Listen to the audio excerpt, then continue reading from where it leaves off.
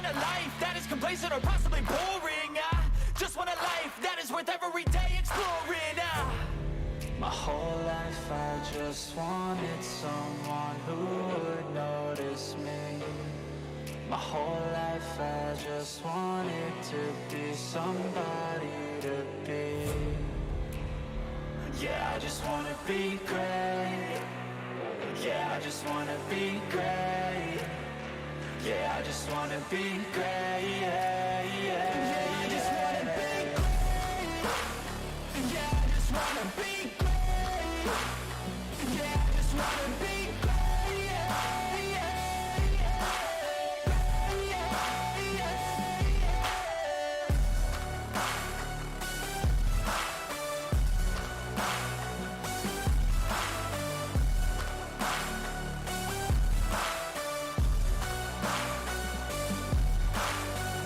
This is a statement to appreciate all that is vacant.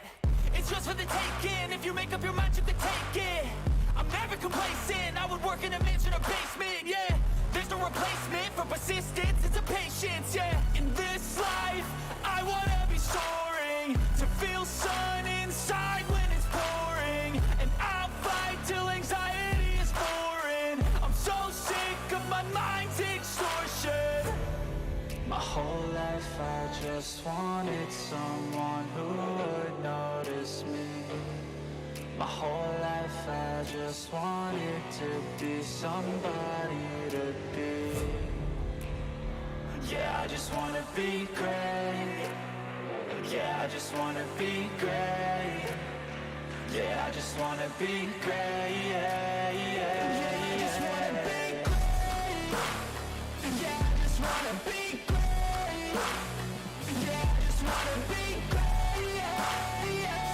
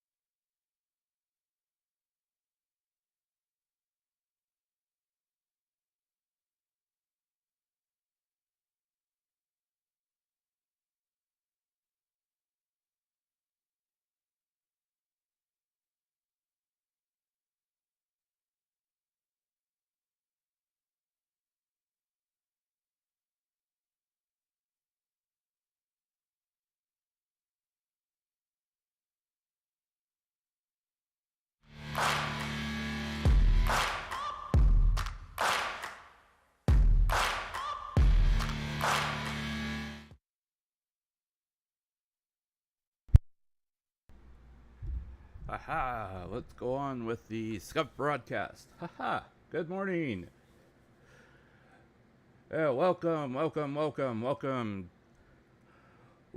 to Sunday Night Raw for the return of Hololive Wrestling on the VTuber Wrestling Federation Network. I am your host, Marko Yamashita. Calvin, welcome. Thank you for dropping in. I see, yes, good news about Vizojo Japan. Yeah. Great news involving them. It's good to hear great news around the VTuber spectrum.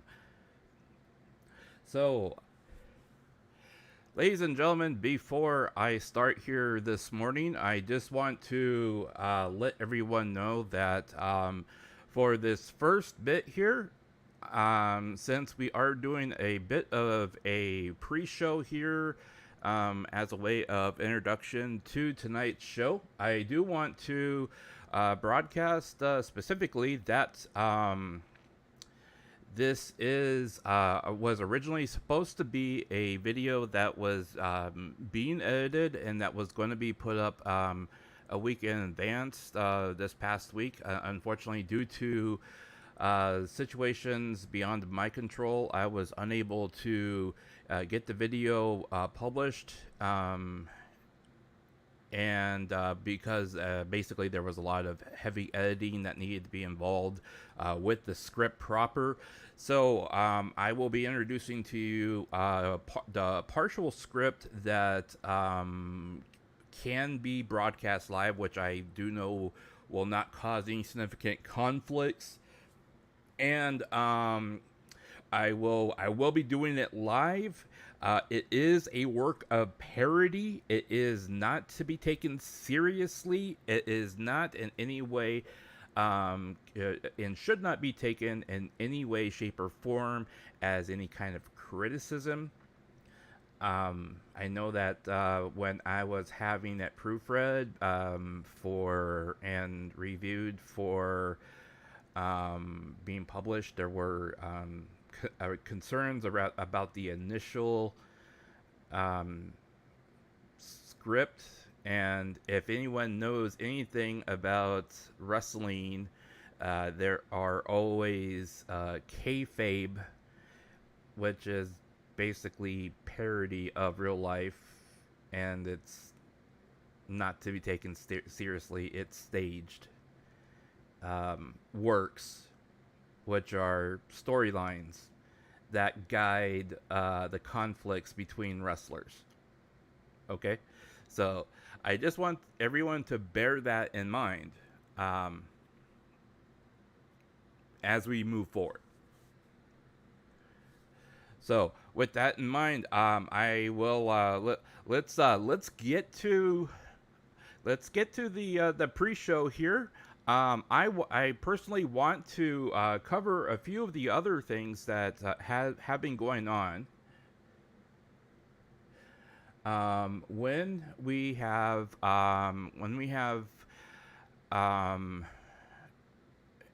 everything here in order. Okay, let's see here.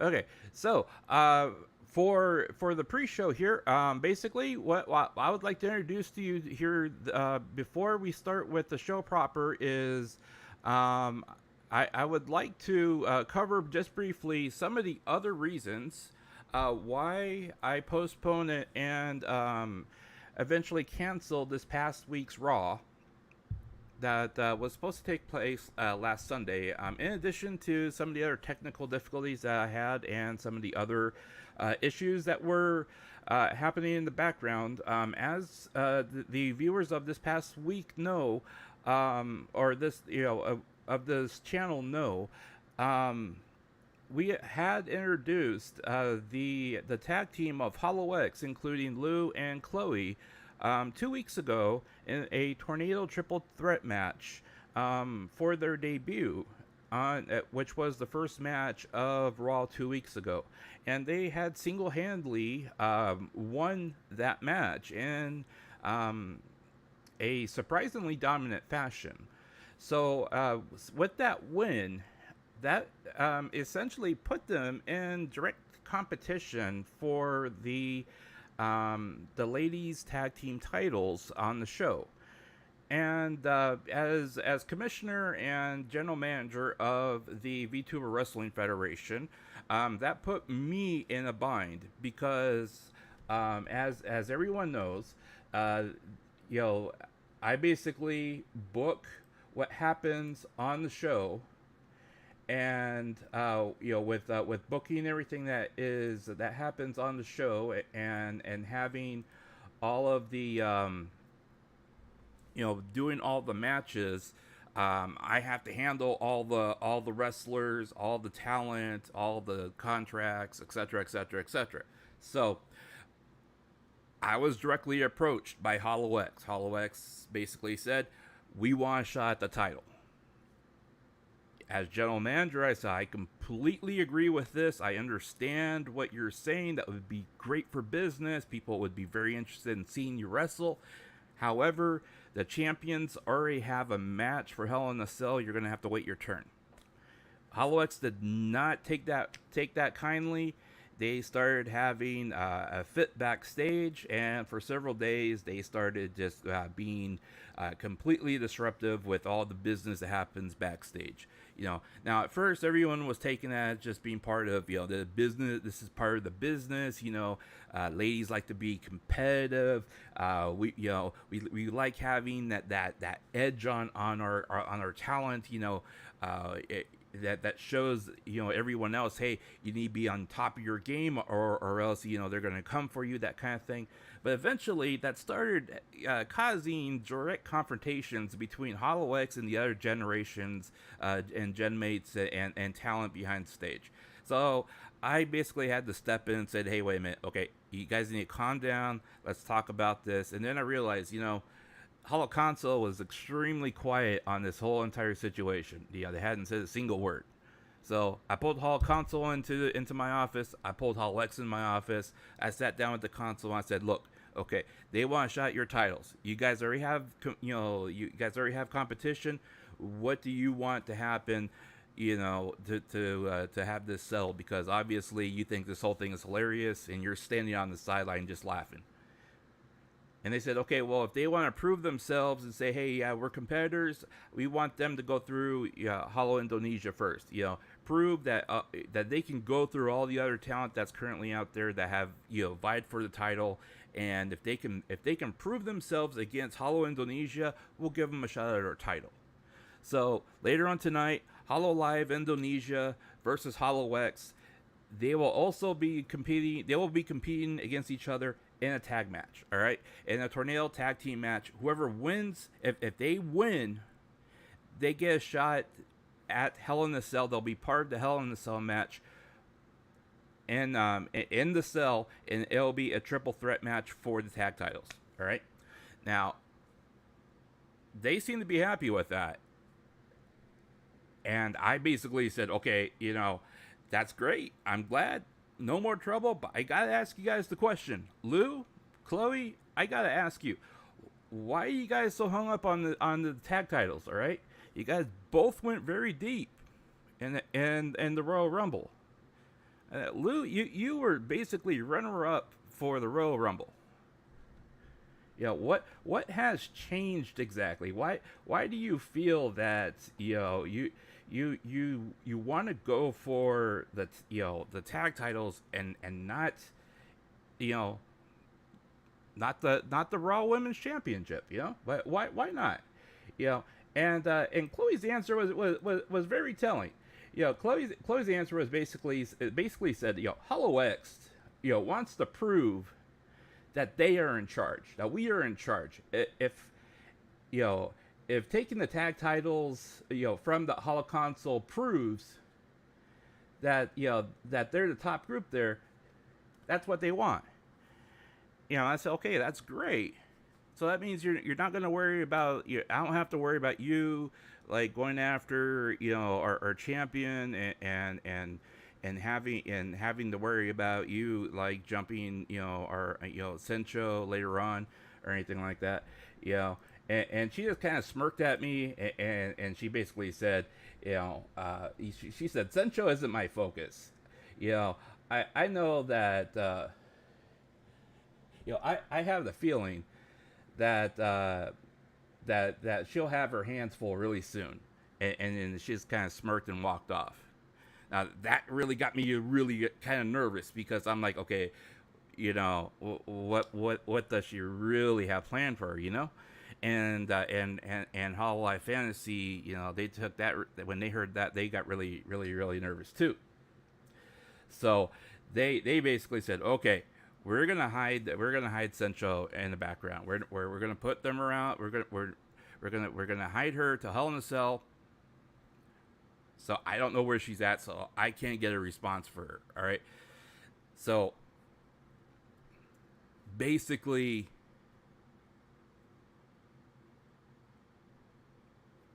all right. Hang on one sec.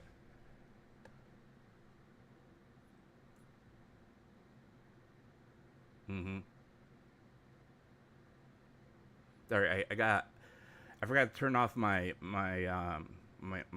Discord here.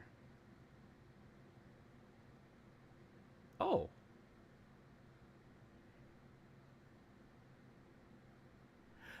Oh.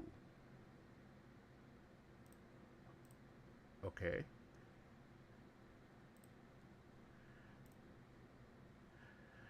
So I so I got a message on Discord and hmm, okay. So I got a message on Discord and it says message from Senchou, play me. Okay. Well, um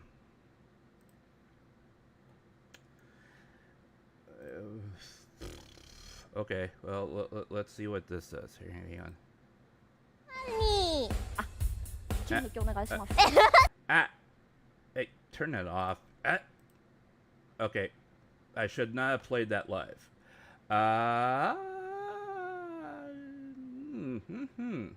Okay. Uh, that was our Raw Women's Champion. Okay. Let's see. Moving on.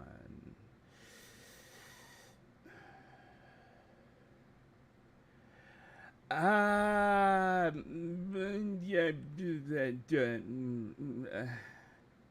Who sent that? Oh, you think that was really funny? Ha ha ha ha ha. Yeah, you're laughing too. Yeah, You should be glad you're not working for me. Really, no, really, you should be. You should be really glad you're not working for me. Yeah. Yeah, we should have we should talk later. Yeah, yeah. Yeah, we will talk later. Yeah, yeah. Oh yeah. Okay. Okay. So,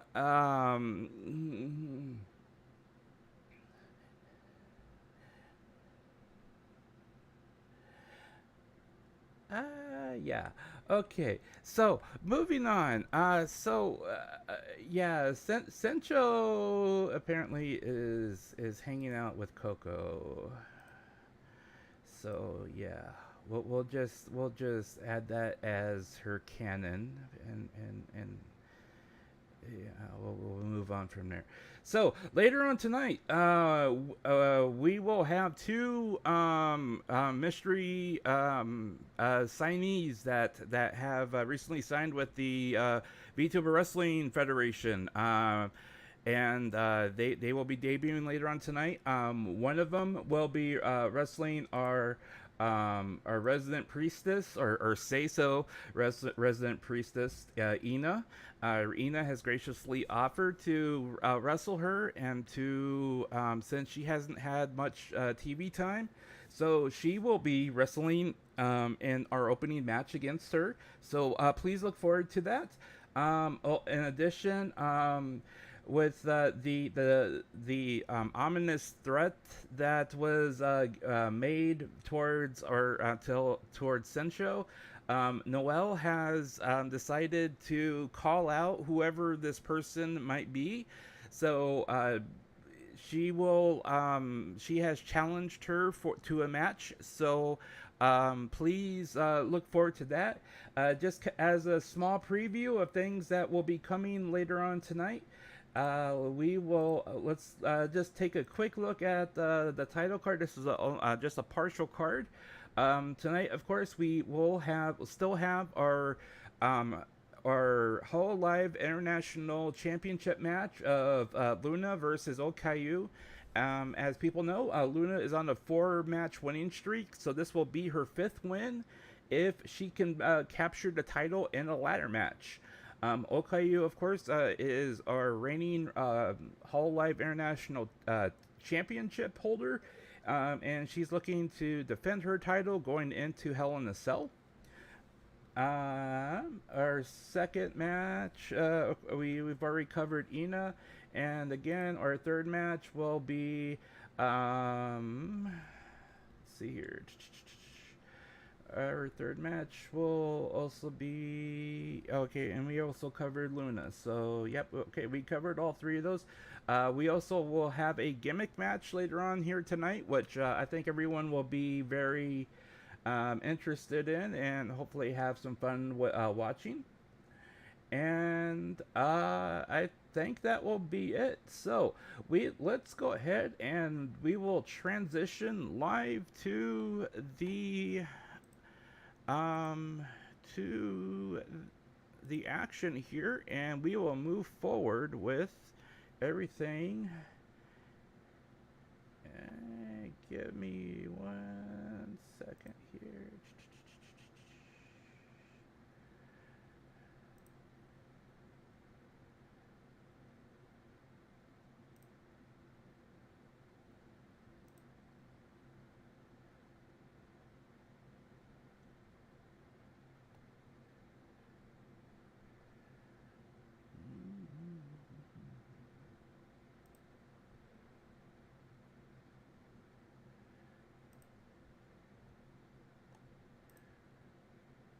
There we go. And of course, I will move myself over to the corner to get out of the action way here. And I will catch up on the chat here as we go along. So please do not worry about that. Let me know if... Oops. Let's see here. Need you.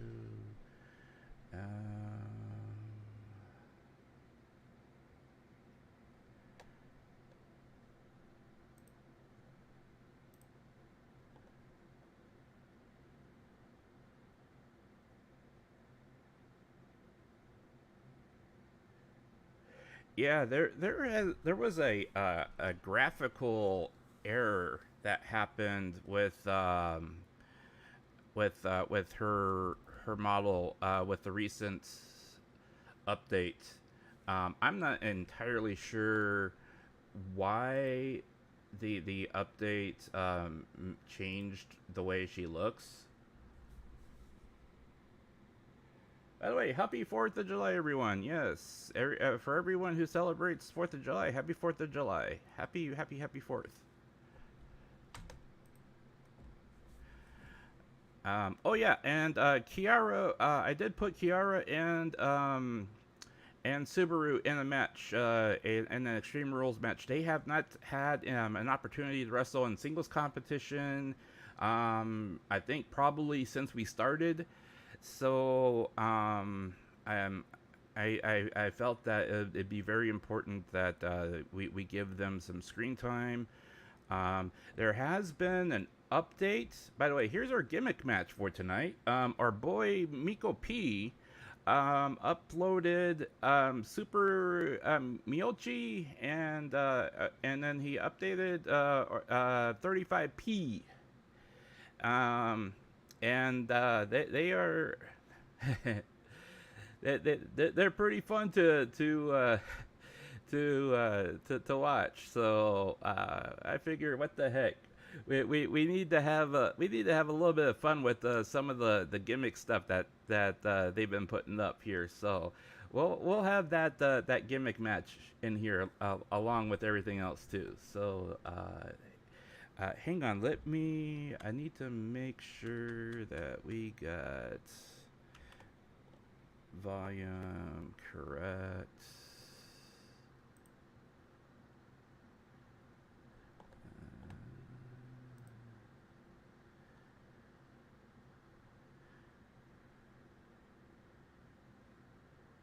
Puppy versus hard hat. Yeah, pretty much.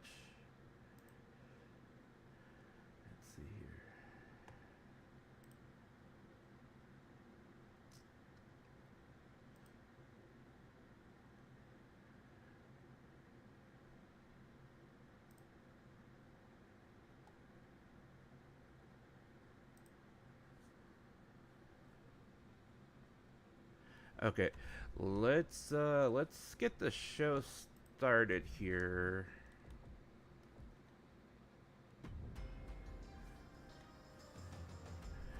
And let me know if the volume is like Too soft, too hard, too loud.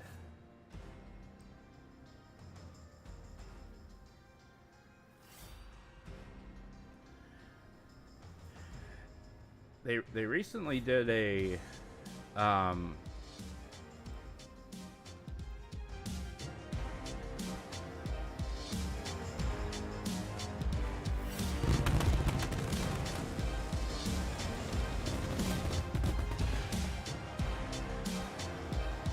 they recently did a patch Welcome to the update. longest running weekly episodic television show in history, Monday Night Raw.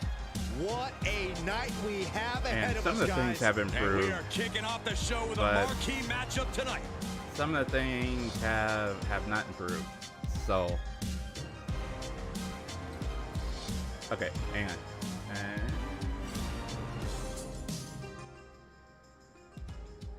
Okay, I just turned it down some.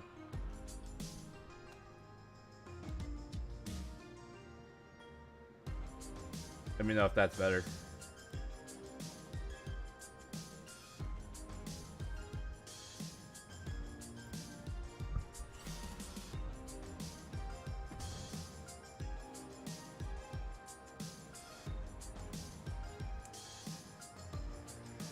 Bit too low? Okay, and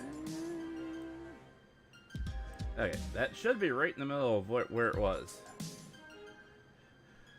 Let their intro music hit here first, and then you should be able to tell.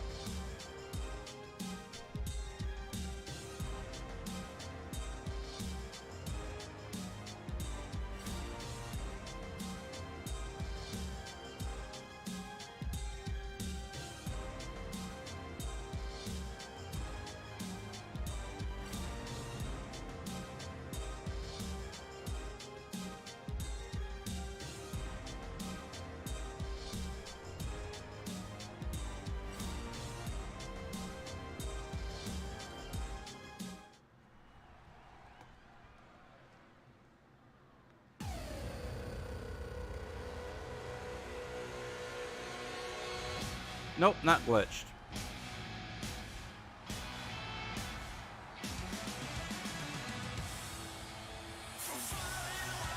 I intentionally made it that way.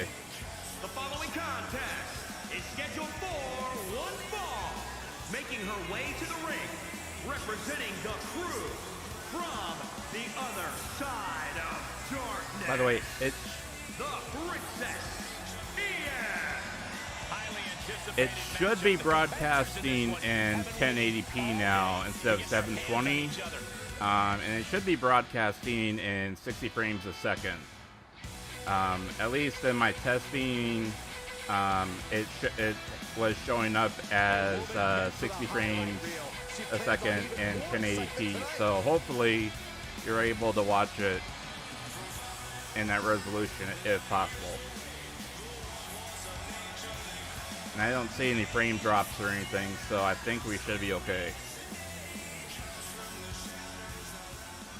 So here comes our first debut of our new talent.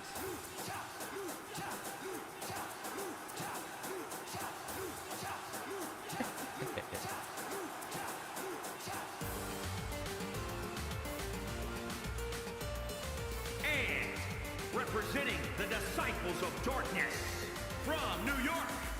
We talk a lot about locker room dynamics. You'll never hear a single negative thing backstage about this superstar. Well, that is what happens when you treat your fellow superstars with respect. They respect you right back. There are no awards for congeniality. Someone in finally WWE. made That respect means the nothing mad if you lose. scientist. She is physically and mentally prepared for the task I at have hand no in idea tonight's why match. they put her with the pinata. But I thought it was great.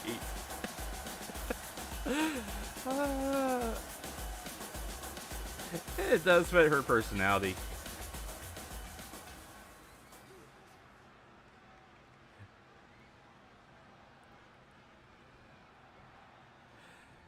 Do you guys have All right, any ladies, expectations let's get for this going. superstar as this match gets underway? Yeah, I expect to see a side of her that we've only seen glimpses of. I'm talking about her mean streak really coming to the forefront. She certainly has that malicious side of her, and it could be extremely beneficial Wow. to let it out here. Wow. Yeah, but chomping at the bit is a superstar who's felt Ina, you're underrated really going and at it. underappreciated as of late. And it's time for her to make everyone remember just Now how with this good last she really patch is. update that 2K has done with the game, Inverted tree for wall position whatever now. reason before the patch, the game was not utilizing Set their up with a entire tree of moveset. woe, driving those knees So, into the abdomen. but after the patch, it seems like the game has been utilizing more and more of their movesets. So, didn't go as planned there. hopefully you'll see more variety within what they're doing. I mean, at least from what I've seen so far, there has been a lot more, you know, they've a lot more variety in what they're doing. Scores big with the counter. Boom, dropped on the crown. And now she's looking to go top rope. Did she? Lift off. Diving foot stop to the chest. Shoulders down. Well, that's good to know. Just gets the shoulder up. She is still fighting, still keeping this going. Oh, flying leg drop. I didn't know tacos could fly. If this lands, it might be all over. Oh, Samoan driver. Oh, she dodged her. She dodged her. Great counter. Arms trapped. One after the other.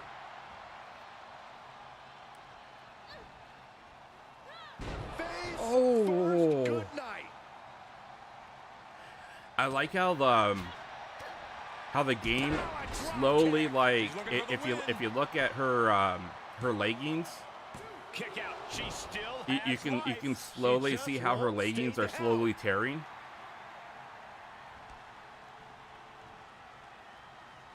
Oh, knee to the breadbasket. She adjusts. Yeah, those heels are this big. Oh, right to the kidneys. Golly. Uh-oh, what's she gonna do now? Vicious Oh, attack. That swan offense time. really hitting her hard. At this stage of the match, they are clearly starting. Into the cover.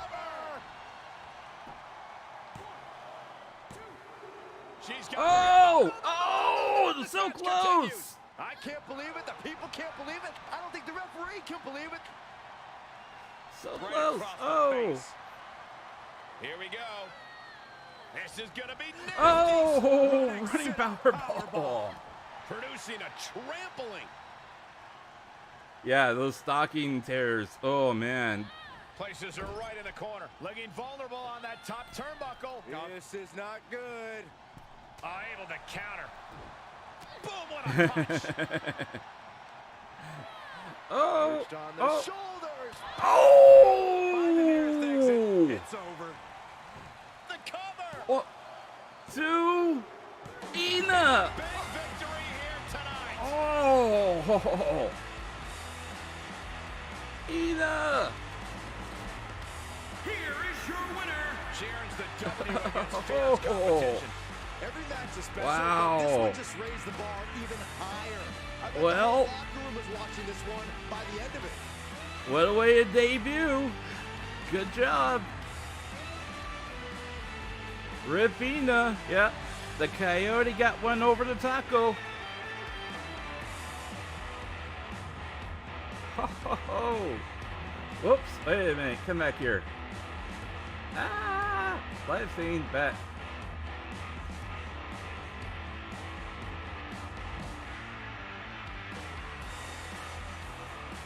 Next. There we go. Okay.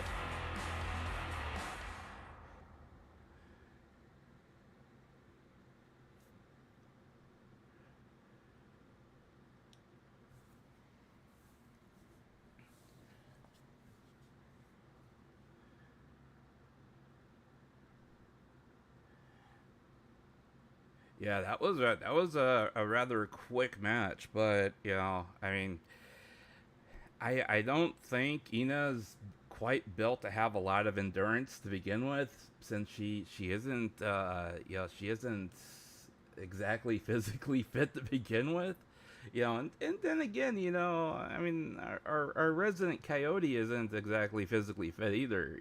I was just kind of researching her and looking at her debut stream again, and according to her debut stream, she's all intelligence and no physicality.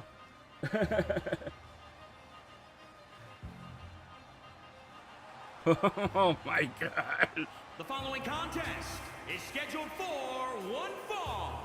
Making his way to the ring from New York, weighing in at 166 pounds, the Surfer, Mick T. Just look at the swagger on display. I love it. Swagger. Really, Saxton? You know, Byron Saxton, you think that is all swagger, huh? The WWE Okay. Universe clearly disagrees with you, Corey. Oh, and what else is new? Oh, okay. Super buff, Miko.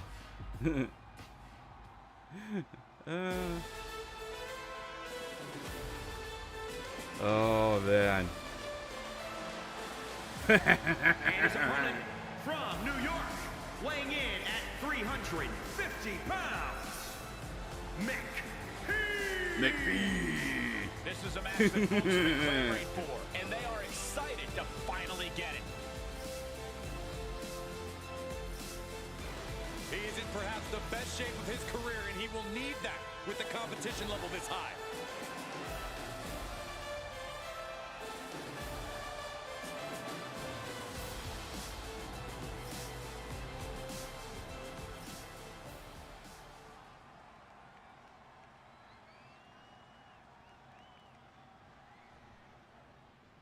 And here's a superstar that has all the tools to be one of the biggest names this business has ever seen. I'm not ready to crown him as the next big thing just yet, but his performance in this match could... Wait, trouble here. Can he get it fully locked in? Uh-oh, already? Oh no! Oh no! In the crossface. Oh He's in no! complete control. Opponent has nowhere to go. In trouble here. A couple of elbows to the jaw, and that'll break things up. Ooh, stiff punch.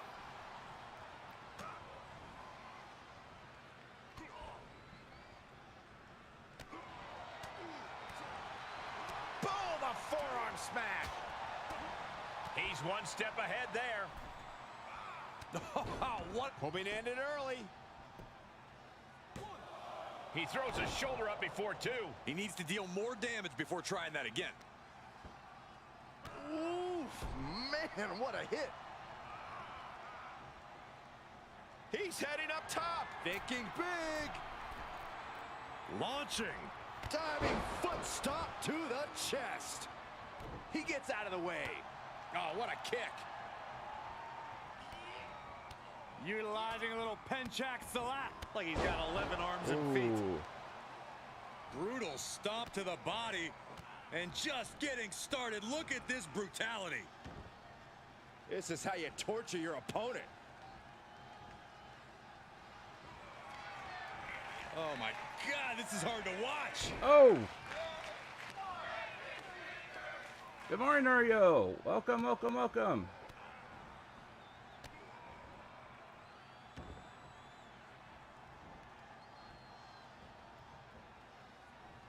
Oh my.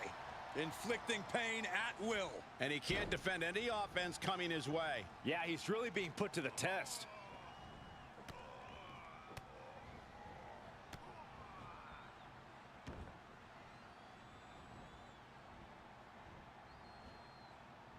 Knee drop. That was nasty. So precise. Really just laying it in.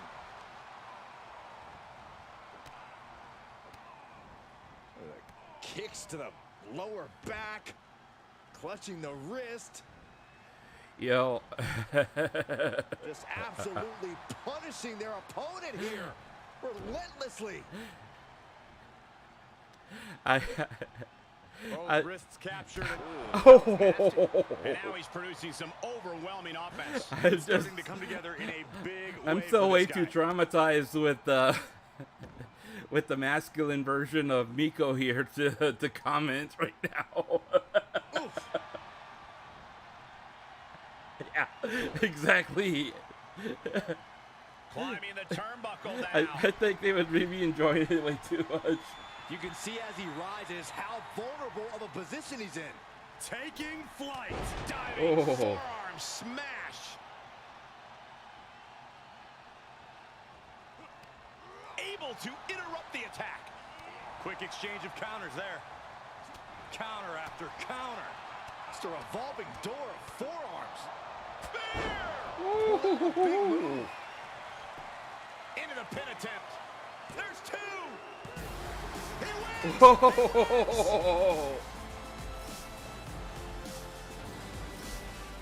Here is your winner, Mick. That is the kind of win Wow. that opens eyes here in WWE. A major victory here. With a win like that, he just stood up and commanded the attention of everyone in the WWE Universe. Well, supposedly Notice, Byron. that they would be disqualified, but yeah. I think she let us win. She just let her fans win.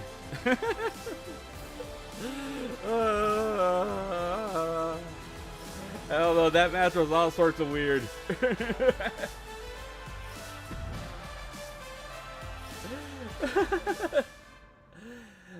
Supposedly they're supposed to be like you know, disqualified, but I mean I've punched a ref before while playing, and that, like, they did nothing to me. You know.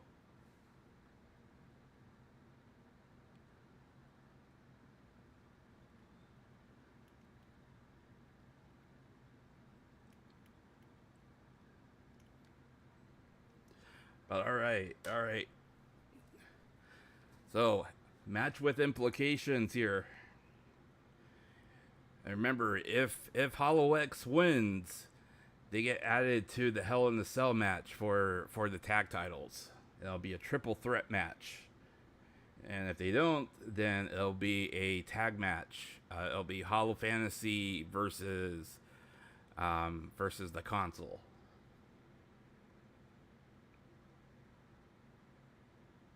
And I'm pretty sure, I'm hoping, and I'm keeping my fingers crossed that this time, like, all the intros and entrances will, like, actually work properly instead of like last time where they didn't work.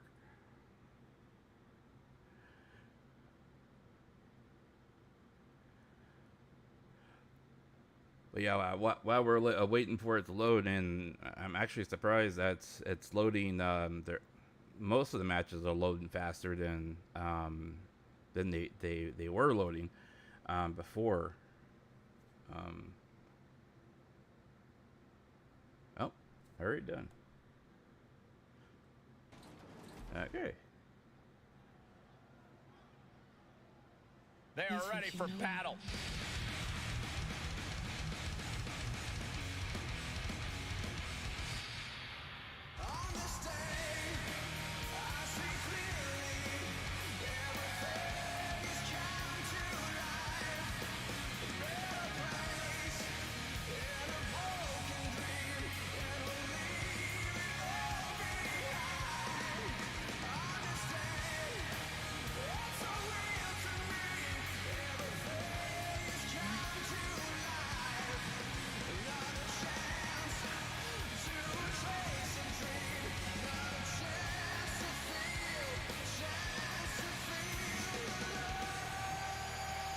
Oh, you're fine. You've only missed 2 matches, and you got here just in time for the tag match.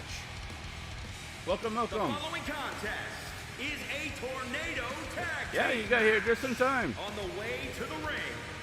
The WWE Universe has been counting the days, hours, Yeah, you got here just in time. to start. The countdown. HoloX is wrestling Hololive Indonesia in a tornado match, tag match. So you got here just in time.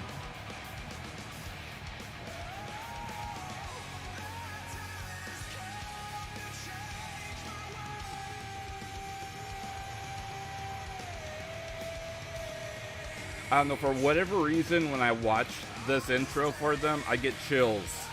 I have no idea why.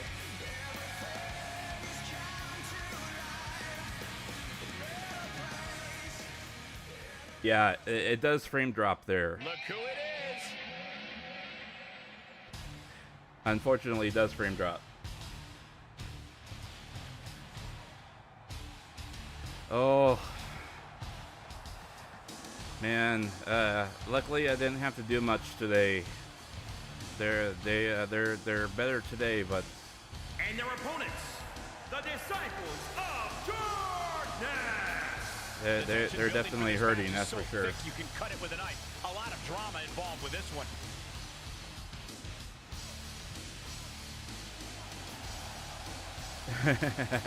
Yeah.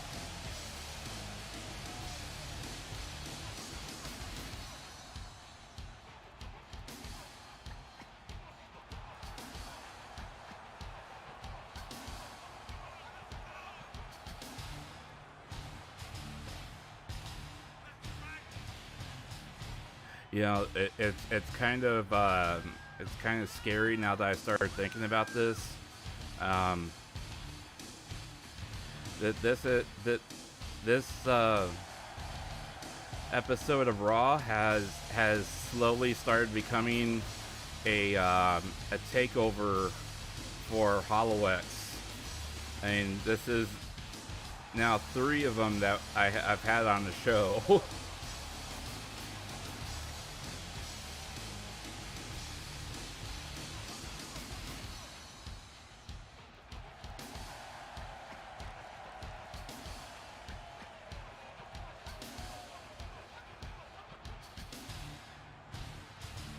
I can't imagine why she wouldn't want to take a shower.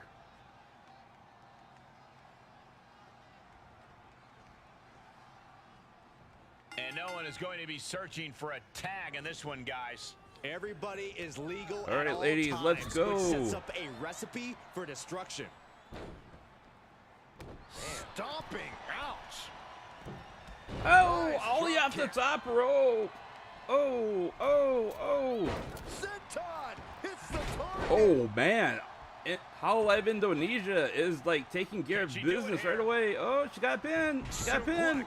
This could be it. Cover. Impressive to not even allow a 2 count at this juncture. Look at that. Kicks out at just 1. Not yet. Oh. Kick. My goodness. Oh, no. Look at this. Oh, Yeah, neck seriously. twist. Ruthless. Oh, she just dumped her out. Something. Strikes with a kick.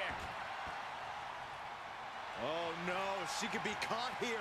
Bad situation for her. Well, this Wow. won't win the match, but it's one way Oh, to inflict a headbutt. great deal of punishment. Oh, Hololive's turning it She's trying around. desperately to make it to the bottom rope and maybe finally breaks it.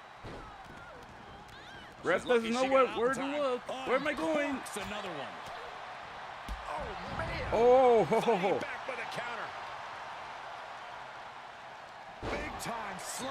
what the heck did she The just fatigue spit? is set. She can end it here. Uh-oh, Right, back to it, Muna's got returning pinned. to the ring. I think Oh, this match still has a ways to go. Piercing strike. Ooh, she just Man, turned it around. Counters that. Foot to the gut. Gut-wrench suplex. Making it look easy. oh, Powerbomb.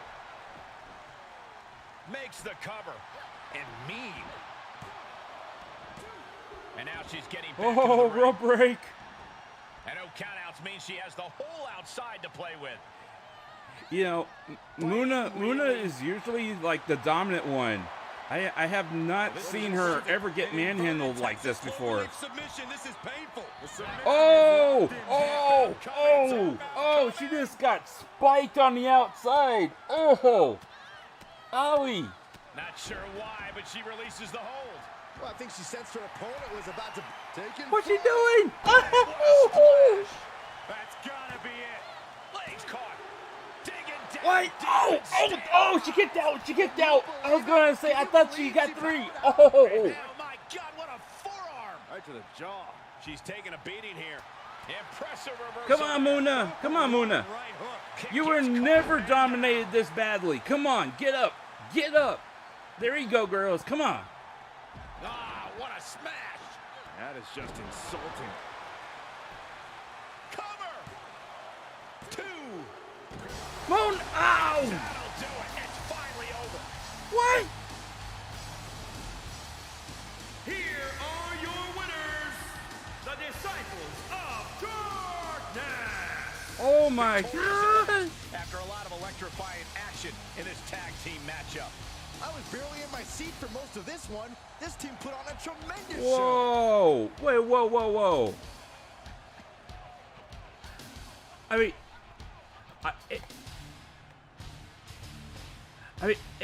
you know, and I showed the graphic here earlier, guys. I mean,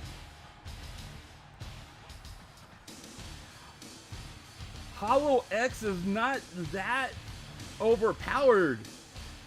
I mean, their combined total stat total is only an 80%.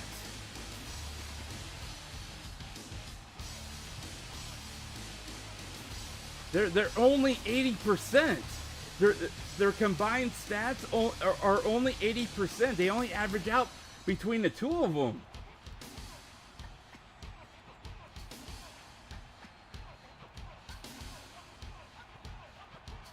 Whoa.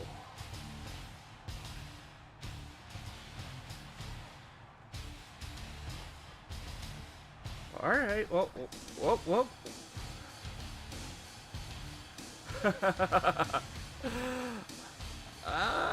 Oh, okay.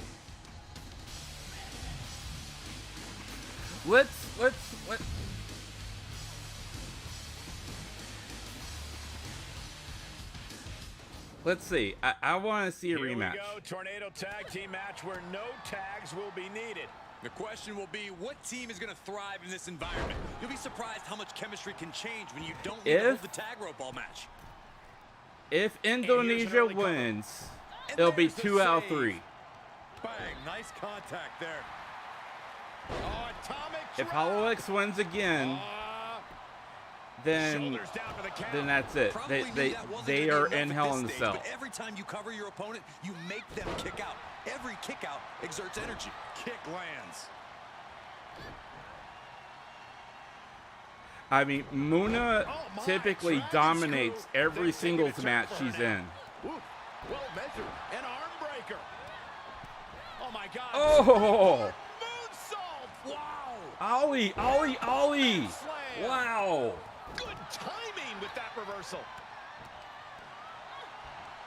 Oh, look at this. Oh. German suplex. Oh! Not done yet. Another Chloe's German. going for 3! Oh Continuing no! to push. She's got the shoulders down. And there's the save. Ollie is just like top team player here. She's just like, Oh, look at this. look at the double team. What the heck? What is this?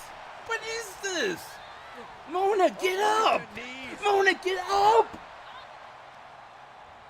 Oh my God! Knees right to the lower back. And the reverse DDT. Oh! Catches a kick to the face. She got her down. Is this it? Right to the spine. Stops the ref count before 2. Impressive to not even allow a 2 count at this juncture. Cover. I mean, the Shoulders are pain. down. Come on, girl. Come on. What What? grace. Float over into the... Those 1 counts getting harder and harder to kick out of. Bionic elbow driven down.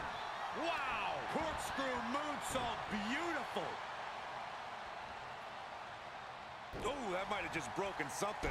Things not good. Yeah, she literally just jumped over the moon. Oh, God. She's Oh. looking hot. Can she keep her down? Great awareness as she proves to be too quick. Here's the cover. And a kick out before even one there. She just shocked everyone in the ring. Oh, no. Look at the flex. Look at the flex. Look at the flex. That wasn't so bad. Pick your... Ollie. Oh, 630, 630, 630. She's got it. Wait. She powers out. Almost unbelievable that she kicked out at all. Oh, yeah, she is really showing her confidence. Ollie, up and down. Come Russian on. leg sweep. Come on. You got this. What's she waiting for?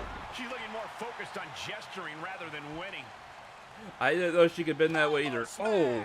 She's beginning to flag a little. German suplex. Beautiful arm wringer applied. Oh. So accurate. Scratching and clawing. This could be it. Oh my God! They beat him again. Victory.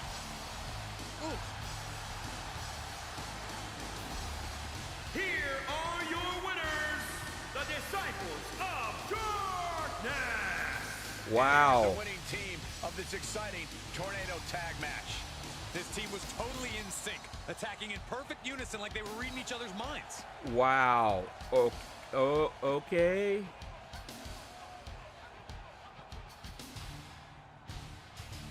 I know the match is already over, and she's still going at it. Wow. Okay.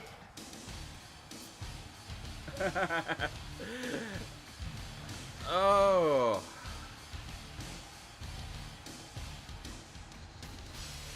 Okay, that's 2 out of 3. We gave him a shot.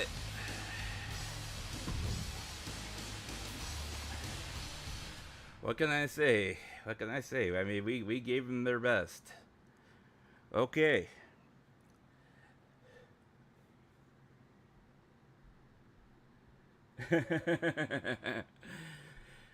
Well, we'll definitely be talking about the one thing I did not mention at the very beginning of the broadcast is we will be talking about what will be transpiring post Hell in a Cell, and so I'll be talking about that after the main event, and I'll actually be doing that this week. It'll give me something that I can actually work on that won't be very intensive towards like wear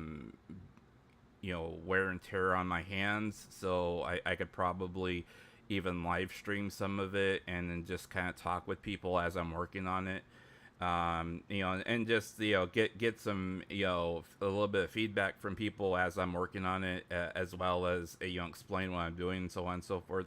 But I'll talk about that after we get to the very end. So just so to cover my basis with this match coming up here, this match is the debut of our second signee for our wrestling federation here. They will be challenging Noel, as I introduced at the beginning of the program here.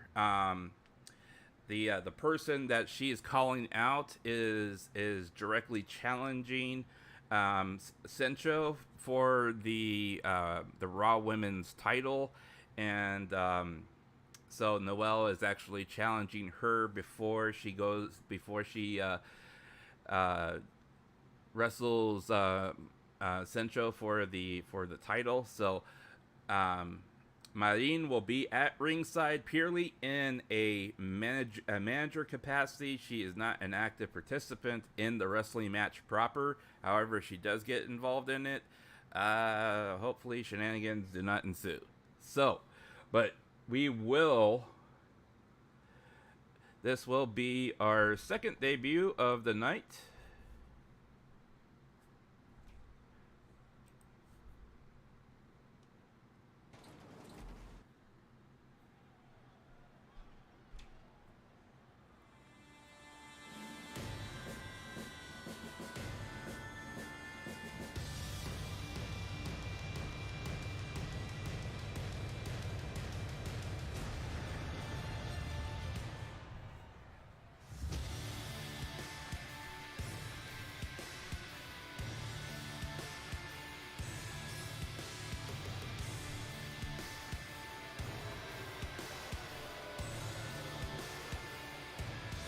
Senchou, you look so great with that title on. One fall, making her way to the ring, representing the Bad Girls. From Japan, the Idol, Senchou. The WWE Universe more than ready to see this one Let's start. go! This is going to be good. Come on, Senchou! Senchou and Marine! Senchou's attitude has completely changed ever since she started her formal tag team. Her formal tag team career with Picora. She has a whole new mean attitude, guys. So, I mean, she has been kicking it up a notch. As everyone knows, she's actually challenging for the tag titles at Hell in a Cell next week. Yeah! Hololive Fantasy is looking to capture all the titles if they can retain. If they can get the title and retain.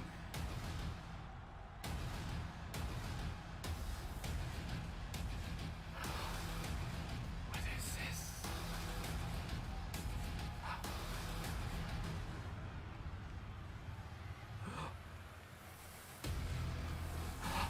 Could it be? She's here! And representing the She's here! Disciples of Darkness, from the other side of darkness, YMD! No! Social media has been buzzing since this match Not was announced, Russia. and I think the competitors plan on delivering. Told everyone on that. 2 weeks ago, it's not Russia.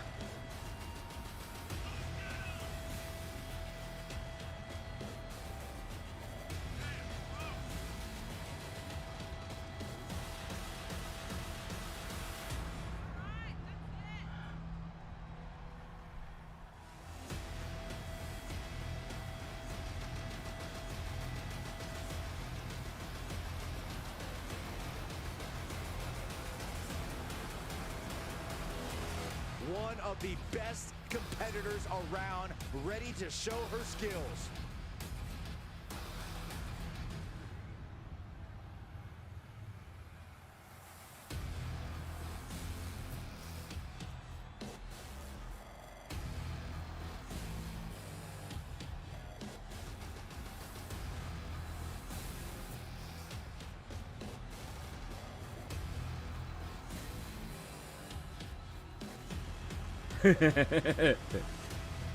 That's as small as I could make her, yo.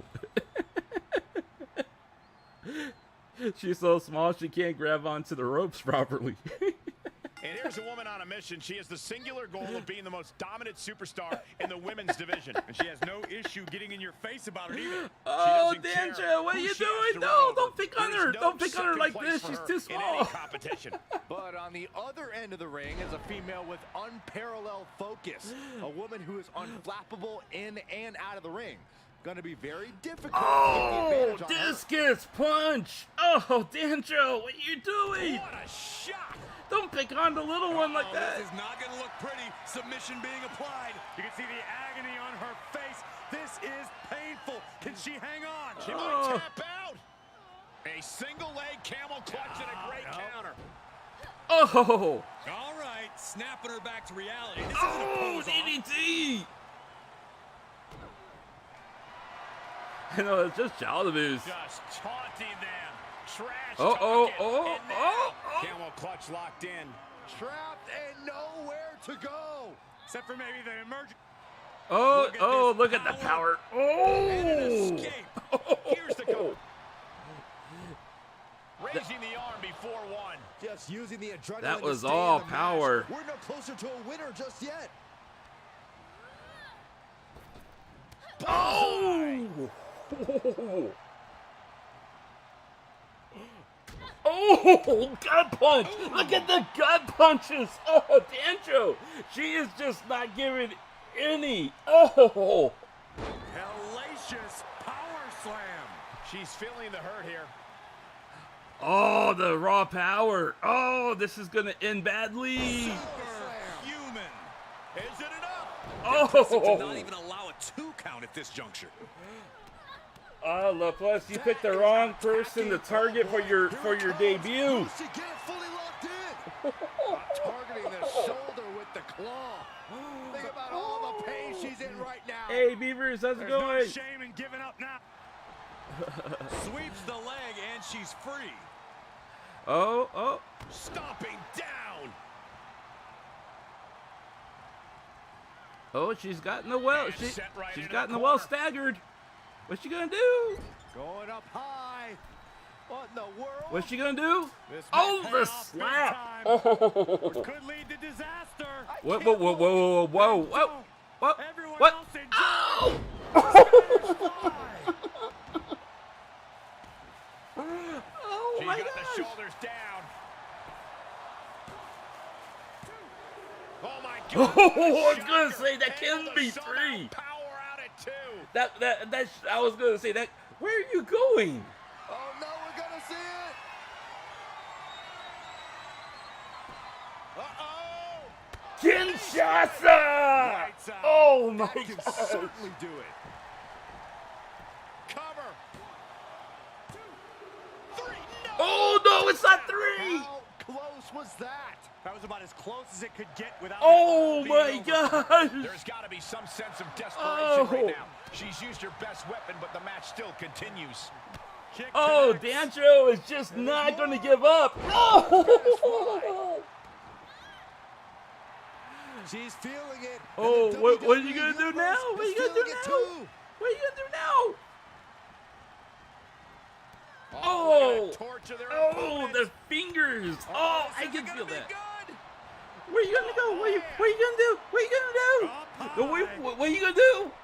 Oh my god! Oh, she got her legs up! Oh! Oh, and a wicked clothesline. Will it be? I think so. Hey, Alvin, how's it going?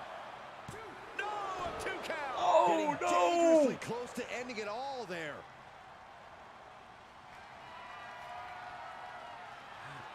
Take a bow. Oh, leg drop! Oh! She can't possibly come back from that. Makes a cover. She won! That'll be a Noel won! Wow! Wow! Your winner, the Idol, Senchou. She is plenty to Oh celebrate here my tonight. We really gosh! saw what these competitors were made of here tonight. Yeah, especially the winner. Oh my gosh! Yo! Ever since I paired Noel up with P-Gorda, Noel has been unstoppable! Oh my gosh!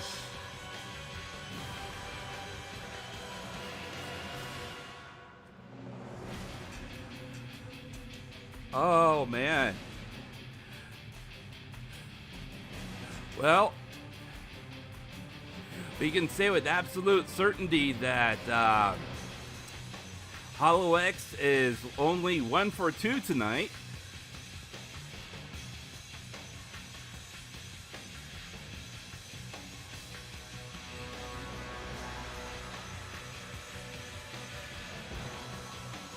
Yeah, no kidding. No kidding.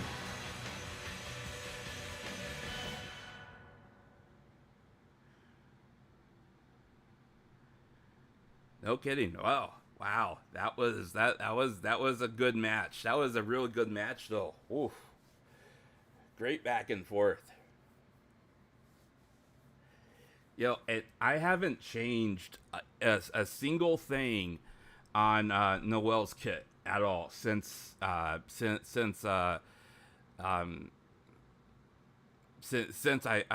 well, the only thing I changed on her kit was her physique to match what she more properly looks like. But other than that, I haven't changed like her moveset or anything. Everything that she has done like today, like tonight, all that was originally in her kit and she has never used. So, I mean, you know, this recent patch has really been really good for everything.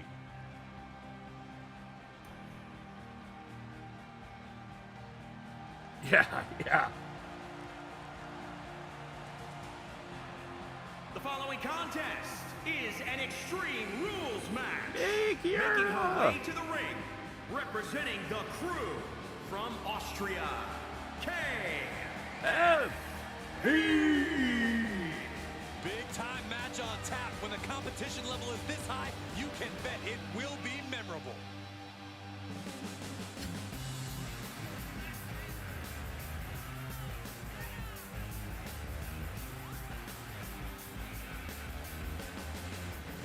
Such an incredible journey for this woman, but she I knows just love tonight this is taking alternate outfit that we have for her. The person that designed it did a great job. If you're watching and you designed this alternate outfit for her, this alternate attire, I mean, awesome job. I mean, it's just great. I love it. It matches what, you know, so well.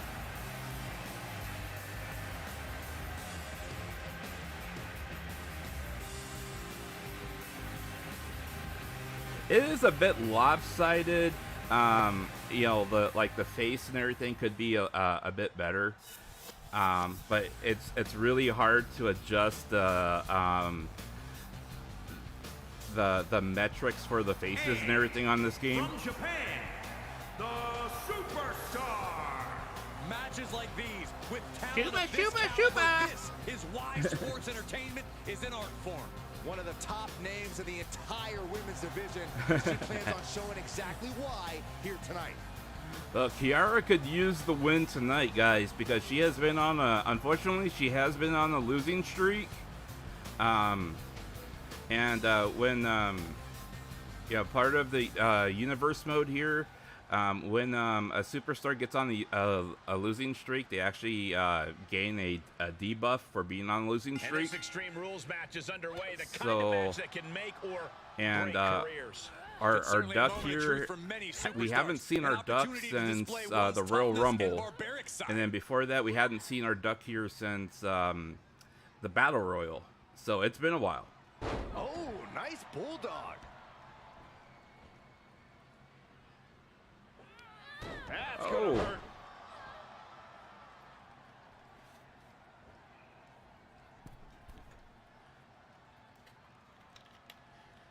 From the middle rope, breathtaking into the cover.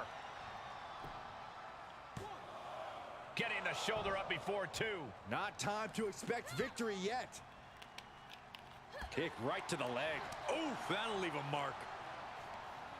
In this type of match, Byron, how does a superstar combat against the fact that they could fall victim to a vicious and hellacious What Once an was opponent that? gets the upper hand, you have to stop the Oh, onslaught did yourself. you see There are no that? rope breaks, What was no that? 5 counts. Yeah, the referee's truly only there to count pinfall attempts and check to see if a combatant submits. Stomp! Oh, stomping away. Oh. Yeah, there was a bit of a frame Coming drop back there. into the ring, back to the action. And springboard. Oh no! Crashing onto the floor. Wildly throwing your body out of the ring like that is more often than not going to provide such a result. That was an example of Oh, our boldness duck that hasn't backfired. learned how to, our duck hasn't flown in a while, apparently. Oh, that'll turn your skin red. Oh. Can she capitalize? Knees meet face. She could pair her opponent right here. She powers out immediately there. I think this ref might be Yeah, a little the slow AI to is count. evolving. Boom, head kick Slowly, it's connects. starting to learn. Oh, and a kick right to the hamstring. Oh! Caught the leg. Spine buster. Thunderous.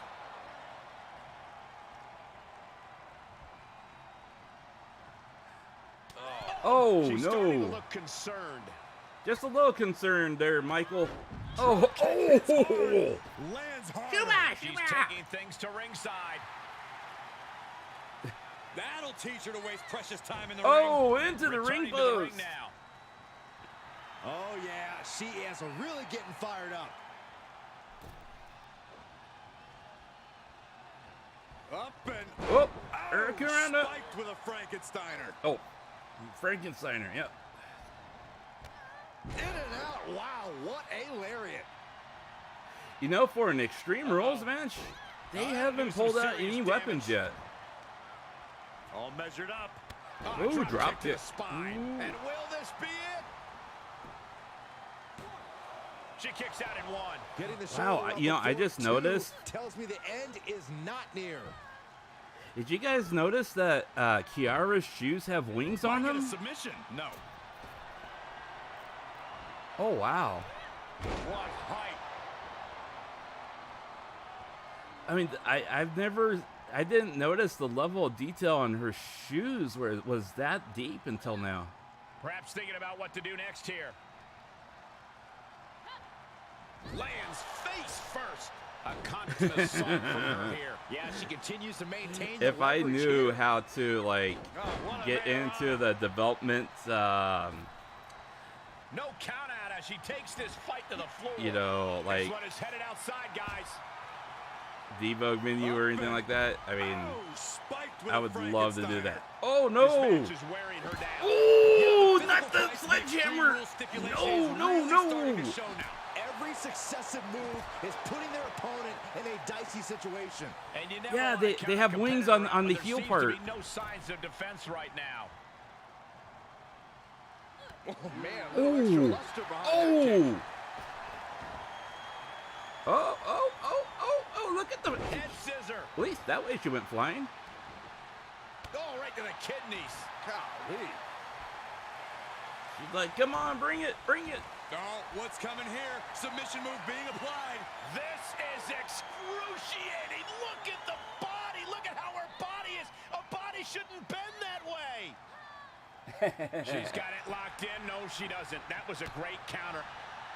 Oh, Superman punch! No. Oh! Cover. Two.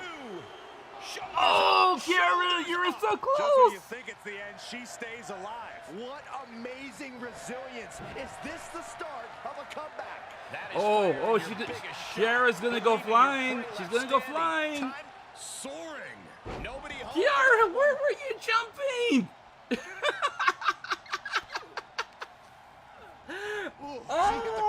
You guys are so awful on the ropes. Boom! Did you hear the impact? You can see it in these superstars' faces. Oh, They're in what was serious that? pain at the moment. Well, a lot of punishment has been dished out, but no one is You thinking guys about have been quitting. grounded way too long. Snapmare. Oh, right to the spine. She's That lost was some of a that miss energy by she a had wide earlier. margin. In order to succeed in an Extreme Rules match, you have to be willing to sacrifice your body a bit, guys. Oh, you All got right, the she's kendo, back in, kendo ready to stick. go. Oh! Oh! She did Oh! homework there. Oh, Superman punch again! Uh-oh. Oh, that could break an arm. And this has gotta be it. No, not again! She kicked out As close to again! 3 as you could possibly get without the bell ringing. Yeah, the battle of the birds that can't fly. And every time they try to fly, oh, curb stomp! Oh! All measured up. Oh, drop kick to the spine. Bang! Oh. And the momentum's clearly gotten away from her now. Oh, And now she has to Kiara, turn what are this you gonna momentum do? around. Don't. Perched up top. Oh, that time she nailed it. There you go, Kiara. Perfect moonsault. Took a gamble once, took a gamble again, and hit the jackpot twice. Pinner! What are you doing? Pinner! Uh-oh. Oh, shoulder, elbow. Oh, she's going for it. There This you could go. be. Wards off the No, pin at 2. she What kicked does she out have to do again. to put her away? I'm asking myself the same question. Oh! That's a third Superman punch! All over. 2 count. There you go, Kiara. The victory. Picked up the victory. Good job. Good job. Here is your winner, KFP. She finally broke her losing streak. Good job, Kiara. It's a win, and it's also all that matters here in WWE. Good job. Good job. Proud of you, girl. Proud of you. Proud of you. Whoop. Woo. All right. Great match. Great match.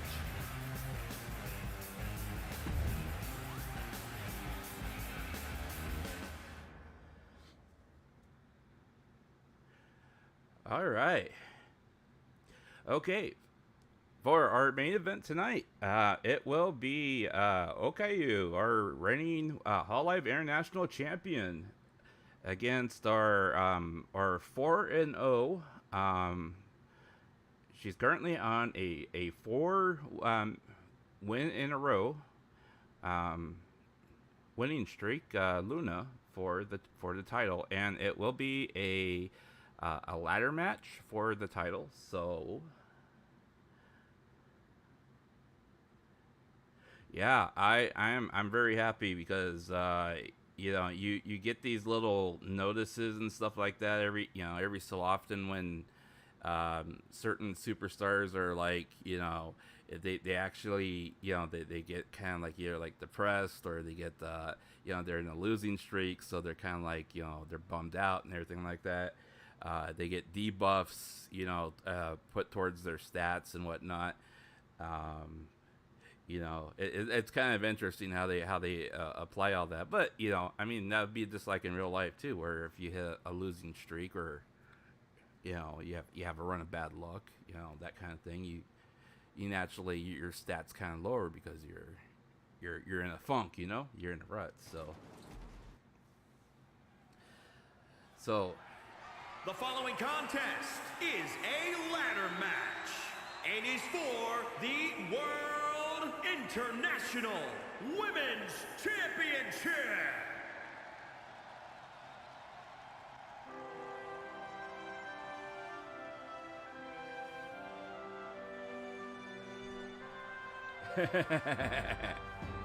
no, Karone does not have title challenging rights. So, but the plot twist is if Okayu does retain, Karone will be facing Okayu in Hell in a Cell for the title. So that is a reality that could happen next week. Otherwise, she will be facing Luna in a Hell in a Cell match. So, one or the other.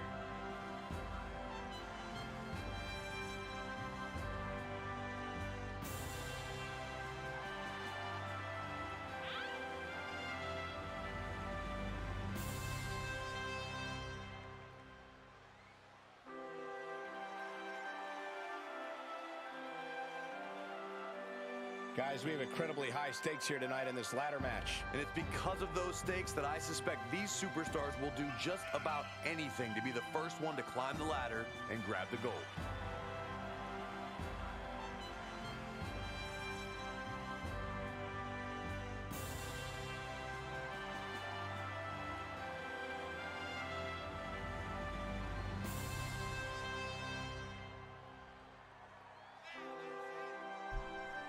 Yeah, there's a bunch of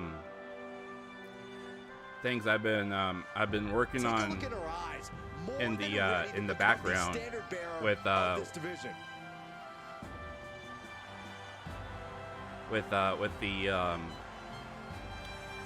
game and the presentation itself. You know, either with like entrances, lighting, music. You know, updating their stats, their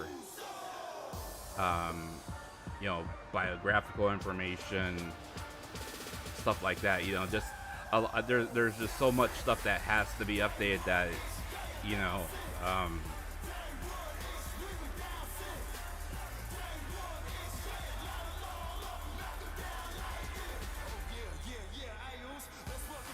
you know, the fortunate thing is with this last patch that they put out, transitions and the menus have actually been improved. So it only takes half the amount of time now to work through the transitions in the menus. Maybe her biggest title defense yet.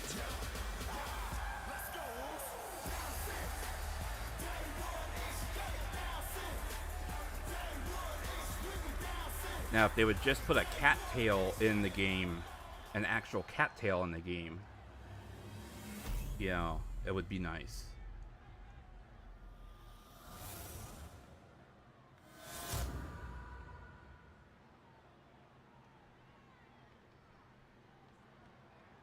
You're not rewarded in WWE for sitting back and waiting. This superstar All right, did things on their ladies, own terms, it's time and to that's why they're go. the champ. That hard work and Let's just determination don't spend certainly 2 has paid hours off for trying to them, climb the Corey, but ladder to get the challenger belt, has okay? put in that same effort. It'll be a close contest. Oh, stiff kick. Going up top. There are, oh, Luna can fly. Elbow drop. Piercing. Yeah, there are Carefully definitely measuring, a few seated tails bionic I wish they elbow. would add. All over their opponent. Reversal. Can they go on the attack? Kick.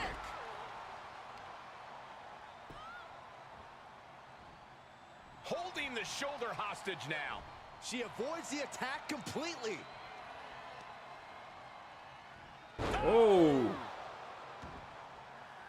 I didn't think the baby could be able to carry She her. slips outside. What has she got in mind? Well, what do you think, Michael? There With no are countouts, there's ladders nothing out keeping there. her inside the ring. Look out! Oh my gosh! Somersault plunge Oh! onto the floor. That's Oh! like a heat-seeking missile coming at you. And the explosion occurring ringside. Luna flew better Ladder than matches both are birds from last unpredictable. We all know match. that. But if you can pick your spots and prepare for the fact that you're going to endure punishment, Oh! you should be able to survive and hopefully come out on top.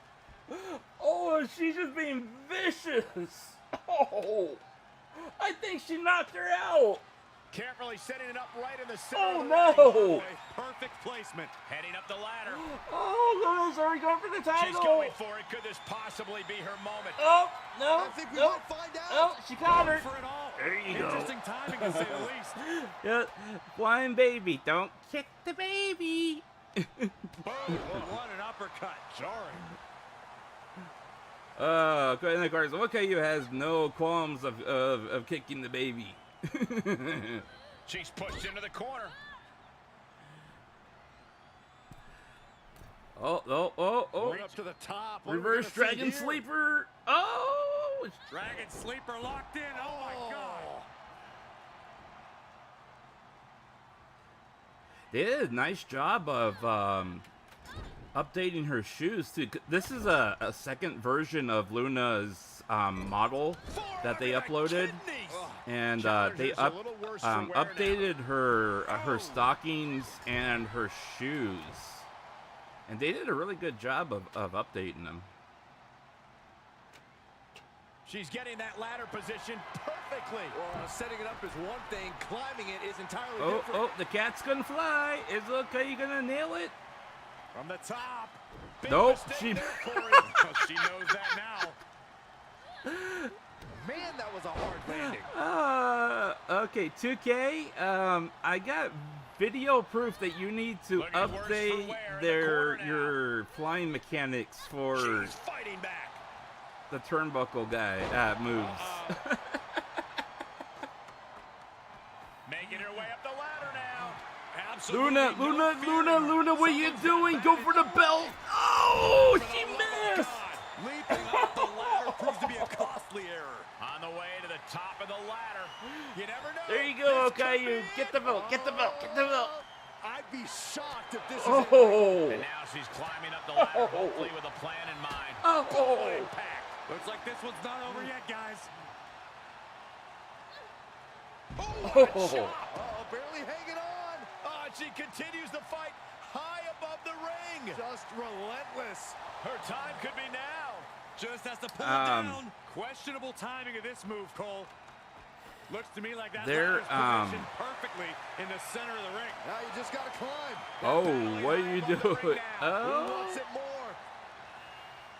yeah. The biggest problem. It's gotta be scary Oof. up there. They are teetering precariously. Guys, she's not done yet. Unreal. I can't believe it. The Brad biggest trying to problem get a would quick victory be here. Not a bad not so strategy. much. Doesn't appear to have a good handle on it. Reach. This is where things really start to get interesting, guys. Yeah, you say interesting, I say ridiculous. Oh, and a knife and chop. Even high above It the would be ring, not she so showed much she had getting plenty their of fight the left. One of the actual best graphics into the game. It's the fact that the graphics don't gel with the model Here we go. Can she physics. pull it down? We're about to find out. Hey, you miss 100% oh. of the shots you don't take, right? Yeah, but when you miss a shot, 'Cause, you like- usually fall 15 feet. Oh, Man. yeah, she is. I thought she would be doing a lot worse in a ladder match, but she's doing pretty good. That's just hard to watch. Setting it in Ooh. place here. Making the climb here. Maybe looking to end this thing right now. Oh no.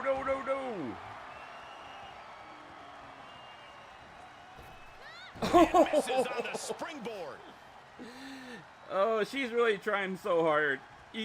Oh, reverse exploder. Wow. Inverted power slam. Oh, whatever you want to call it. Setting it up.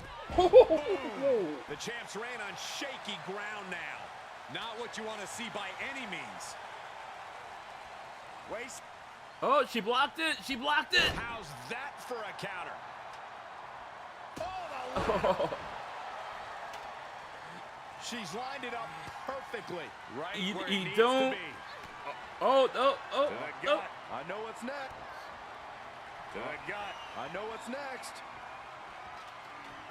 Look at this. You don't count This is out dangerous. the This is princess. frightening. Oh, my God. Oh no. All the way to the mat. The title might change hands.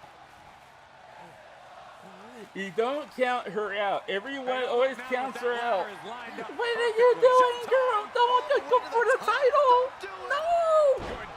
Good God, that does it. That'll do it. High risk, high reward. To the gut. I know what's next. Oh, stop trying to do it. Look It at this. just- That ladder is positioned perfectly. For the victory. Looks to me like Oh, that ladder's no. positioned No, perfectly in no. the center of the ring. Now you just gotta climb. You are watching. Back down. You It looks are to me like a watching premature time to climb the ladder anyway. Okayu and Luna from Hololive wrestle for the Hololive International Title in a ladder match. At this point in the match. I agree with you, Corey. Luna, don't what are you doing? No! Oh, they're broken in half. I don't know. Climbing the ladder at this point seems to be a bit ambitious. Hey, it's never too early to try. Luna, you got this, girl. Come on. You got this. Come on. Get it. Oh, yes. Come on. You got this. Come on. Oh, come on, girl. Come on. You got this. Give me some. Come on, stop. Oh, no. She's Looks back like that up. ladder set up perfectly in the center of the ring. So very close. Guys, she looks pretty... Luna. Oh, no. The ladder. The champ will stay champ. Oh, okay, I think you Just just a few killed her. steps away from victory now. Oh, I think it's gonna no. Just about there. Okay, she's halfway there. Come on. Okay, she's at 3 more, and okay, you got it retains. Hime-sama, get up. Hime-sama, get up. Hime-sama. Oh no, 2 more, get up. Oh, Dangling in the air. This can't be. oh, right on the ladder. Oh. Quite an effective counter. Oh. And look at her feeding off the WWE Universe's energy. Oh, step up into Guri. Can she do it? Can she do it? Kidneys. Golly. Top Oh. hangover. She's trying so desperately to get back up to her feet. Oh, here we go, here we I know go. what's next. Axe kick. Yes. Man, we can have a Can new you champion. dig it, sucker? Setting up the ladder, guys. There it is. Here's where You wanna got leave this, girl. no You got room this. for Get error it. once you No, do no, decide no. to set up and climb the ladder. Oh, she's getting back up. Oh! Right to the back. You can tell a fire's been lit inside of her. Oh, Nobody she can match missed. up with this woman when she's on a roll like this. Nobody. You have to sense Oh, not that the back. fatigue is starting to become a factor at this point. Make no illusions of it. This is coming down to a battle of attrition. Oh, okay. He's not going to let her go this easily. Oh. Uh-oh. Oh. Strike. Oh, foot just stomping down. Oh, you enraged the She's beast. saying, let's go. Bring it. Oh, That she's could've fighting sting. back. She's fighting back. Oh, she does. Costly error there. Oh, sidewalk slam. Oh. Look out, we might just have a winner here. It's close. She's inching closer Oh, to a she's win. got one more. She got one more. Oh, he makes number one. He makes number one. He makes number one. Luna's the champ. Yeah. Oh my God. Here is your winner. She's won. She's won. World International Women's Champion, She won. Lunatic Princess. 5 in a row. 5 in a row. She's won 5 matches in a row. Oh my God.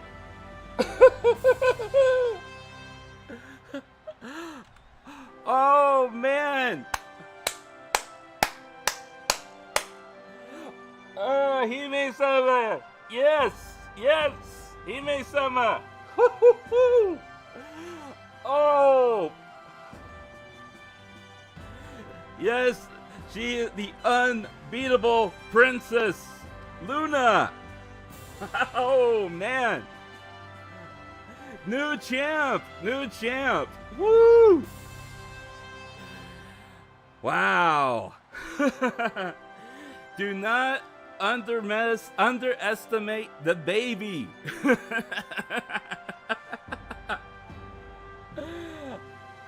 Oh, yes, she is the pure definition of a baby face, my friends. Oh, man. Well, we are going to miss out on friend versus friend at Hell in a Cell, but hey, we are going to get to watch a baby get thrown into a cage with a dog for the title. Oh, I know that belt is so big for her.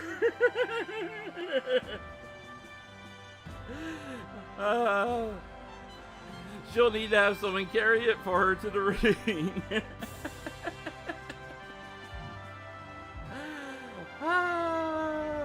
That was great. That was great.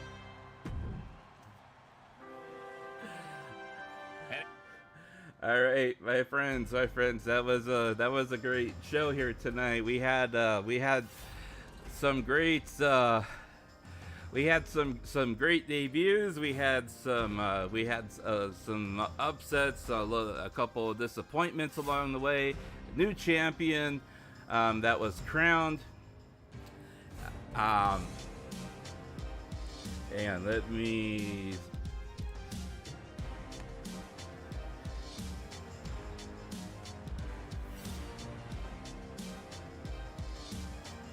Let me transition off of this here real quick.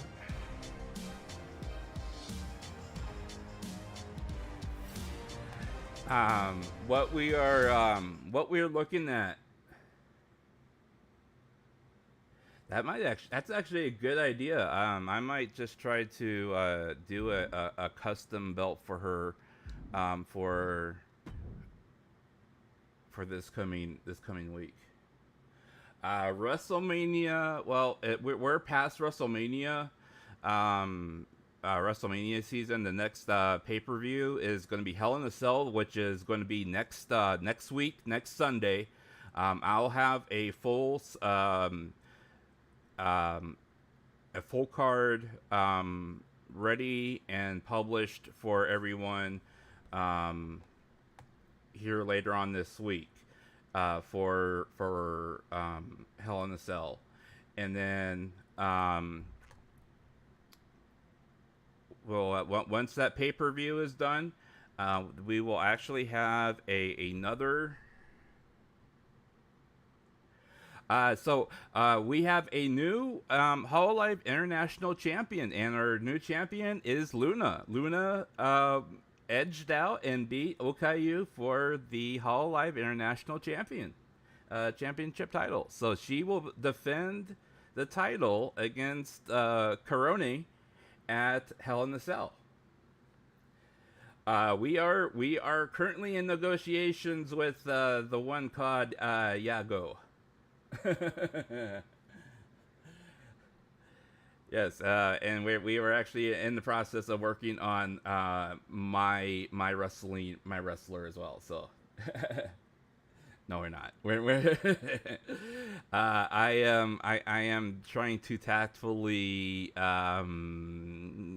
There is. My channel, it gets manually dinged. Well, not dinged. My channel gets manually reviewed by Hololive, and I've had manual copyright claims put against my channel before. And I'm not talking like the auto ones that are done by a third party. I'm talking actual Hololive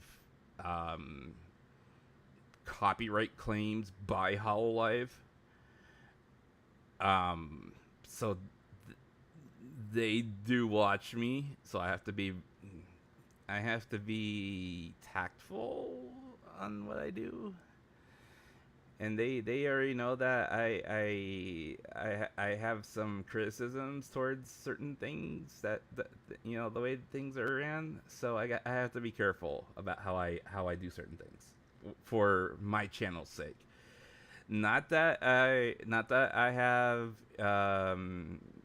there's animosity from me to Hololive, so let's not take that out of context. And again, as I said at the beginning of my broadcast here, you know, any and every storyline that happens with the wrestling aspect of this program is all kayfabe. It's all fictionalized. It's all parody. None of it is a reflection of reality.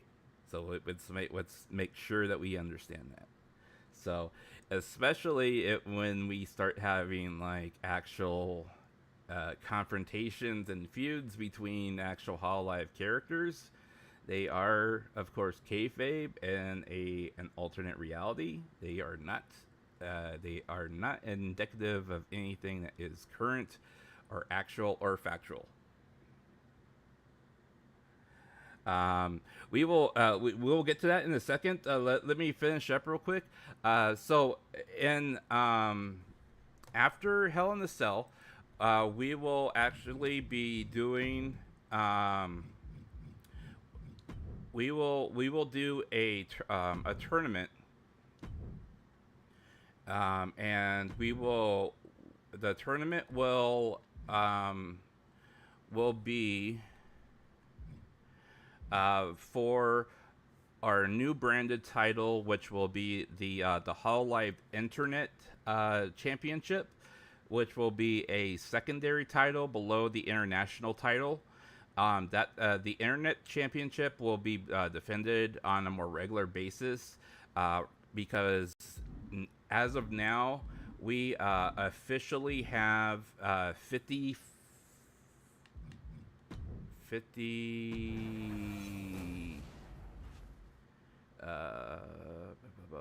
me pull the number up real quick. We officially have 46 Hololive members active on the wrestling roster. So with 46 active wrestlers, active Hololive talent on the roster, and only 2 singles titles and 1 tag team title, that's a little bit that's a few too many ladies and not enough titles. So with the addition of adding 1 more title, we will officially host a tournament that will take place in real time, and that tournament will determine who earns the and will become the inaugural Hololive internet title, and then we'll have a total of 3 singles titles and 1 tag title. Okay, and what we'll do is we're gonna go through the roster. Yeah, it's parody, exactly, Red. What we'll do is we'll go through the roster, and like I said, especially like with people like Kiara, Watson, Subaru, several of these ladies that are on the roster have not had much of an opportunity to actually be an active participant in any matches. They haven't had an opportunity to participate and be an active part of challenging for a title in any kind of competition. Of course, with now that we've been able to fill out the roster with the generations and with the different branches and everything like that, we've been able to put together tag teams for most generations and everything else. But at the same time, we also have an equal number of members who don't get that opportunity, and I'd like to change that. So what we'll do is we'll go through the roster. There'll be a total of 16 slots. 16 slots, 8 matches, preliminary matches, 16 slots. We'll pick 16 wrestling talent that deserve an opportunity to challenge for that title, that new title. And then we'll take those 16 wrestlers, put them all in their own division, and then they can all challenge for that title in a tournament bracket. Whoever is the comes out on top will be the inaugural champion, and then those ladies can challenge for that title. And then we'll be able to have those separate brackets per title, in addition to also having the tag titles. So that is how I would like to work the system out. Of course, we will continue to add talent to the roster as things progress. I know several of the creative talent out there that have been making the models, putting the move sets together, so on and so forth, that they have continued to work on those things. Unfortunately, in a lot of aspects, the creative aspect for Hololive has been slowing down because of the limitations with hairstyles and everything else, and then limitations within the actual system of modeling that's currently in place. So they have actually either moved on to other branches or organizations and stuff like that. So we may at some point expedite that into having our invasion angles start kicking off a little bit earlier than expected, but that's not a bad thing either, considering that we have officially had HoloX invade Hololive, and HoloX that has, in one way or the other, made their presence known, either in entry form with having some kick-ass entrances, or being dominant in tag team action. And I'll be honest with you, and all the testing that I did with Noel versus LaPlus, I literally ran like 50 simulations of LaPlus versus Noel, and Noel had a win rate of like 5%.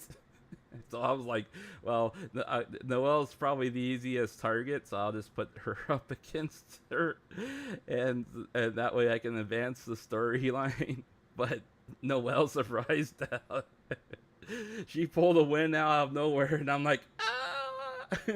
So, hey, you know, a win's a win. So, I mean, like I said, Noelle, I haven't touched Noelle's, you know, stats or moveset or anything.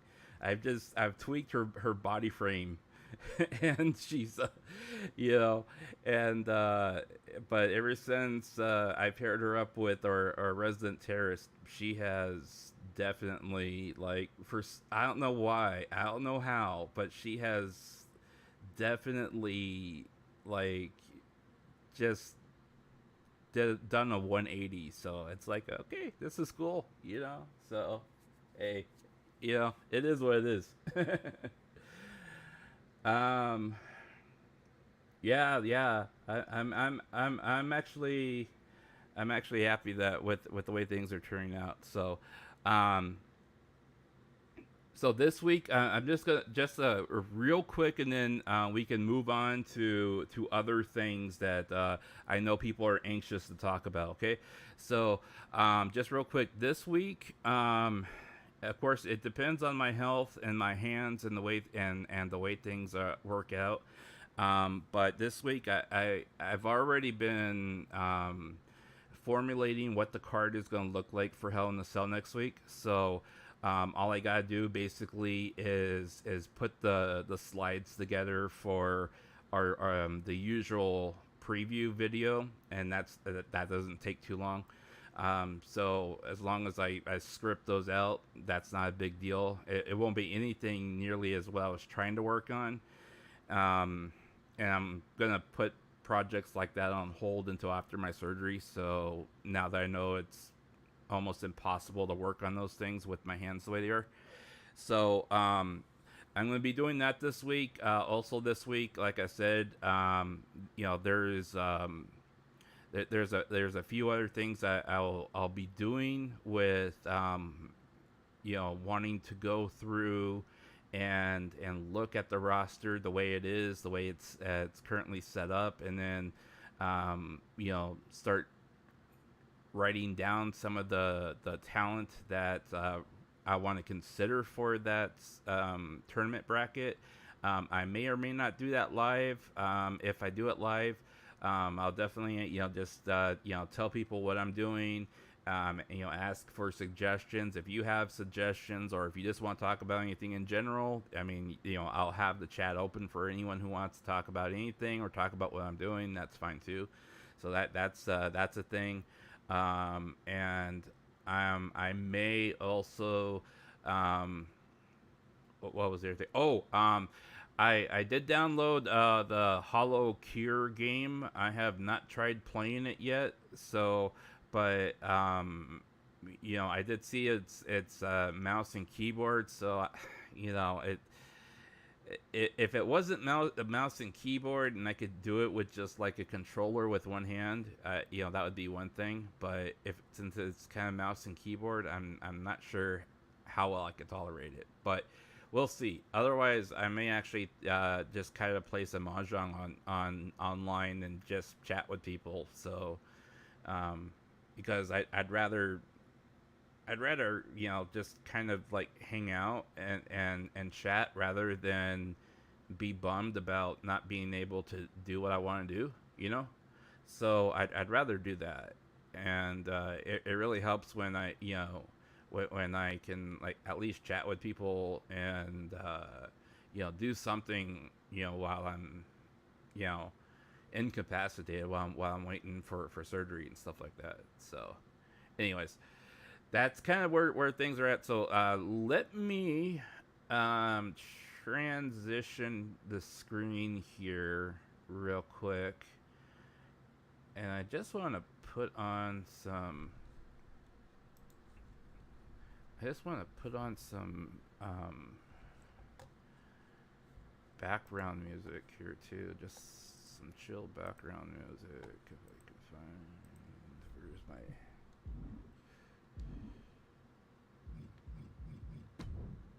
I did see the news about Keisan and Shoujo and that the speculation that there's the extreme high probability that the person that they signed is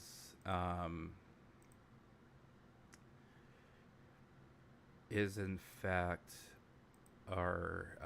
is Miki Nico with a new persona or name. I haven't seen any press releases or anything like that on it yet, but I do know there's been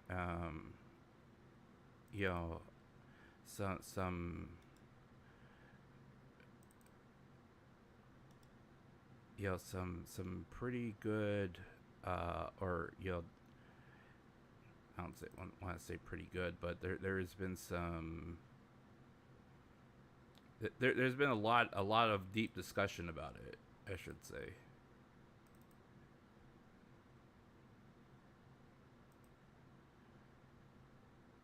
I don't know. What do you guys think about it? I mean, do you guys? I know that a lot of people, they've heard the sound bites and they've they've heard the sound bites and they feel that they feel that that it is her without doubt. I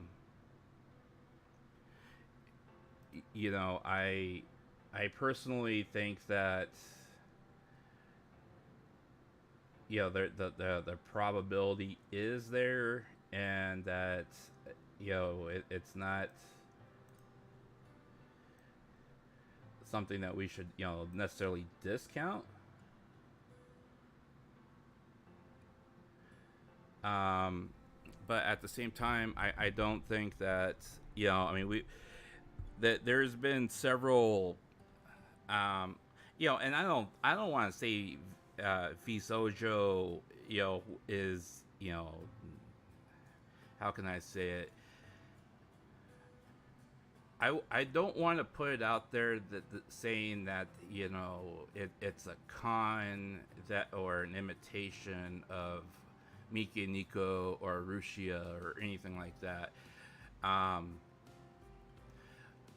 With that being said, though, there have already been a number of VTubers and other agencies that have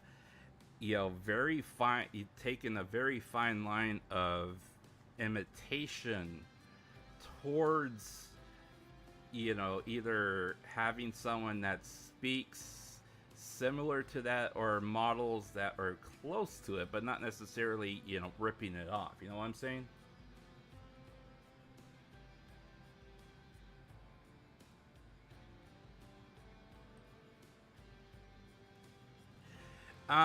Yeah. Well, see, the thing of it is, and the thing of it is, I personally feel that so we know that she took that extended hiatus from YouTube, right? And she did that extended hiatus. She put it, and I know for a fact, based upon her her private social media, that she has been getting a lot of help through psychological assistance, through doctors, professionals, counseling, so on and so forth. And she's been doing very well with that. It also seems like she has been able to turn it around, or at least tuned everything out or turned down the rhetoric online with all the haters and antis and everything else, and lashing out with in regards to everything else that's been going on. Now, she has posted some on Fanbox, but there was one or two specific tweets that have gone out where other people have also criticized her, specifically in regards to her tiers of her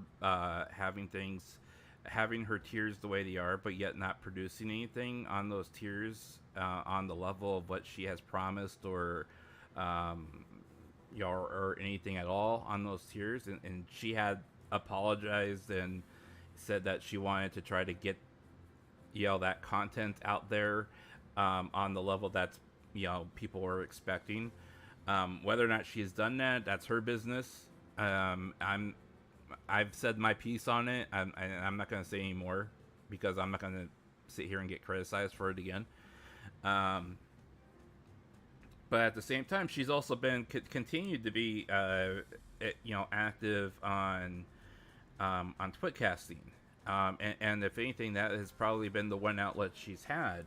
But by and large, every time I've listened to her Twitcasting, it seemed like most of the conversations were largely the same. People asking her to play stuff, her asking what's popular or what they want to see, they telling her the exact same things that they've always been telling her,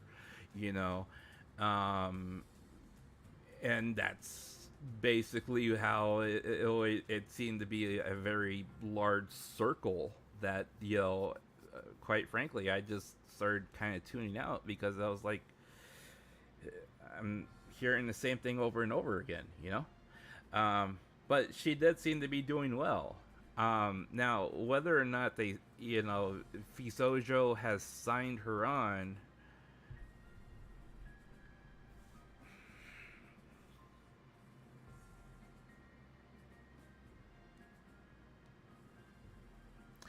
I don't know if it's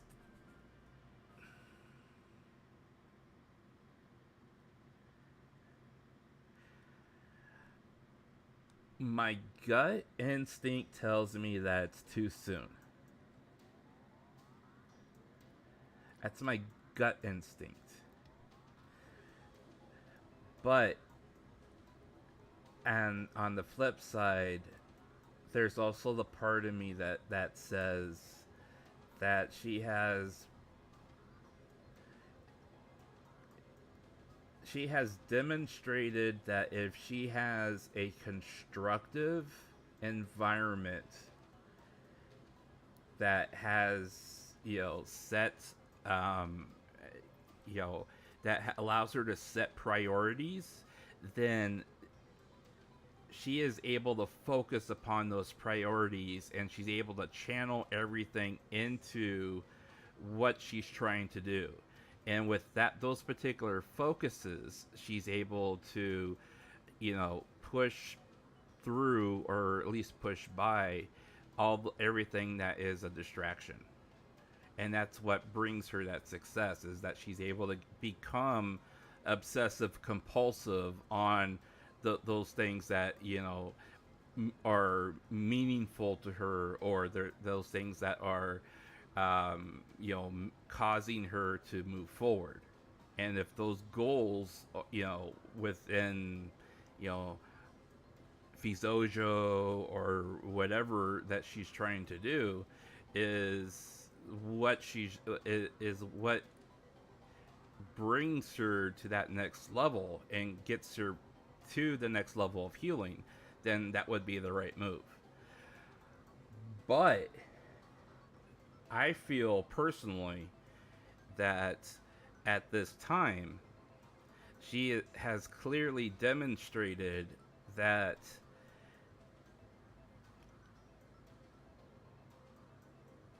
if she intends on doing another persona in addition to Miki Nico, it's likely a bad idea. Okay? Now let me explain. Okay? Because we have Miki Nico. We have Miki Nico right now. Miki Nico is supposed to be running a Twitcasting, a YouTube, and a fan box. And if we can sit here and say with absolutely certainty that she has been able to maintain all three platforms consistently, then I would say that that would give credibility to her being able to manage a fourth platform.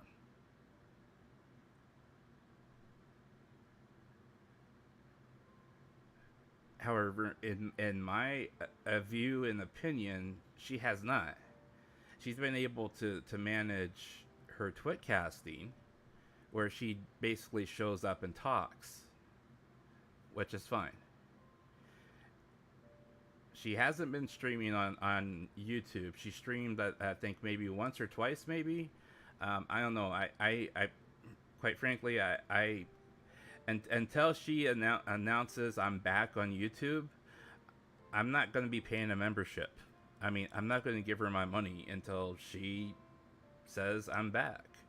Once she's back, I'll start paying a membership again. I'm not giving her my money until, I mean, I'll give her my money on Twitcasting, but I'm not giving her my money on YouTube until she says she's back. Yeah. And I'm not paying for Fanbox until she can show that she's posting consistent, content on there.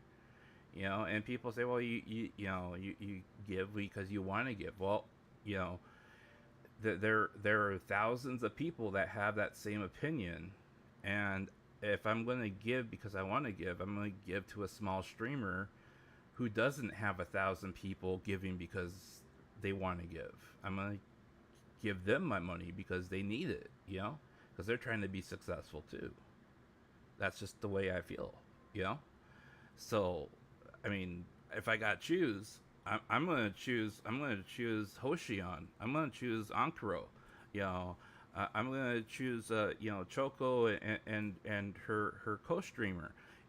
I'm gonna choose one of them over someone who has 100,000 people. They're giving, each of them giving $5 because they because they want to. That's just the way I feel.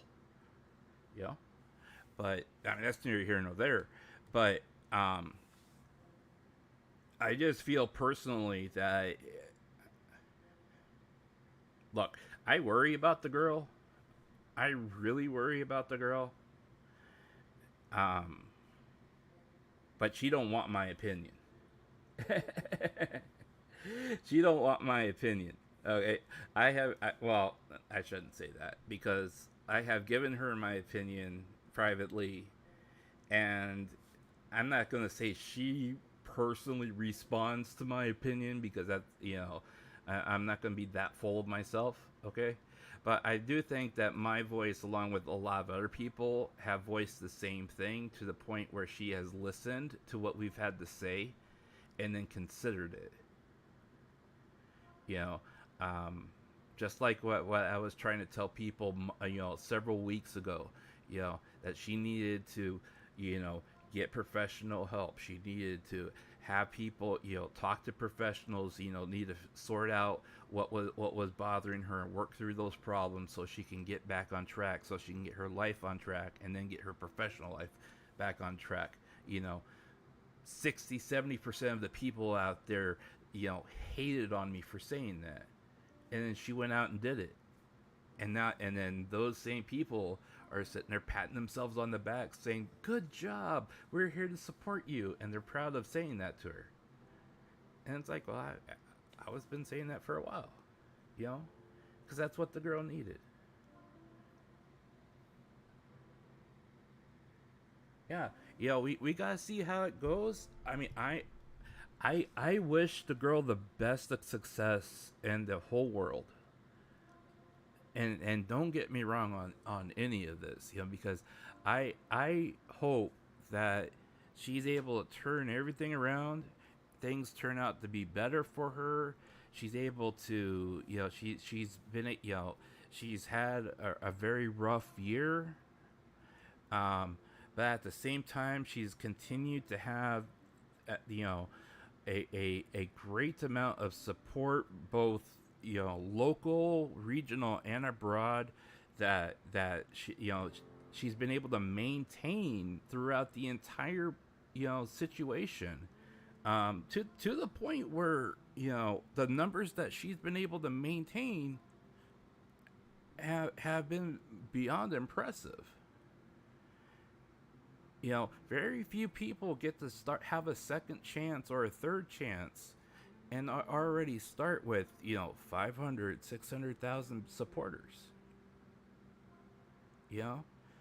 A lot of people, when they have what happened to her, they start off with almost nothing, because they have to literally disappear for years and then try to come back as a virtual unknown.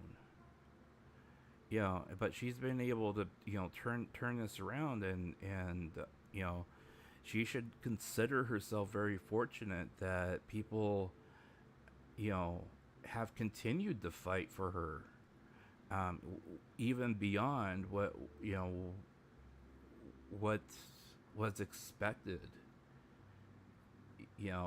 A lot of people, sat there and told us,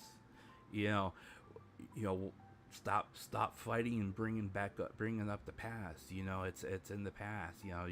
You should just wish her well and then move on. Stop bringing those things up. And it's like, no, she was wronged, and we're here, and we're gonna stand here and support her on what she was wronged about.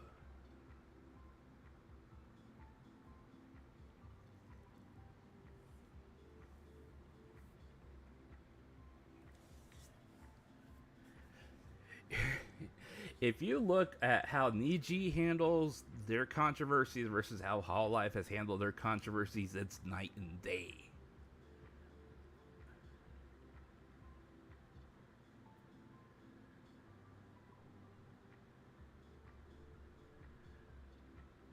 And I haven't had a chance to go into it, guys, because of again, because of my hands and my health and everything else that's been going on.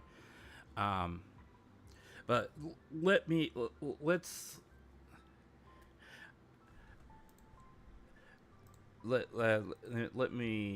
see if I can pull this up real quick here.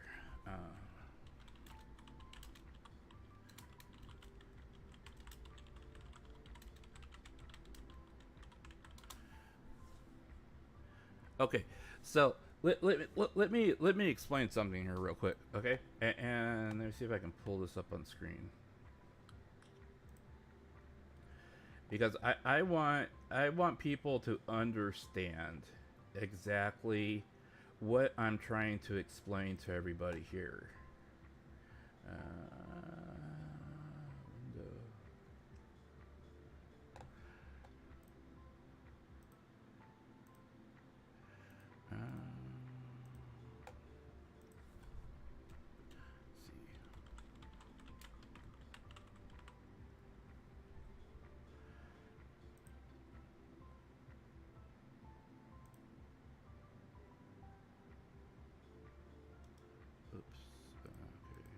Just give me a second here.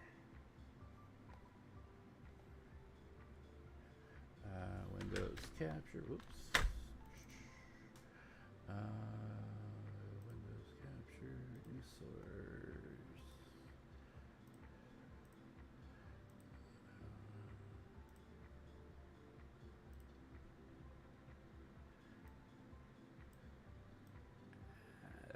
Don't move that. I want you to move that.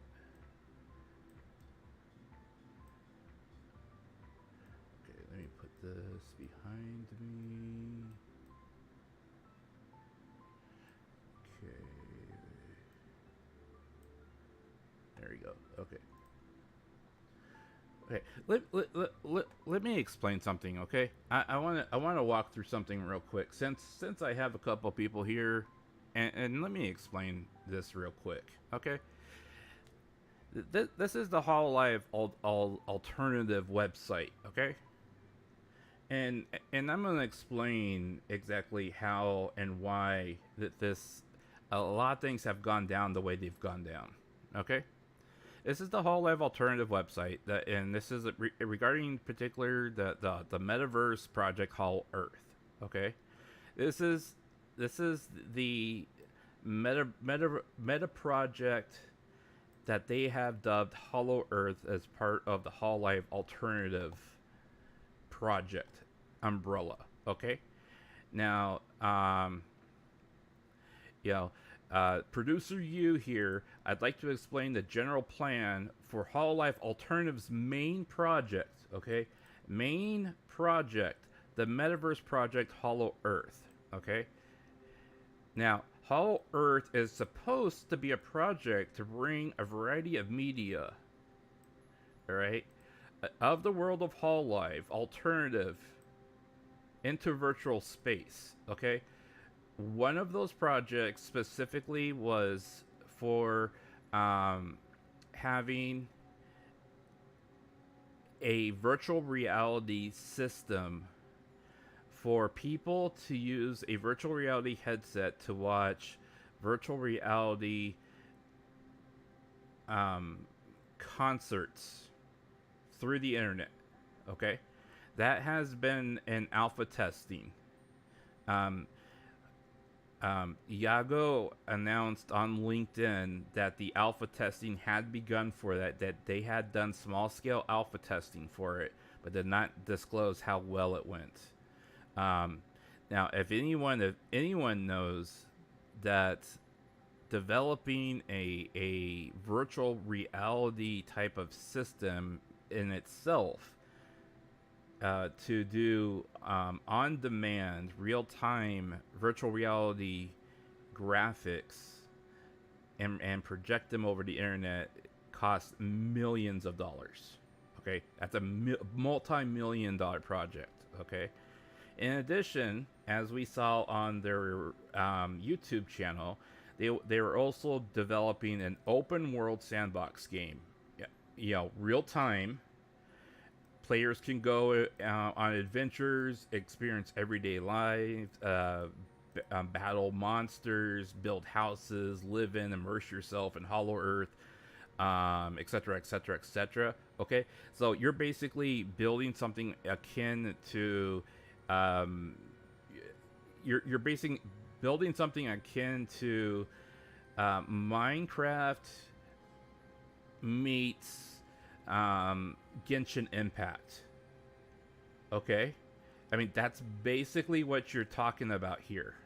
Okay, if you're building an open sandbox game like this, number one, if you're building a game like this, you're either going to have to charge an upfront fee for it, so you're going to be paying minimum $20-$30, and that doesn't include expansion packs, or it's going to be a free-to-play thing, and then which you're going to have microtransactions with, or if you have an adventure type system where you recruit quote unquote, are able to recruit Hololive members to be part of your team to go battle monsters, like Genshin Impact, then you have a gacha system. So one way or the other, there has to be a monetization system for this.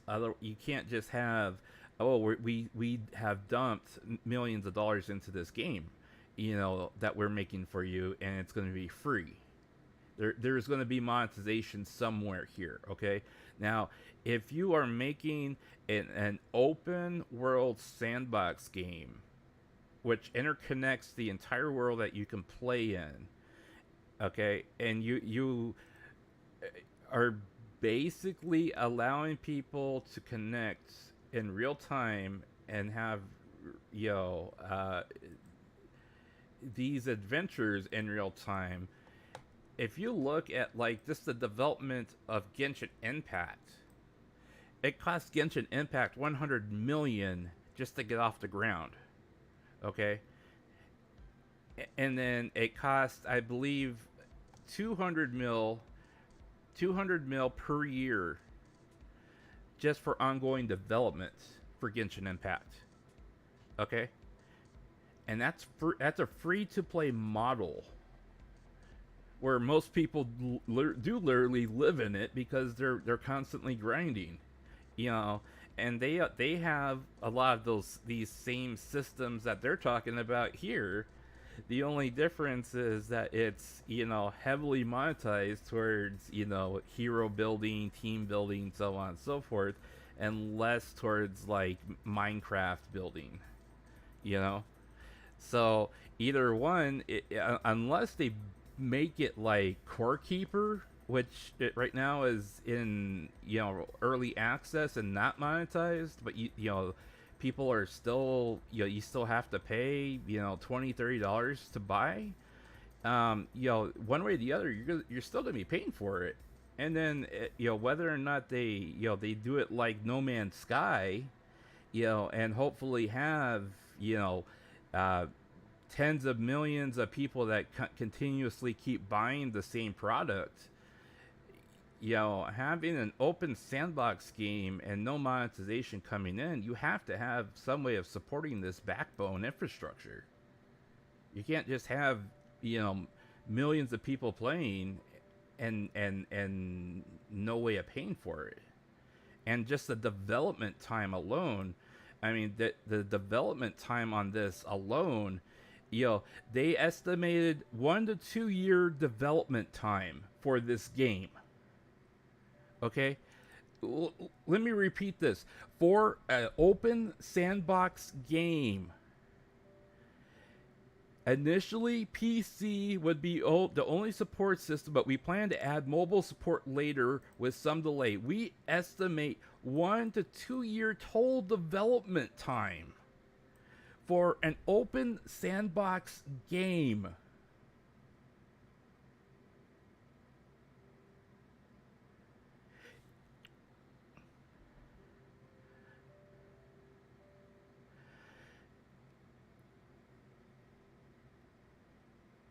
You do not build an open sandbox game in 1 to 2 years.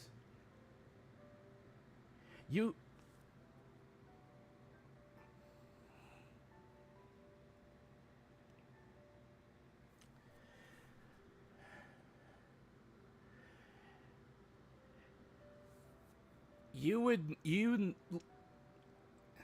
literally would need a team of at least 100 developers working crunch to get a PC base build sandbox game out the door after alpha and beta tested in 2 years minimum. And there would literally be no content to do within 6 weeks. If that.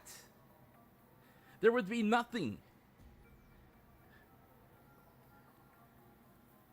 And if you put out a game that has been only in development for 1 to 2 years that has this little build into it, I mean, I'm assuming they're building this in Unity. It has to be built in Unity. I mean, they're building everything else in Unity. So, I mean, I'm assuming they've already bought they have the development license. I mean, Genshin Impact, it was also built in Unity. And looking at the graphics and this picture here with Sora and with the minimal amount of gameplay that they showed and the other little snippets on their channel, it looks like Genshin Impact. It plays like Genshin Impact. I mean, it feels like Genshin Impact. Okay, it literally looks like they have asked MiHoYo, can we please, and this is where I believe the game, the connections between China and Hololive come into play, because they have 2 huge contracts with Chinese companies. I believe one of them is a mobile game developer, which is why you see all the crossovers that's happened. And I believe the other one's also a mobile game crossover company, but I don't believe either one of them are related to MiHoYo. But I mean, the feeling that I get is that, you know, they're going for this, like, you know, they have seen what can be built with Unity regarding, like, using this aesthetic style that is apparently easy to craft and perhaps even easy to deploy within a game world. And so they're betting, hedging their bets upon, you know, that they can build this game world, and then you know, deploy it and then monetize it. But the problem of it is that the way that it looks like they're developing it, at the end of the day, it looks and feels almost like they are basically going to turn Hololive into Hololive Earth into gacha, Genshin gacha. And this is just my opinion, okay? This is my opinion. This is, yo, I can be completely wrong. I hope I'm wrong. Please, God, let me be wrong, because I really want what they supposedly are selling us. Because if we can build a home and build a house in this world, in this place, and then we can literally play it like Stardew Valley, and that's all it is, and it's basically Stardew Valley and the Hololive mythos, fine. That's fine. Let's do it. Let's go. I'm there. Okay? But if it's Genshin Impact and the Hololive mythos, and that's what we're going to have, and you're going to charge us like $100 to do 48 pulls and hope that we get a 5-star? No. I mean, that's what I'm afraid of. Okay, and again, this is just me. This is my worst fear that I'm fearing. Okay, because this is what I'm looking at and I'm seeing just based upon the graphics and what I'm, the feel that I get, the leaning that I'm get, because I know Cover, Yago. I'm sorry guys, but I know Cover and Yago first and foremost. Money. That's the first and foremost. It's money. How can we monetize this? And again, they have got to have dropped at least $100 million investment into this thing. This is just part 2. Okay, because you have the sandbox game, you have a communication lobby, okay, you have supposedly you're supposed to be able to create a customized avatar system, but then in the video that they showed an avatar that you are supposedly going to be controlling, which is you in this Hollow Earth. So, you know, everyone's like, oh, it's been designed by this really popular anime stylized, you know, artist. Let's go. But it's like the 2% of us in the audience are like, but what about the creative avatar system that we're supposed to have, where we make ourselves in this universe, so we bring ourselves into Hololive's universe, because we are supposed to be the ones that are interacting in this universe. You know, we're supposed to be stepping across the threshold. What happened to us, you know, bringing ourselves into it? I mean, did it cost too much? Or is this gonna be the monetization part? You know? I mean, you start asking these questions. I mean, you're supposed to be able to eventually be able to collect, equip, and customize various outfits, equipment, and accessories for your avatar. What, you know, then you start wondering. You know, I mean, and to have a communication lobby. I mean, a communication lobby. Is this going to be like full voice featured? Is this going to be this like text chat? I mean, how communication lobbies themselves on the back end? You're talking. You have to have a server farm in order to do this. You have to lease out an entire server farm. You have to have the infrastructure to do this. And let me be blunt, okay? I'm gonna be extremely blunt, okay? If any of you guys play Final Fantasy 14, if any of you played Final Fantasy 14, you guys know beyond a shadow of a doubt that when that expansion, when Endwalker dropped in December, you guys know what I'm about to talk about. The debacle that happened after Endwalker dropped, with the amount of queue time that it took for just to be able to log in on your character, was insane. And you know why? It was because the chip shortage, the supply chain shortage, and everything else. Square Enix could not requisition, and they could not secure enough servers and enough infrastructure to accommodate the amount of players. And I literally queued for 4 hours trying to log in. 4 hours.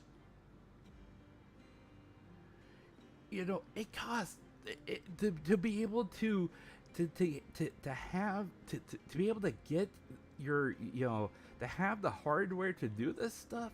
I mean, it costs money. So that's another thing that costs money. I mean, you can't, and this doesn't even touch the fact that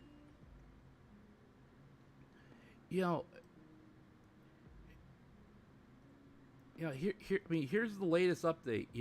Update on the development of the communications lobby. We plan to release a test version of the app, which will function as a simple chat space for a limited period of time in March, which has already passed. This part has already passed. It was very bare bones. This doesn't talk about that they did also beta alpha test the VR aspect as well, but of course they're probably not going to talk about that. Live event lobby, this is what they were talking about here, what I'm talking about right now. We hope to hold an event in the lobby space before the end of 2022. Scheduling our details will be determined based upon results of testing version in March. They alpha tested this aspect in I want to say like November, December, and then they were trying to like rush a beta test here in March. I don't know if they ever did or not. I haven't looked lately, but apparently since this was released, okay, this was released in March, so they may not have gone as well as they planned. And of course the manga, and then this they aired this already. I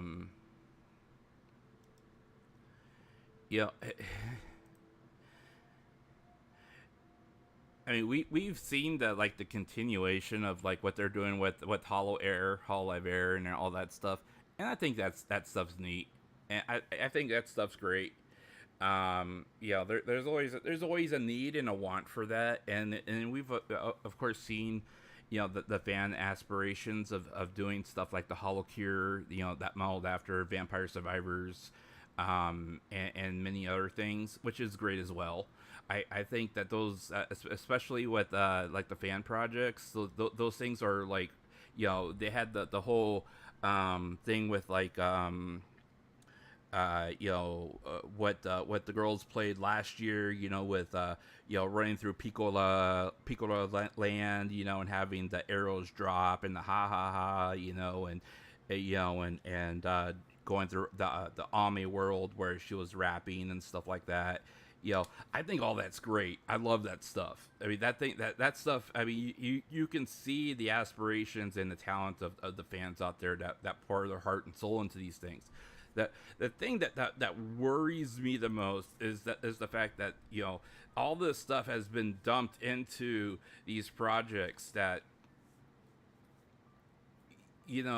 they see these business decisions that have happened have had greater consequences, and people of these companies that have these partnerships or even investments into these programs or projects with Hololive, begin having says in what the company themselves can and can't do with their own talent.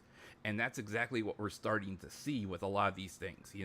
Many people were saying that the events that happened with Miki Nico, along with the fallout that happened with that, even going all the way back to Coco and Kason,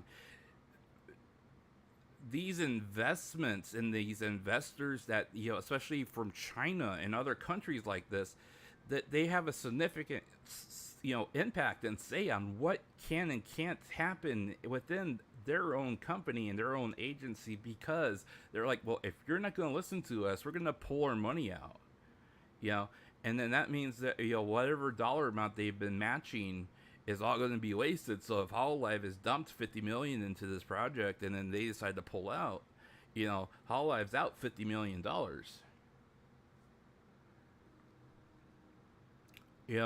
I mean, so you start having to ask, well, who are the people who are the people that Hololive are bedfellows with? I mean, it becomes a little worrisome in a way, because you not only start worrying about, okay, what kind of predatory actions are they going to start taking against the fandom to recuperate the cost and turn a profit, but what type of monetization are those investors are going to start demanding that Hololive do in order to recuperate their investment, so they can finally turn a profit in this venture that they're doing. I mean, it's worrisome. I mean, there is absolutely there's absolutely nothing on their page, and unless there's literally nothing anywhere on who's helping them develop this, how this is being developed. I am purely guessing based upon the look, the feel, and what they use for Holo Air, that this is probably built on Unity, since almost everything is being built on Unity nowadays. So I'm guessing it's probably going to be built on Unity as well. But I mean, if I had to take a wild guess, my wild guess would be that that they probably do have Chinese investors that are helping them develop this. Especially if they're going to monetize it. I mean, that's just it's my gut feeling, and I'm worried. I'm extremely worried, because I mean the I don't want them paywalling this stuff off any more than what they are doing, And that's just it. This is not. I mean, it's going to be a hybrid. It feels like it's going to be a hybrid between an MMO and basically what like Minecraft is, or where Minecraft can be persistent, but it also doesn't necessarily have to be persistent.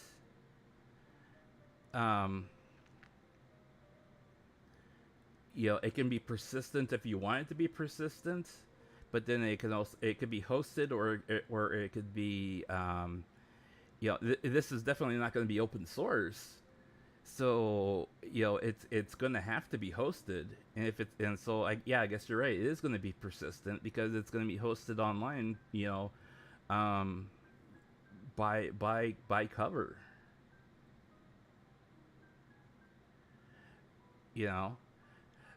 But I have to ask myself. I truly wonder.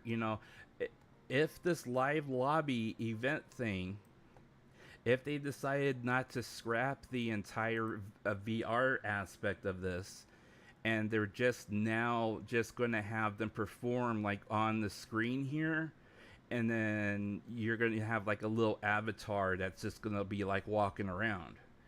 Because the original vision by Yago, according to his LinkedIn page, or his interview that I read on LinkedIn, was that he wanted to have everyone be able to put on a VR headset and then be able to jack into the system here, into the metaverse, and then be able to attend a live concert in VR live, and literally like sit in the seat and be able to watch and hear and experience the concert in 3D. Now, I haven't seen anything in their press releases since then that says anything about a 3D headset. So maybe they scrapped the idea completely, realizing that they're alienating like 95% of their fan base. I mean, that's another peripheral you basically have to go out and buy just to be able to, try to experience this and hope that it works. And then you're not going to be able to provide any type of, guarantee that their headset would be compatible or that it would work with it. But, I think that was the original idea of why they wanted it on PC to begin with too, is because they, it was originally, they were originally going to develop it for the Vive and I think like the Vive, the Oculus, and I can't remember what the other headset was. But yeah.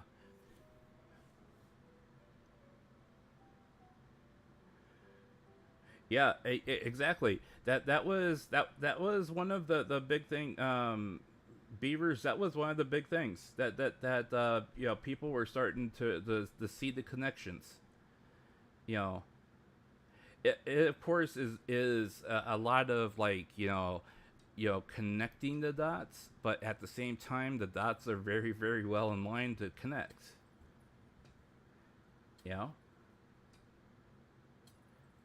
They aren't building this to use with Facebook. As far as I know, they aren't building it to use with Facebook. And there has not been a lot of talk about connecting the Holoverse with the quote-unquote metaverse of Meta. But I personally think that they are trying to utilize the same terminology in order to, because it's buzzword. It's the current trend of buzzword for and technology right now. Everything is transitioning to the metaverse. Everything is going to be meta. Everything is it's the current trend. It's the current jargon.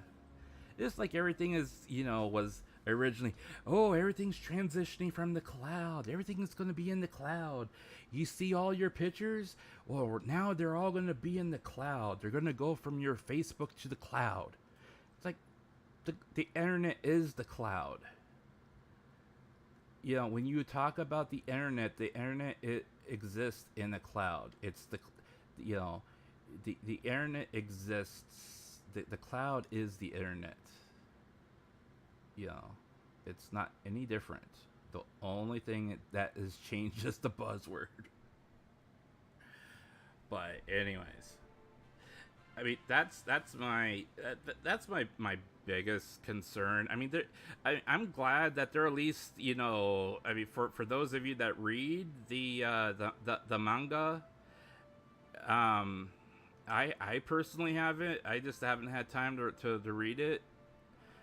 But you know, I mean, I'm guessing it sounds like at least that they're developing an entire backstory mythos and world and stuff like that, which I guess apparently is also going to be canon that they'll also never use in real life, which, I mean,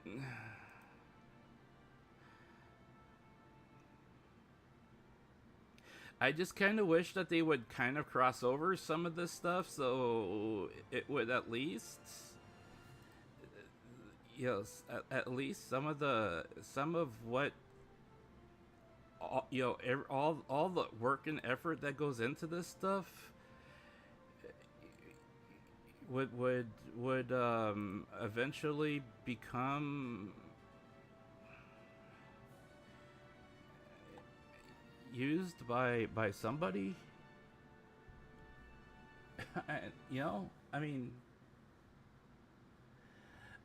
it just kind of, you know,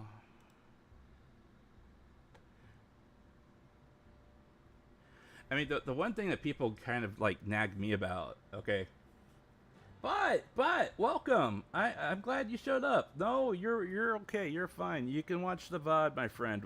We actually got through the show a little quicker than usual because we had a lot of singles matches and the match. Well, let's just say that our to recap. Ina stomped her competition really hard. Our gimmick match went over really well, but our jacked up Miko lost to 35p. 35p. HoloX destroyed Hololive Indonesia twice in a row, unfortunately. Kiara finally broke her losing streak, which was nice against Subaru. And then Laplace made her grand entrance, and then lost in a very nail biting match to Noel, which was a very shocking but like very good match. And then we have a new Hololive International Champion. Okayu narrowly lost, and Hime-sama, Luna, is now our Hololive International Champion. So she will be defending against Corone at Hell in a Cell. So yeah, once once we're done here, you know, please go back and watch the VOD. It was not a bad show. It was quick, but you know, I'm just glad that the show itself went quick because you know, I did check earlier, and I did have injuries turned on for the universe mode. So luckily none of the ladies got hurt before Hell in a Cell, so everyone should be healthy for the show. So but yeah, it was a good show. Next week is Hell in a Cell. So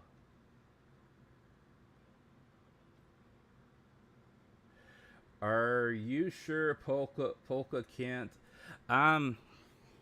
So here's the thing. Just real quickly, just switching topics just real quickly. So Next week at Hell in a Cell, I will determine. I need to kind of think about it and decide who is going to challenge Senchou for the WWE title. Okay, now the original plans were for LaPlus to win against Noel and then challenge for the title. Now we could still do that, even though she lost. Or I could work out a different a different match for them for Hell in the Cell. So I gotta think about it. But we also got to we also have Polka that can challenge for the title with the Money in the Bank briefcase. So I do not know if she can cash in after the match. I don't know if the cage goes up after the match so she can cash in. I'll have to look. But we'll see. But yeah, anyways, so next week will be Hell in a Cell. I might start the show an hour later than I did tonight because it seems like a lot of people get here about like 30 minutes to an hour later, and that typically means that they end up missing the first couple of matches, and that's why I always try to stall a little bit at the very beginning. But I may start an hour later just so people can have an opportunity to, see all the matches. And if that helps everybody, I can start at, instead of starting at 7, I can start at 8. That's not a big deal. And I usually only add one more match to the pay-per-view itself. And that may make the show itself run an extra 10 to 15 minutes, and then if we talk afterwards like we're doing now, then the show goes longer. But the show proper typically runs 90 minutes at most. So that's something I can do too. So I may just start it an hour later.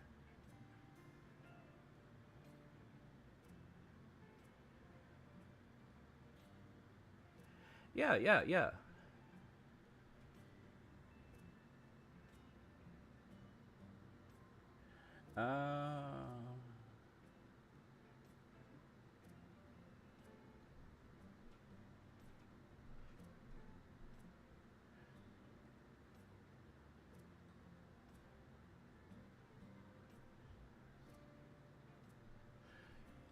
Life Forever Polka to use magic.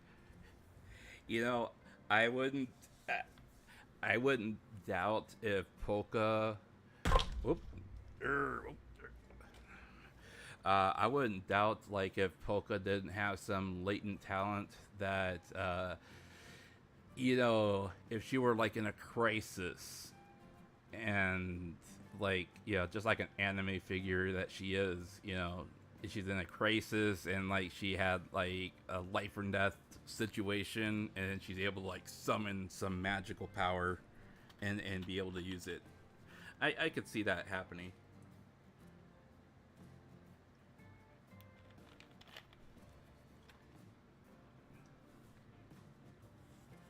But I don't know, I personally, I feel that like I was going to say, for people always kind of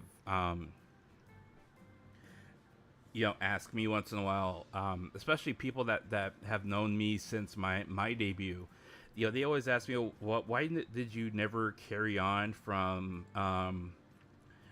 the initial story narrative that I started on my debut? Because I was initially going to do a story, a storyline narrative of me basically talking about the different VTubers that influenced me into becoming a VTuber, but do it in a narrative like where I was like literally transversing the VTuber world. And I was like, I would use like various like screen grabs from playing different games. Like for one instance, like one episode, I would like, be navigating through Minecraft, on somebody's server until I approached, the area that we were all building in, and then I'd go into the mythos and, talk about that VTuber and how they influenced me. Then the next episode, it would have been some of the unarchived video of me and somebody else playing Super Bunny Man together. That I was helping them out practice and stuff that I have unarchived. Stuff like that. I was gonna have different things like that was going on. And I never really was able to get back to doing those types of things. And a lot, people from back then always ask me, well, whatever happened to that, And it does kind of bother me once in a while because that was going to be like my initial hook of like what that was going to be like part of my backstory mythos, and then I was also going to have like the regular part of me that played games and did the stuff I'm doing now. And that kind of like bothers me with how Hololive is operated on, because we always have like all the story and mythos that is brought to us when they first debut, and then it like hardly ever gets touched again. And then like they get new costumes, they get new clothes, they get new this and that, and most of the new stuff that they get is so far removed from what they were originally or what they're supposed to be, that it's like, perfect example would be like Mori, Mori, Grim Reaper. She's a reaper, a rapper, and everything else. And then, and then she goes from rapper to like sultry, red dress, lounge type of singer type of lady. Not that I don't appreciate the look, because I think I love the look, I mean, at least like the street clothes fit the rapper aspect of her, so I was like, hey, I'm down with that, and but then she showed up in a red dress, and I'm sitting here going,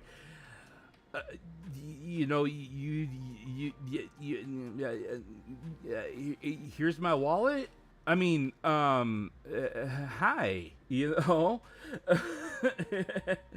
I mean, I'm not staring. Hey, look, you can't blame look, Red, don't you be giving me that look, okay? I am a guy, and I am a wolf. I mean, if you do look closely enough, I am a wolf. I am an Okami, So I mean, I do deserve let the ears pop out a little bit, and you're she's pretty hot. Okay, I'm done. I'm done simping. I swear, I am done.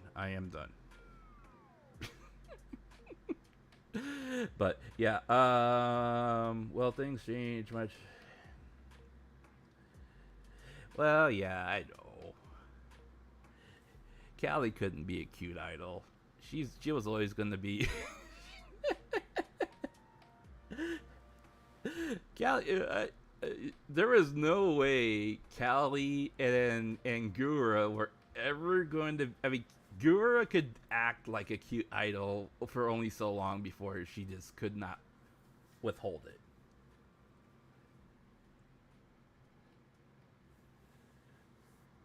Her back became a meme. Oh, I know. I know you were gonna you were gonna DM me afterwards and say that you were gonna backhand me for simping during my stream again. I just knew you were.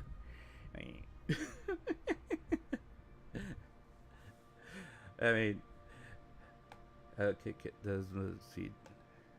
Does this one have it? Yeah. See, look. I got the bushy tail. And I got the ears. Okay. Yeah. I got the ears.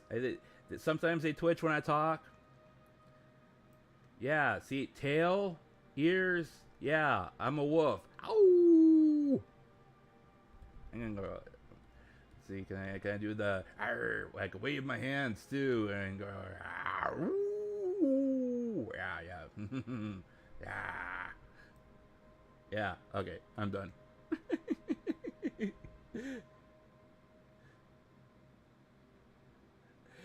I do have pants on. Darn it, I have pants on. See, I have shoes on too. Ha ha. I have my pants and my shoes on. Thank you very much.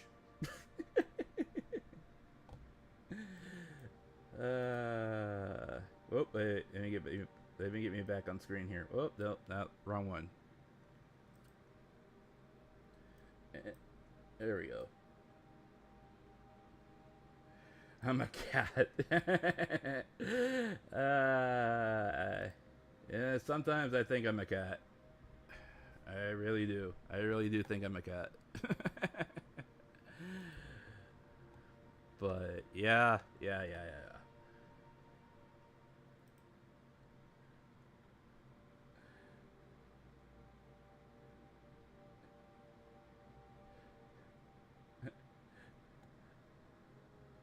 Proof your pants is flat.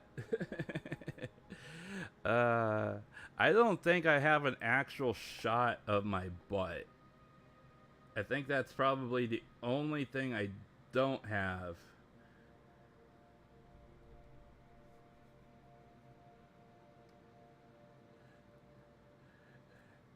I think that, you know, I feel sorry for Ina. Ina is always so. I mean, she's so easy to pick on because of you know, she literally does. Oh, where did my chat window go? You know, her motto is so cute, yet she literally does not have.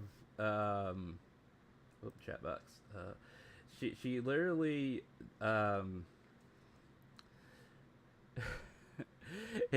she doesn't have anything to work with. You know, I mean she's not like you know, like my first choices in Hololive, you know, which have, you know, plenty to work with. Unfortunately, you know, her mama isn't and unfortunately she doesn't draw suggestively.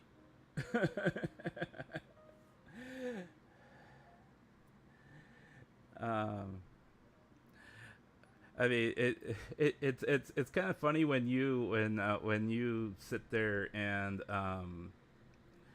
like I remember telling this joke before where I was I was sitting there and Mel was streaming. She was streaming Biohazard Village, and her mama was streaming at the same time, and what was she streaming? She was streaming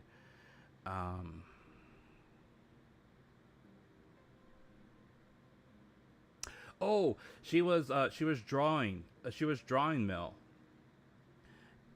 She was doing art. She was freehanding, well, not freehanding, but she was doing, well, live painting of Mel. And I asked her. I asked her mama. I said, should I feel bad that I'm simultaneously watching your daughter and I'm watching you at the same time? And she asked me. She's like, well, you're not thinking yabai, are you? I'm like, no. She's like, well, then it's okay. I'm like, okay. you know.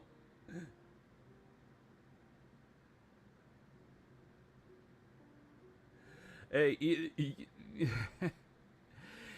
I've seen some of what wears, but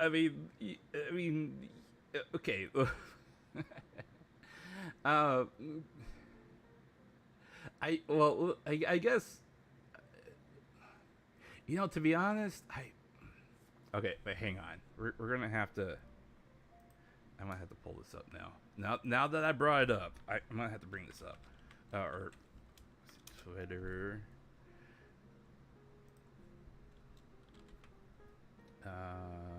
Ina. Papa.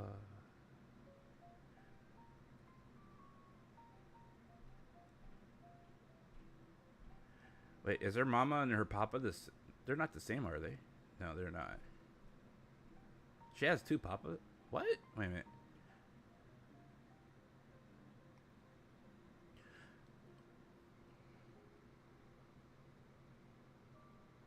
Which, so did, wait a minute. I'm confused. Which one drew, Ina?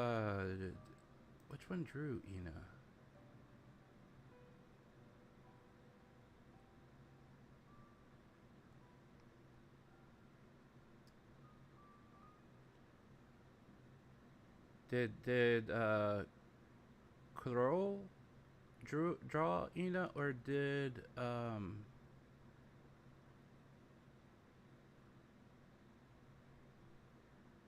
I'm confused.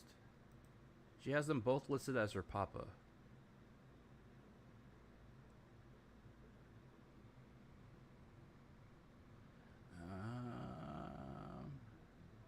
I'm guessing.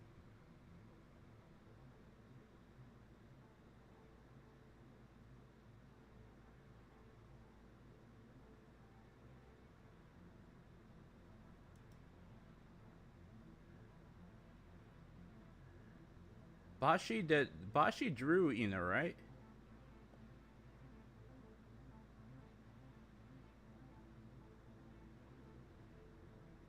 Yeah, I'm guessing Bashi drew Ina.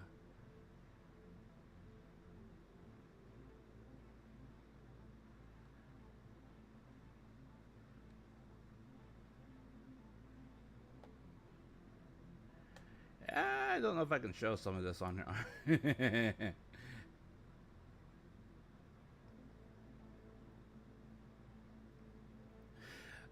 I'm starting to see why the meme has taken hold, considering Ina's hair typically covers her butt.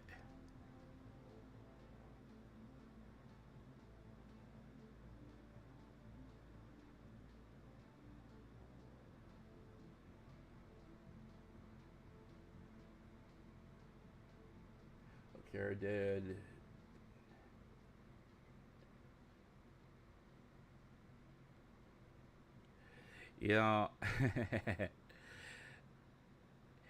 Kiara,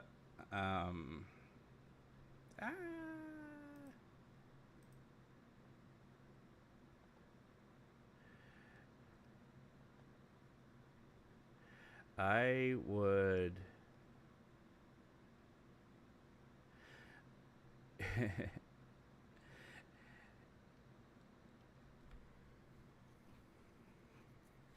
I'm actually really impressed with the way that they've been able to craft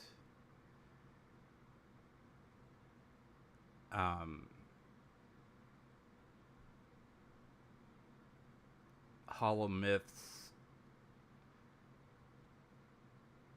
characters, that their designs as well as their costumes to be in such a variety as they have, because when you look at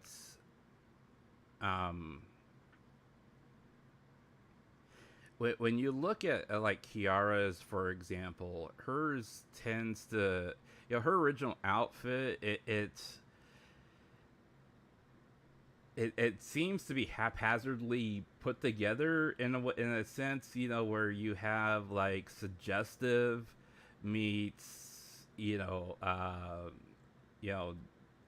KFP, we serve chicken type of fast food type of look meets, the whole dual hat thing, and then she had the whole sword and shield thing that that was also kind of seemingly out of place at one point, even though it had a story behind it, but it didn't really go anywhere. There was just like so many aspects to it that just felt like they were like all like disjointed. And then they were able to kind of like, she was able to like kind of like take the whole mythos and then just spin it into something that was more cohesive, and then she was eventually able to mold that into more of a story, along with being able to eventually transition into her other outfits that were more down to earth, I guess you would say. And in her case, it felt more appropriate that she was able to do a I came to earth type of feeling, where she it almost felt like she tried to mimic what she thought people on earth would wear, and everyone kind of looked at it and they're like, what? I mean, that's your weird type of look, give her that kind of look. And then she transitioned into more of a, okay, well, I'm gonna try to dress more earth-like type of look, kind of like, how like by like the mid-season that the heroine always tries to do a makeover episode where they put her into a more casual outfit type of deal. So for her case, it was, it felt like the transition worked really well. Mori was kind of the same way, only she felt more, it felt more appropriate for her that she just never really transitioned. She just more, felt like she finally just, got more casual. And of course, Shark, decided to finally drop the whole pure act, say so act, and just be yabai.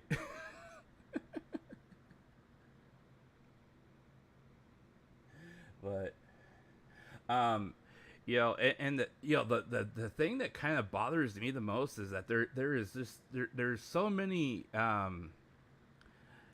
there's so many members of Hololive now that I still haven't been able to watch a full episode or stream of any of the what they're considered Gen 2 of Indonesia. I haven't been able to watch a single one of them. I don't know anything about them at all. Do you know the difference between yabai and yabe? So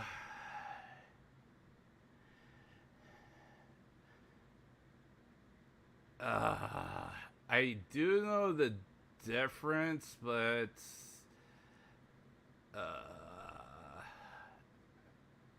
I always find it hard to explain.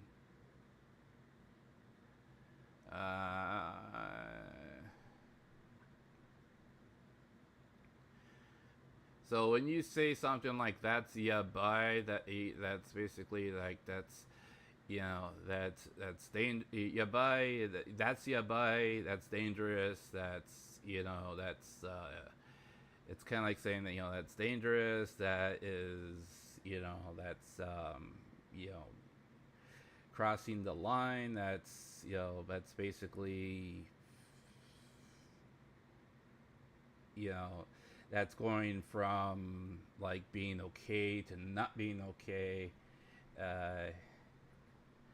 Yabe is more, yeah, there's kind of like a difference between like tense and like verb and adjective type of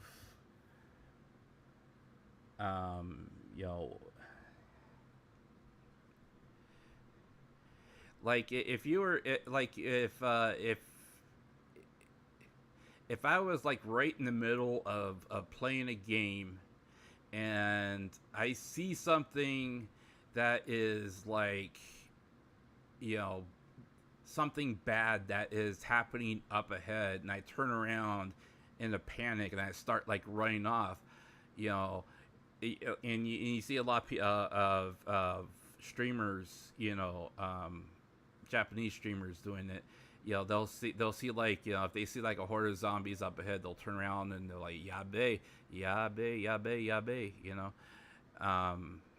You know, which, you know, bad, it's a bad situation, that's bad, that's NG, that's no good, you know. You know, it's more of I guess that kind of aspect. You know, when you hear somebody, you know, mention, you know, that's yabai, you know, that's yabai, that's, you know, no good, you know, that kind of thing. I mean, that's the best way I can explain it. I mean, I've looked it up, you know, just to, you know, because I've asked the same question, and I mean, that was kind of like how it was best explained.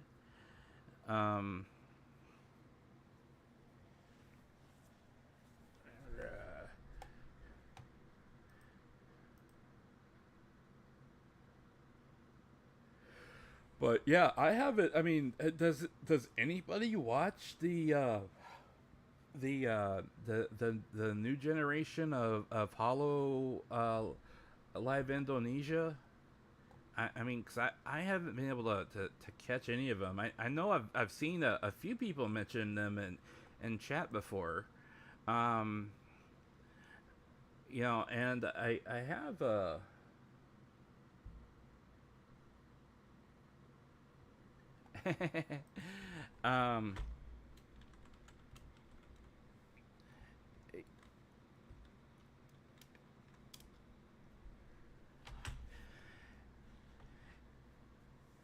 yeah,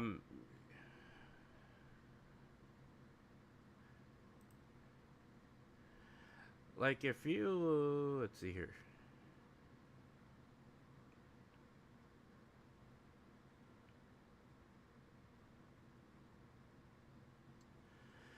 See, and the thing of it is some people try to use them interchangeably, which is not correct.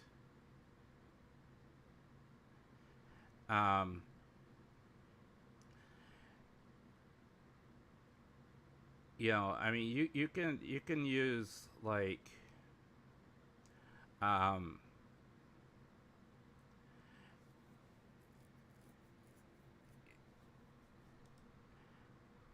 mean, yabe is you know, and that's it's kind of like saying, you know, oh no, you know, or oh crap, you know, that kind of thing. I mean, that's one interpretation of it. but I mean, it's also kind of like how, in English, I mean, cool can mean, that it's, the temperature is cool, or that the situation is cool, or, bad could be, hey, that's pretty badass, man. I mean, does that mean that the person's ass is bad, or does that mean that it's pretty good, or does that mean, I mean, there's a lot of different interpretations of it as well.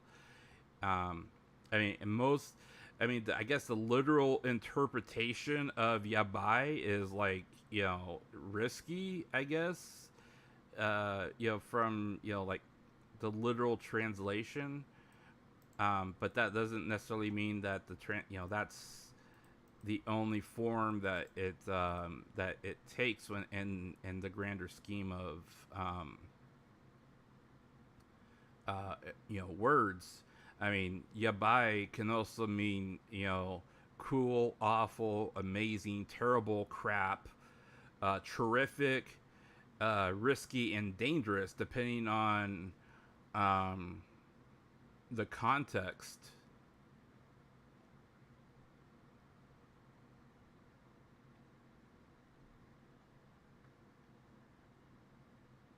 Yeah, I heard that Zeta is really cool.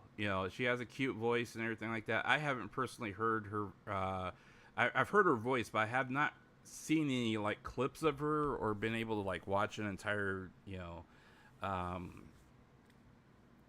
video of her or anything like that. Which is kind of a shame because I've all of them that I've seen, or all of them that debuted, that's basically the name I've heard the most. I've heard of Vesta. I haven't seen her.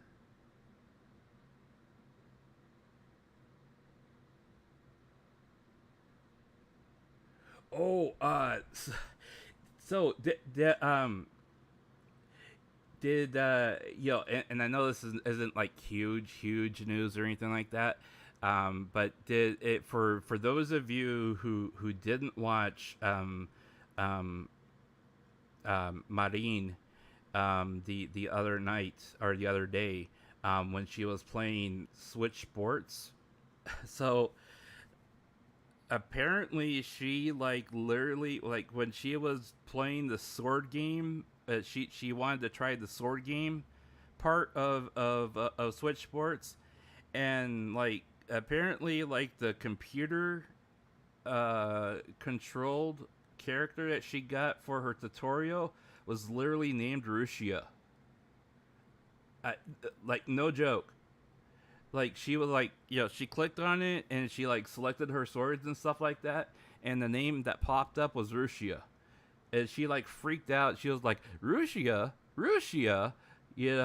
and she was like, I mean, she literally started talking about Rushia on air, okay? And like I was like, I mean, I was just kind of listening to her. I had her like on one screen, and I was working on things on. I know, right? I was like, because I was like working on my video on the other screen, and I was working on my script and everything for the video on the other screen, and I heard her just out of nowhere go, Rushia, and I'm like, wait a minute, what? And I thought maybe like somebody like happened to like get into her match that had the name or something like that. So like I clicked over, and she was just like freaking out, and she was like excited, and she was like happy and excited. I mean, she was literally excited, folks. I mean, I was like, I couldn't help but smile. I really could not help but smile because she was like, she got so animated and so happy, and she was like, literally just screaming and yelling, just like how Rusha used to yell and scream and like, like berserker out and everything like that. And I was like, just for those like few minutes, it was like, it was great. It was like completely like awesome and bliss, and a lot of people in chat were, they were laughing along with her, and you know, and of course, you know, there were people, there were a lot of people in her chat who started, you know, doing the crying emoji, you know, because, you know, they miss her, you know, and they still wish they were there, you know, and there were not, I repeat, there were not like any, you know, hardly anybody that I could see anyways in the chat that were like hating on her or like other people or anything like that, because like Russia's name popped up, you know. There were some people like afterwards that, you know, and I believe, you know, she also had to kind of calm the chat down a little bit, because like everyone was like still excited about it, you know, and they were still like kind of talking about it, and people were like, you know, hey, let's not get too carried away, because, you know, I mean, it was a moment, but, you know, that moment had passed, kind of thing. But I mean, for that few moments though, I mean, it was like pure bliss for her, you know. And I mean, you could literally tell how much she did love her, and does miss her. And, you know, from what, you know, Miki Nico, and from what Miki Nico says, and I believe her. She does still keep in contact with several of the Holomem, and especially her gen mates. She, you know, she can't openly talk to them. She can't openly talk about them.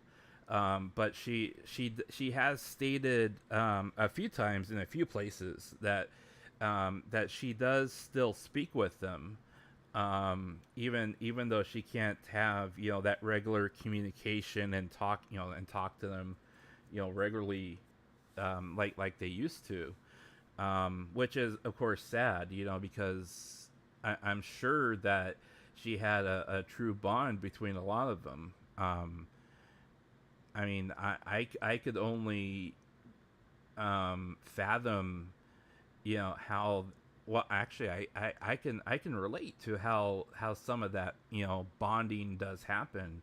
You know, I mean, when I you know, was in high school, there were guys that I had in my same classes when I was considering going into the military, you know, and we all were part of the, you know, the same ROTC group for, you know, 4 years, and then we trained together afterwards, you know, after high school for basic and everything like that, and then you know, they decided to go off and do basic, and I decided to hang back because I had a bad feeling that we were about to go into war, you know, which we ended up doing, and they went off and had to go to Iraq, and that I lucked out and I hung back, and I didn't have to go to war, you know, but they all got deployed and I didn't. But, you know, during those, you know, 6 years that we all you know, trained together and went to school together, and we had the same classes together and everything else, you know, you develop that kind of bond, and you know, your brotherhood. In my case, it was brotherhood, and in their case, you know, you almost have that kind of sisterhood type of thing, where, you know, you fight together, you fight together, you fight amongst each other, you know, you have those wins and losses, you know, you mess up together, you conquer things together, you know, you have all those things together. So yeah, I can completely understand that if she doesn't still have those bonds together, you know. But yeah, it just to hear her excited for those few minutes, you know, is really truly a blessing, because yeah, you get the whole usual, you know, I'm playing a game, I beat the game, or I've had, you know, I got through the tough area, the tough moment type thing, and that's fine, you know. But, you know, there to me, it seems like there's been a lot less of that magic lately, because of so many different things that have been going on, and you know, that's kind of how I look at a lot of the ways I try to support various people, whether it be because of what they're doing, or like if they're hitting milestones, or that kind of thing. Like like with the Roboco, like with Mel, like my two sweethearts, that I love supporting the most at Hololive. I always try to support them on their milestones, but then I with other people as well, especially the smaller streamers, when they hit their milestones, I try to support them as well, with their big milestones, or like if they have big moments like that, I try to support them with that. But it's often those smaller moments that are just kind of like emotional, like off the cuff, or even non-planned, scheduled type of things that really jump out at somebody, especially when it's just like a random computerized generated name that pops out of nowhere that just happens to hit the right person at the right time, and you're like, wait a minute, how did that work? It's almost like Nintendo planned it. But so speaking of that, this week, like I said, I do plan on trying to do something a little bit different this week, because I really want to I really want to try some different things this week to see what I can tolerate, because I thought that maybe if I worked on doing a video and releasing it, that would be better, but obviously that didn't work out very well for me in the end.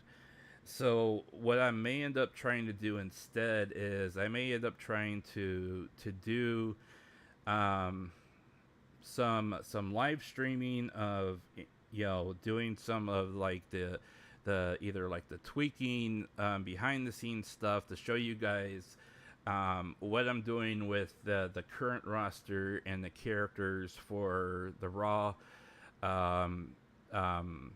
roster in preparation for next week. I was also thinking that if we wanted to do some just kind of like live chatting and stuff like that, I could always throw up like throw up some mahjong on the screen and just kind of chat while while playing some mahjong, do some of that.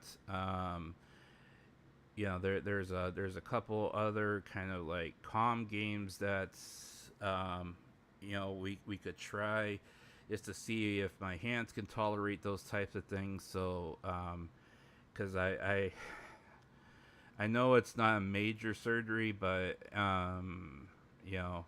my surgery is coming up in 3 weeks, and I'm already getting a little nervous about it, because I'm only gonna be I'll be down to one hand for a while. So, I do want to kind of test the waters with some things, just to see what I can do. I'm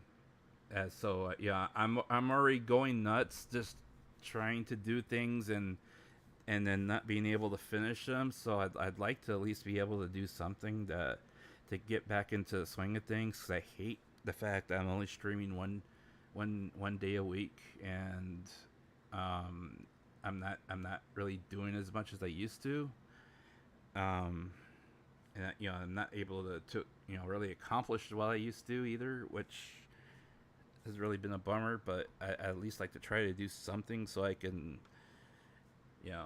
keep in this. If I only need one hand,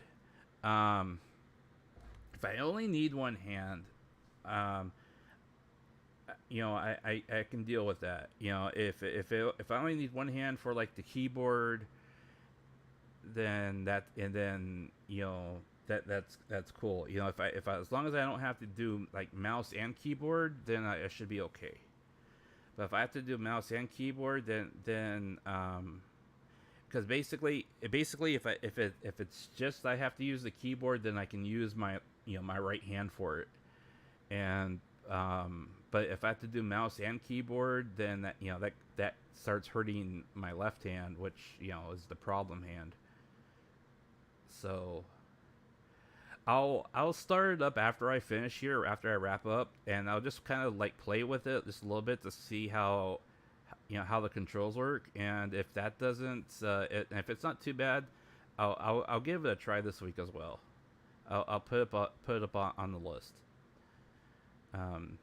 Just so I can try a few things out, and then we can also like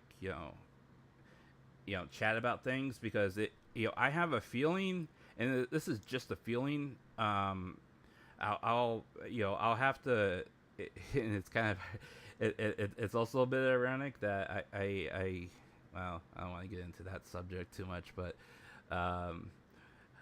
it's also a bit ironic that people with my type of opinion on Miki Nico have now become more or less unwelcomed in a lot of Miki Nico circles ever since I voiced my opinion.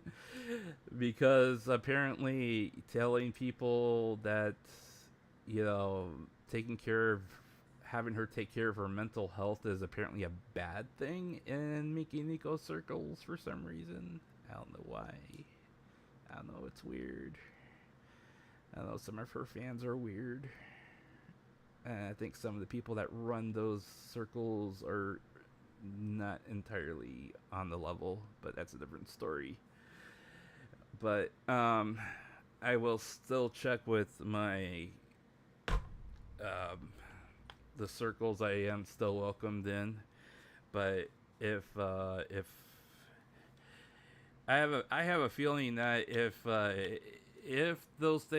everything plays out the way that people are feeling that they are going to play out, hopefully we'll hear more about the things that have been mentioned here before. That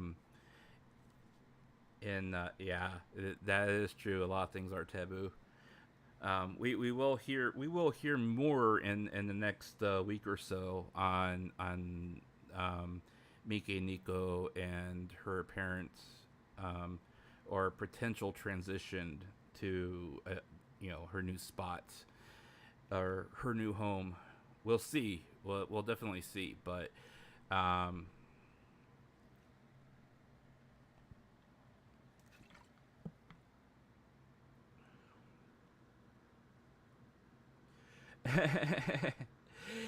she does.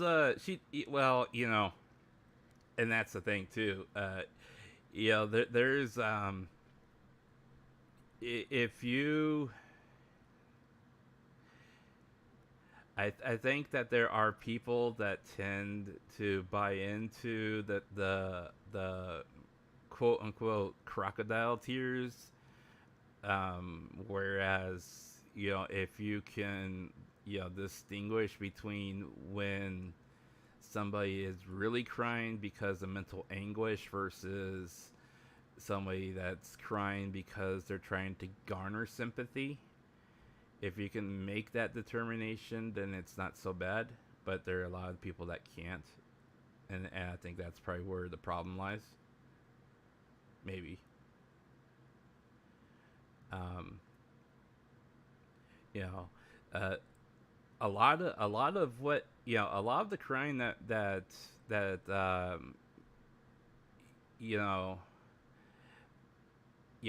a lot of the crying that Miki and Nico did. So let's put it like this. A lot of the crying that Miki and Nico did, I believe, was real. Okay. Now, whether or not it was self-induced is a different story.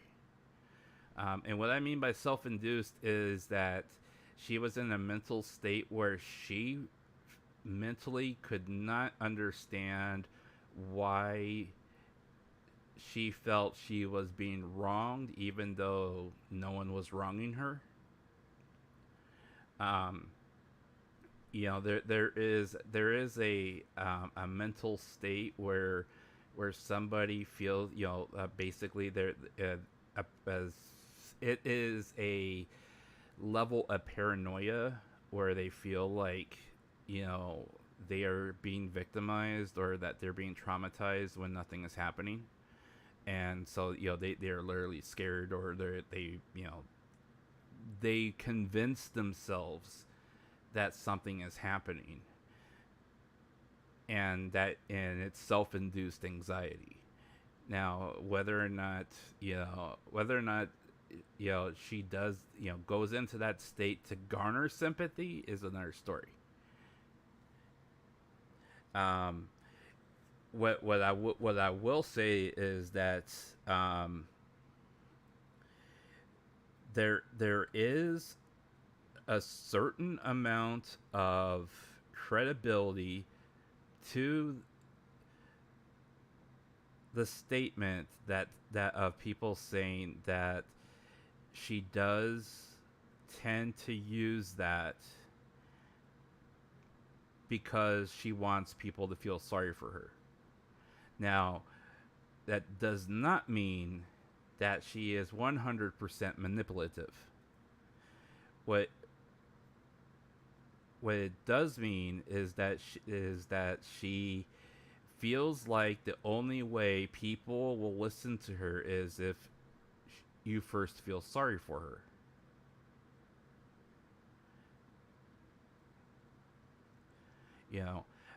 There are people that do feel that if you don't feel sorry for them, then you're not going to listen to them.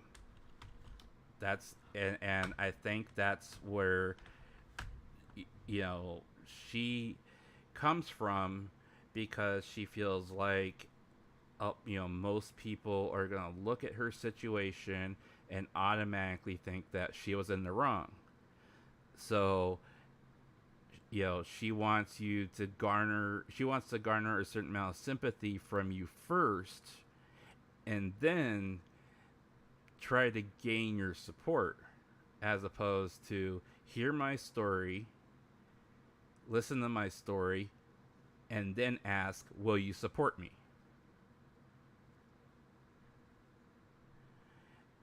Now when she was Rushia, she tended to, every single time that something would go wrong, Rushia would automatically start screaming and crying and throw a fit and, be an overall brat. I mean, that's the way Rushia was.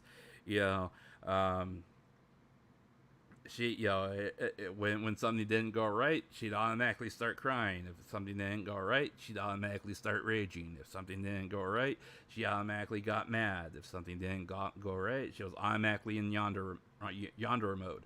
That was the way Rushia was. That was the act that she always, portrayed.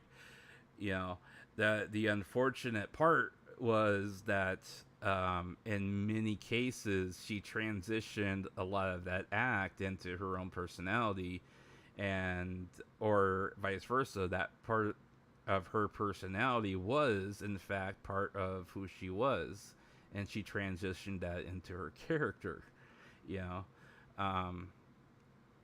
And there's a lot to be said where people tended to there is a term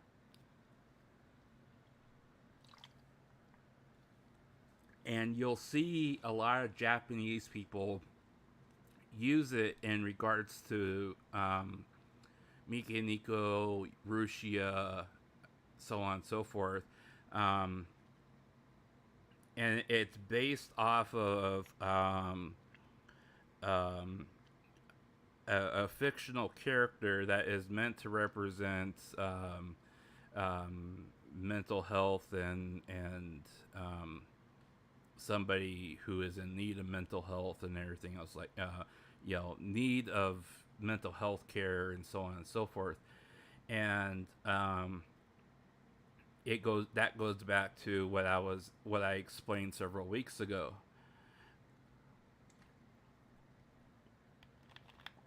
And she is a prime example of that in character design, personality, and so on and so forth. That in itself is not problematic, but it is something that people often misunderstand, and as a result, they call her extremely manipulative because they feel that without context, people are being misled by what she does, and that's just completely not right.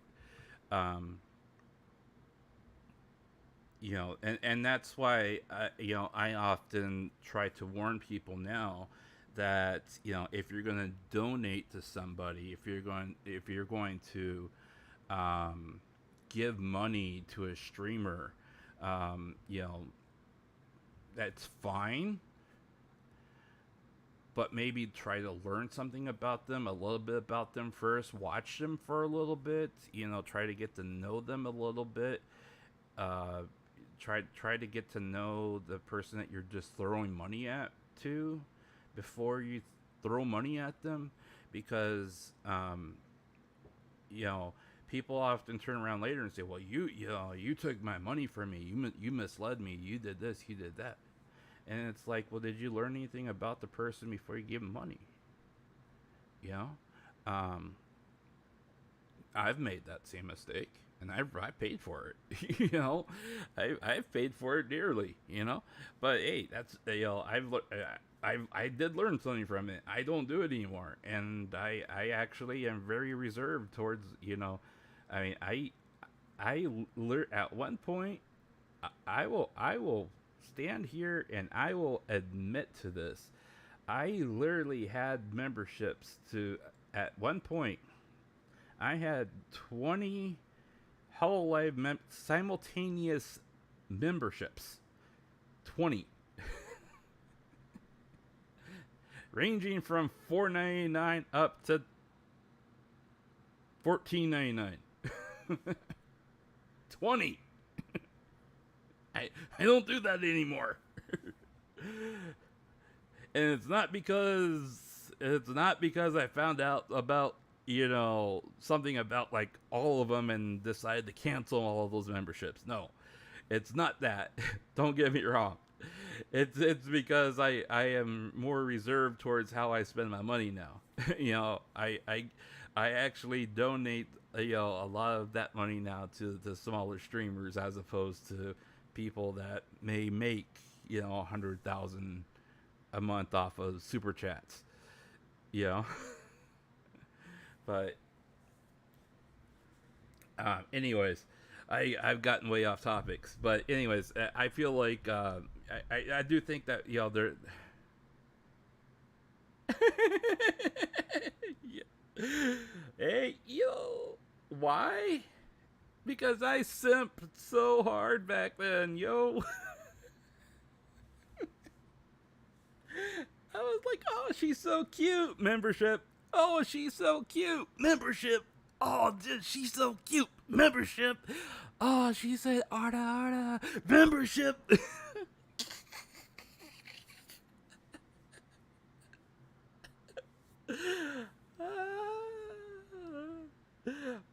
You have Choco Sensei. Oh, thank you for the membership. Thank you. Mwah. Membership.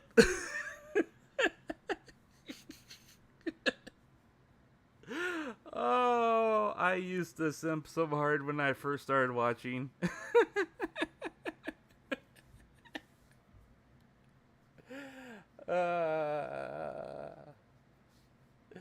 Like I said, I paid for it. I don't do that no more.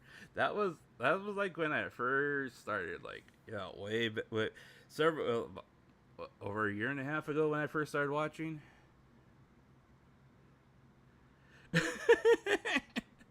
Hey, is that a pillow full of money? Membership? No, just kidding. No, that was back when I spent money on gacha games and VTubers, and I didn't care. I was like, okay, whatever. Membership.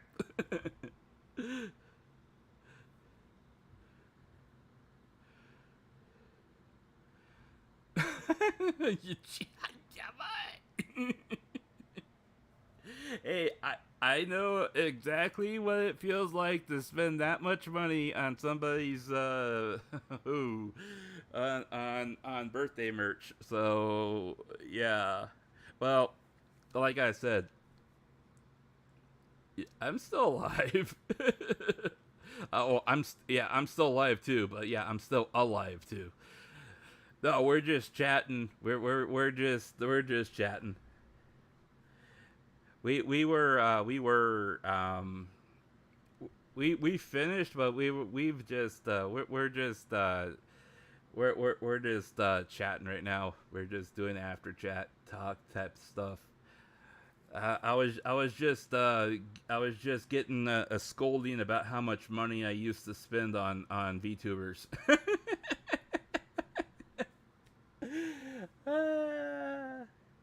No, yeah, I totaled it up. By the way, nice get. That getting her vinyl was it. I thought about getting her vinyl, and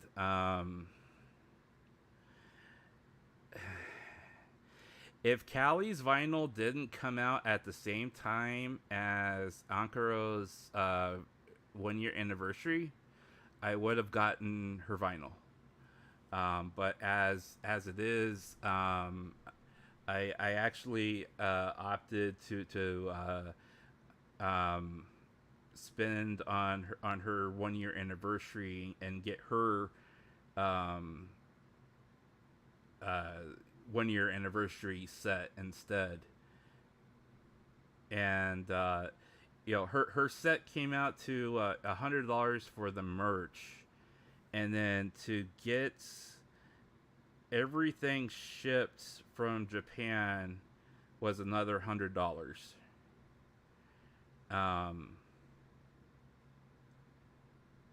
No, it was another $100, so it was $200 for that.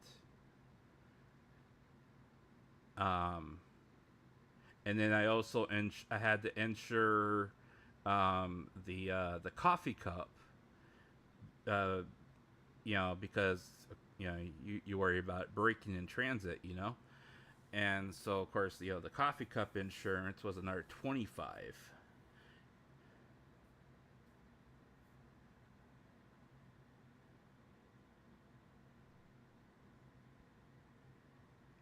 Yeah, that it was actually a pretty good deal. I looked at it long and hard. Now I'm sitting here going, oh, I really, really, really, really, really want to buy it, But then I've also been looking at wanting to buy a new PC as well. Because I wanted to get a new PC so I could, have a PC that's dedicated purely for gaming, and then have one that is pure for streaming, and have a more professional type of setup, and it was. I am really kicking myself for spending that much money on VTubers back then.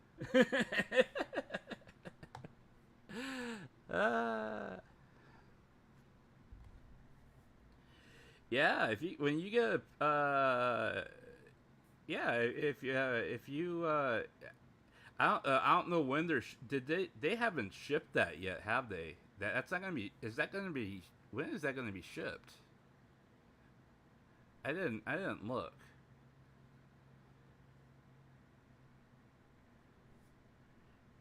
When you get it, if you could Yeah, when you get it, if you post it in Discord, that'd be cool.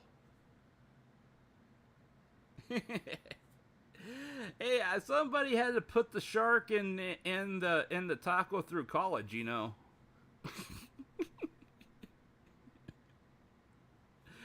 Someone had to make sure the shark had feet.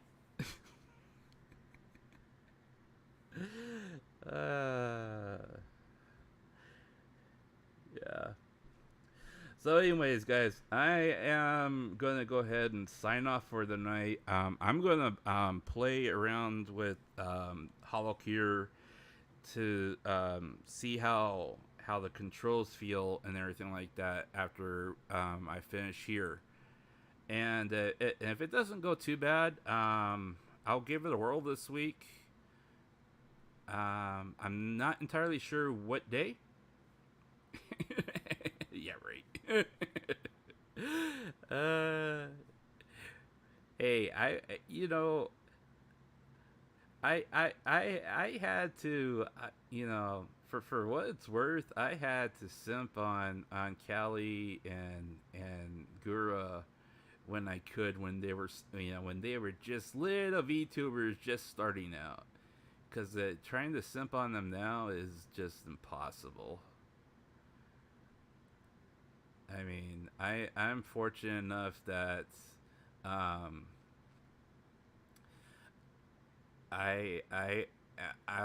tell you the truth. I'll tell you the honest to God truth. I am extremely grateful that Roboco even like responds to our replies and membership posts when she posts in on her community wall.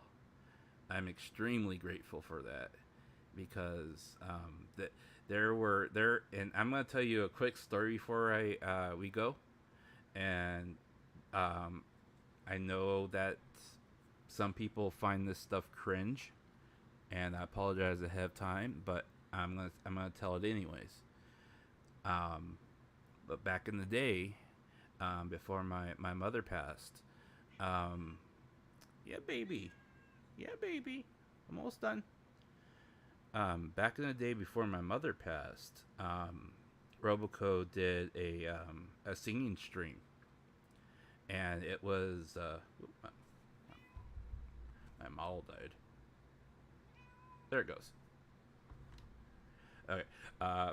Back in the day, when she did that singing stream, it was a member only singing stream, and I had typed out a message for her, and I told her, I said, I had been up that entire night before, talking to my mother,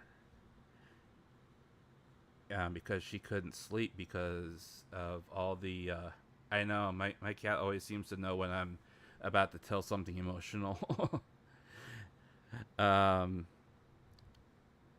She had been up the entire night because she couldn't sleep, because her cancer had progressed so far that she was in so much pain, and the pain medication just wouldn't work anymore.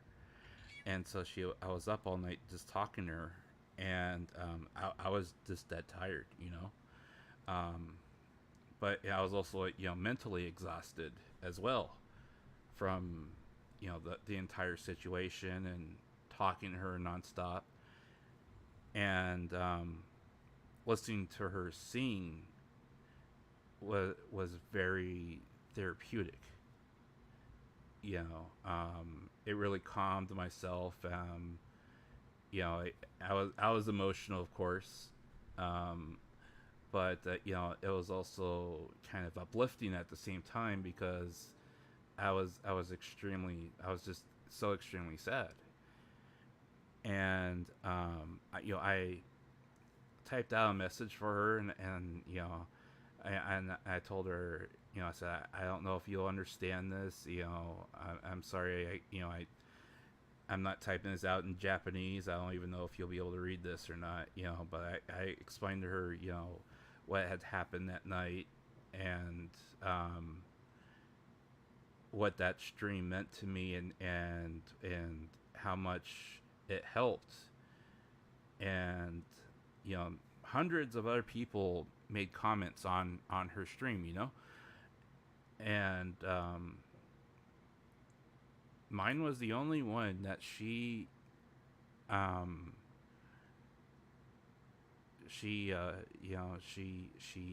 tagged, that she did her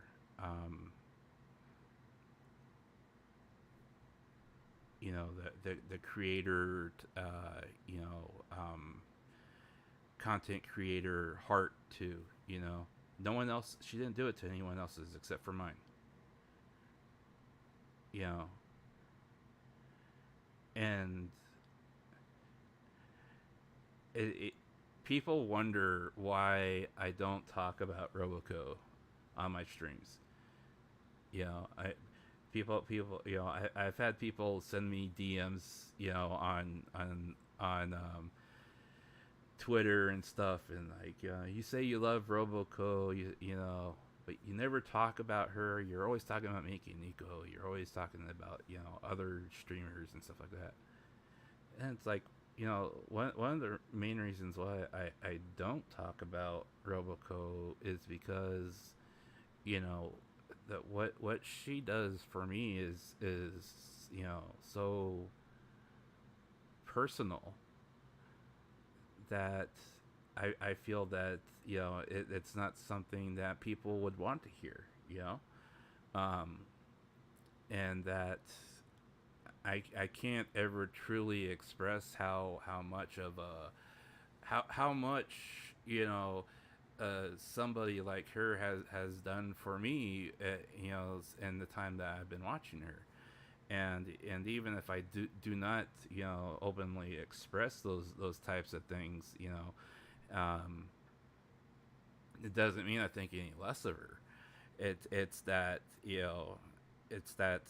I feel that those types of the comments that I have to make about her are comments that people are just going to kind of groan and roll their eyes and say they don't want to hear it, or that's so cringe, or dude, stop simping on her, or, say things like that, and so that's why I don't say those things, and people wonder why when it comes to like my opinion on Hololive, why I still support certain Hololive members.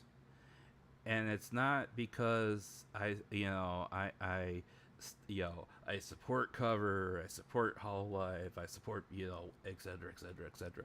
No, it's not that. It's because, Roboco is still there. Unless Roboco has, ever does something that to the point where it's like I can't, her actions do not allow me to support her. That's what I'm going to still support her. Same thing with Mel. Mel, and I was thinking about this earlier. Mel is kind of like, how you have like that pop culture icon that you are never ever gonna hook up with, yet you still look at her and say, you know what, if I had some like far off fantasy and like I was stuck on an island with her, I wouldn't mind, that kind of thing. But yet when it comes down to it, it's like, if I had to choose between Roboco and Mel, it's like, you know what, I'd rather be like with Roboco for like the rest of my life, because I feel like I could actually like, like make a connection with Roboco, whereas Mel, I feel like she would probably be too high maintenance in real life. Type of thing, that kind of thing. But that's just like how my brain works, because I mean, like, one of them always seems to be like, like down to earth and like just like everyday normal girl, and the other one always seems to be like, You know, I need to work even harder to be even the bester of the bestest of the best of the best. And it's like you like admire that, but at the same time you're like, man, she's way too out of my league. You know. But I mean, but I look at both of them and I sit there and I say, you know what? I admire her work ethic, and I admire the fact that she's been able to like do so much for me with, you know, everything that I've been going through, and she's been able to like either understand or sympathize, or she's trying to at least, you know, say, hey, you know, whatever I've been able to do for you, thank you for telling me, that kind of thing, you know?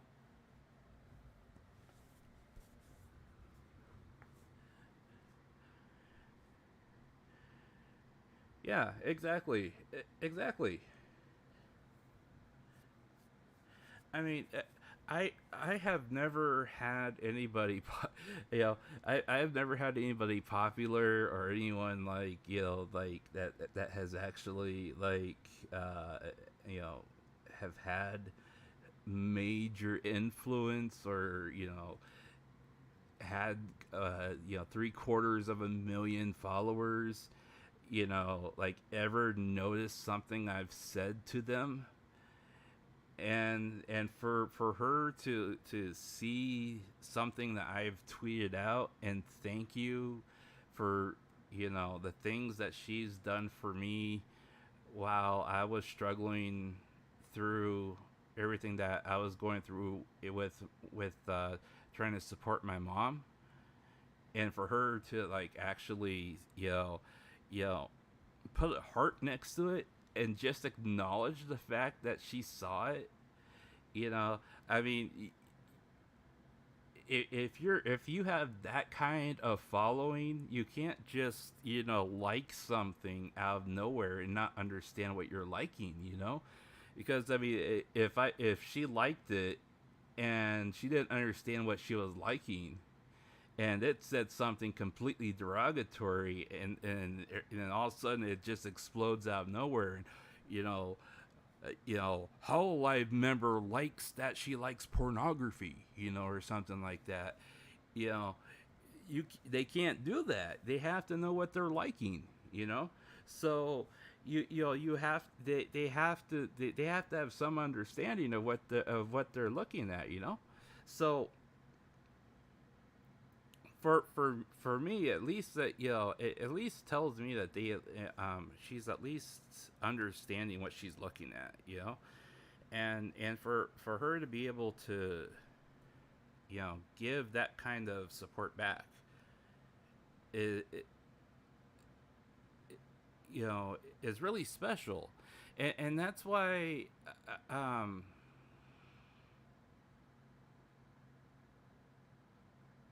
yeah, exactly.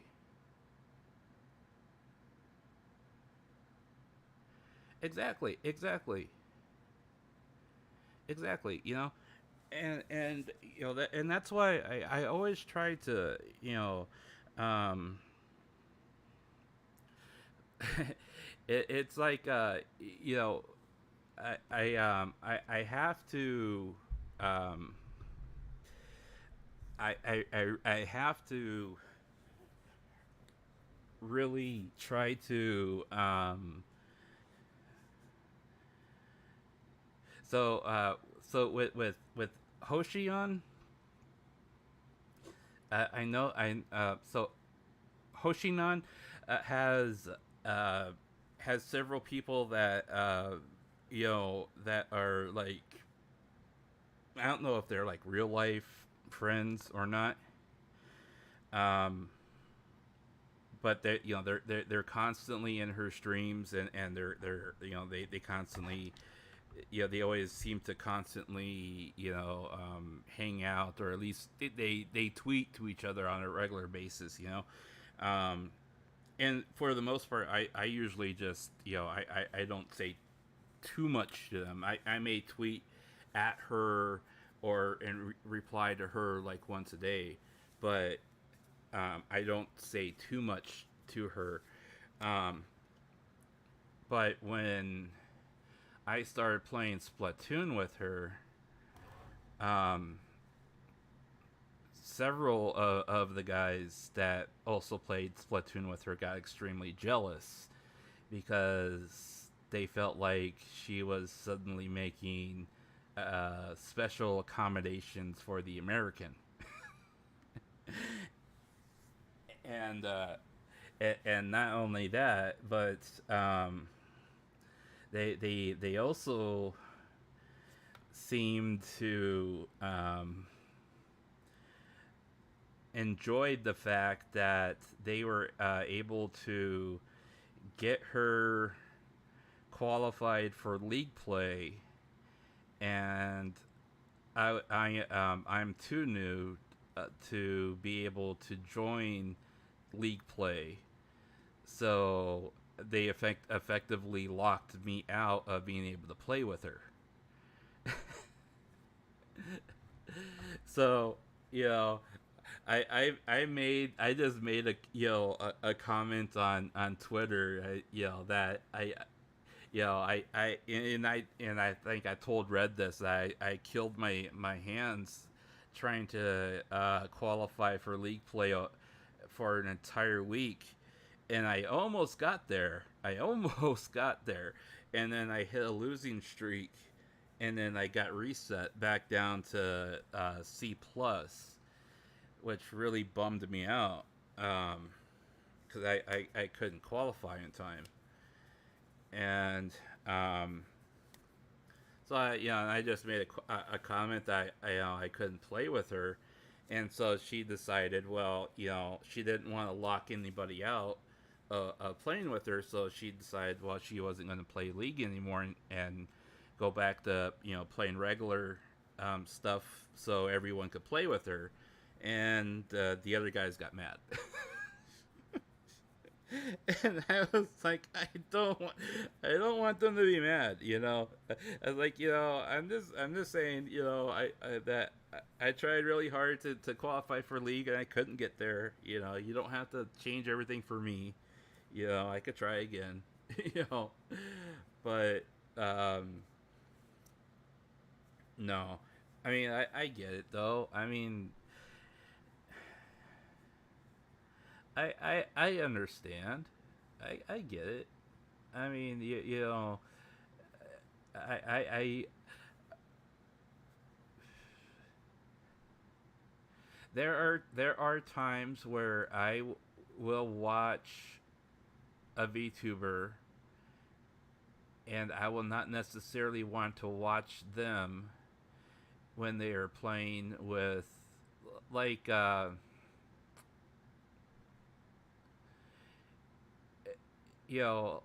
I don't particularly care. I never particularly cared when Toa was playing Apex with what's his name, that Apex champion.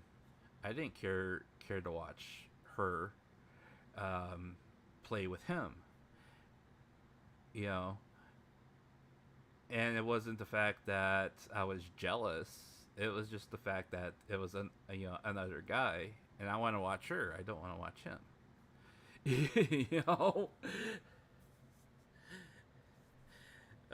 But I mean, and I know that may not be the same or anything like that, but it's just they're just there's just instances like that where it's like, I don't want to watch him. I don't want to hear his voice. I want to hear her voice. If I could mute him, that would be perfect. If I could just take my Toa sticker and put it over his face and then mute him, so I could just hear her, then this would be perfect. No, I'm just joking. But it is nice, and she's been very, very nice too, with talking to me and giving me replies and stuff like that. Same thing with Ankuro. Ankuro has still, I really hope she's taking a break. I worry that she says she's taking a break and she's just working while she's not saying anything. I really hope she's taking a break. Because that poor girl just works her butt off all the time, and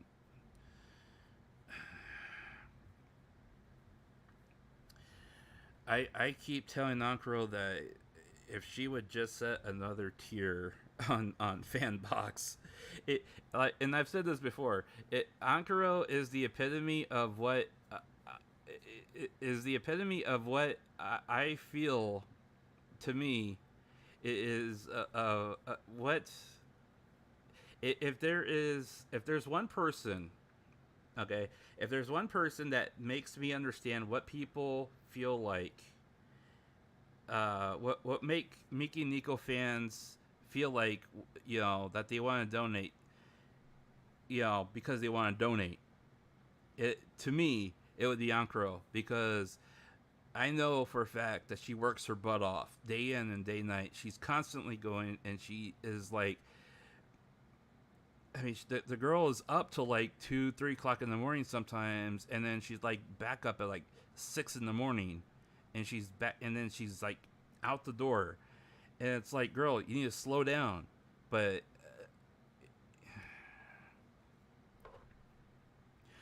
and I keep telling her, if she would just open up a higher tier on her fan box, because she won't open up a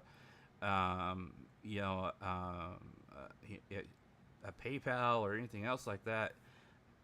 I said I would subscribe to it, because I number one, I feel like she does more than what that she does more off screen than she does on screen to deserve it, and if she had the financial funding, if she had the financial funding, she wouldn't have to do so much off screen, so she could actually do what she wants to do on screen, but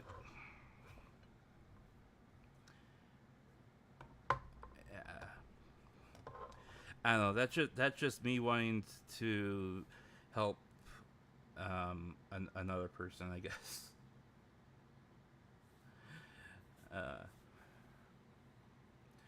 But yeah.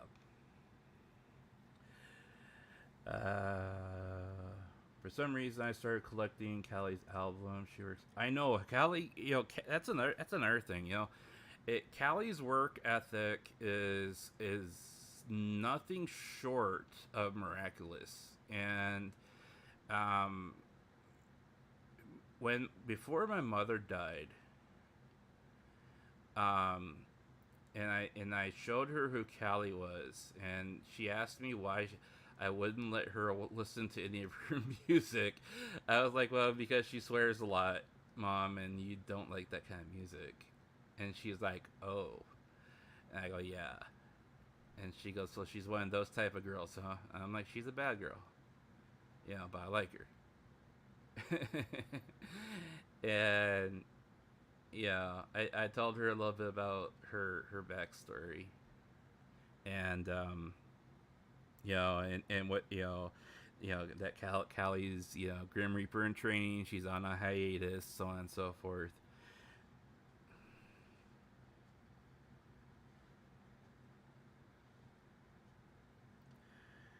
And I haven't told anybody this, but one of the letters that I sent Callie, and I don't know if she ever got it or not, but I sent her a letter before Mom passed.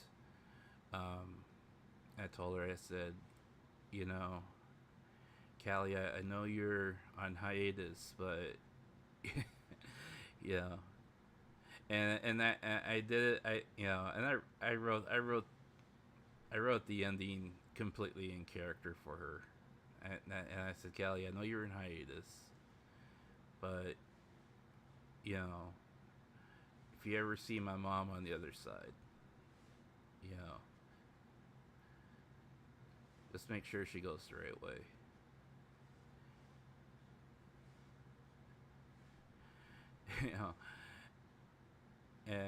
And because my mom always told me, she's like, when I get to the other side, I'm gonna find her and give her a hug and say thank you for saving my son's life, you know?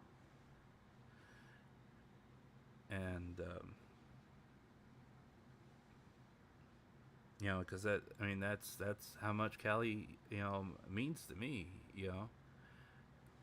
I mean, if it wasn't for people like Callie and Gura and Karoni, you know, I wouldn't be here right now. You know, people wonder why I don't give up on some of them girls in Hololive. It's because of what they've done for me as a person.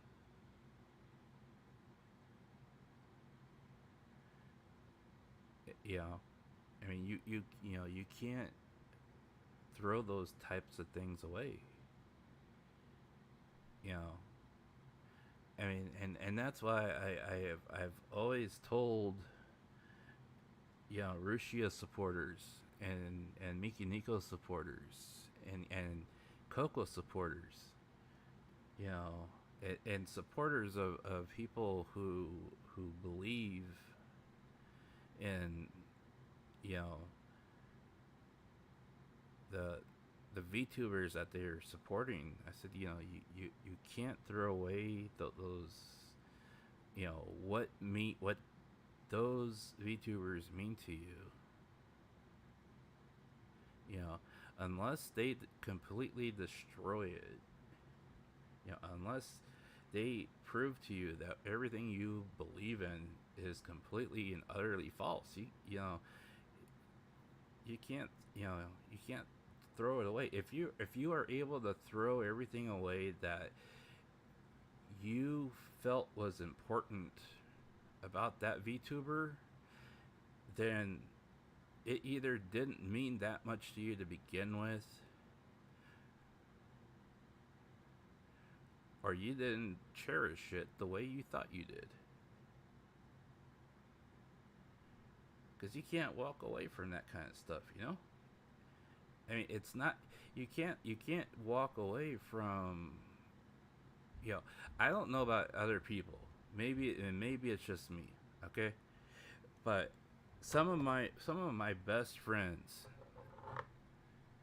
you know, I don't talk to anymore. One of them in particular, I knew since I was 14 years old, okay? Half of my life. Well, actually more than half of my life. But, I actually have to do the math here. Yeah, a little bit more than half of my life. And if you could, you know, and he changed as we got older. You know, he started changing as we got older, and he started buying into a lot of political stuff, and he started buying into a lot of, you know, political rhetoric and whatnot. And eventually his morals and values changed, and they went in a completely different direction than mine. So we don't talk anymore, but it's his choice. And I told him, I said, you know what, you were my best friend. You're my best friend in high school. I stood by you. I still stand by you. You know, but if you're choosing to walk away, then that's your path to take. I'm still standing here.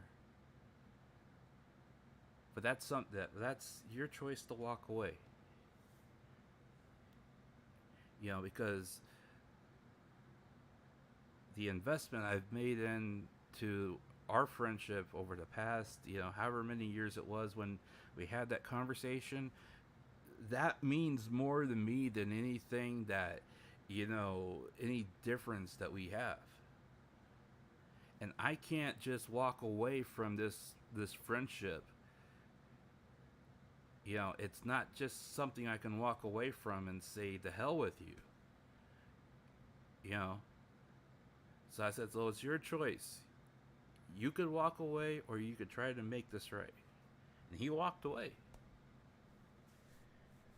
You know, and I don't know if that friendship, you know, meant as much to him as what it meant to me, or if that friendship eventually became less than what it was, to him, or he just didn't value it as much as he used to. But he obviously found it not enough to be able to walk away to. So, my point is that, if you find that value in that VTuber or that person that has, that gives you that kind of validation in you as a person, it's okay not to walk away from it. It's okay to support it. Just make sure you don't make sure you don't over support it like I did. Make sure you don't 20 Hololive simultaneous memberships like I did, type of support. Actually be smart, use your head a little bit too. You don't just lead by passion, lead by your head too, But there's still, for me, and to go back to my point with with Ankaro, I always call her my senpai on Twitter, and it's part endearing and it's also part true, because she continuously shows me different things and teaches me different things that over time has helped me with presentation, and also helps me with just being able to communicate back and forth between her and other VTubers in general, to the point where I'm able to talk to other VTubers and be able to speak with them on the same level, and not sound like I'm just not knowing what I'm saying. So it's always to me, I'm always going to learn from her. She's always going to be a senpai, even if we aren't in the same group or company or organization, or even working together, or in the same company. She's always going to be my senpai, because she's always going to be the one that started before me. I'm always going to be the one that's learning from her.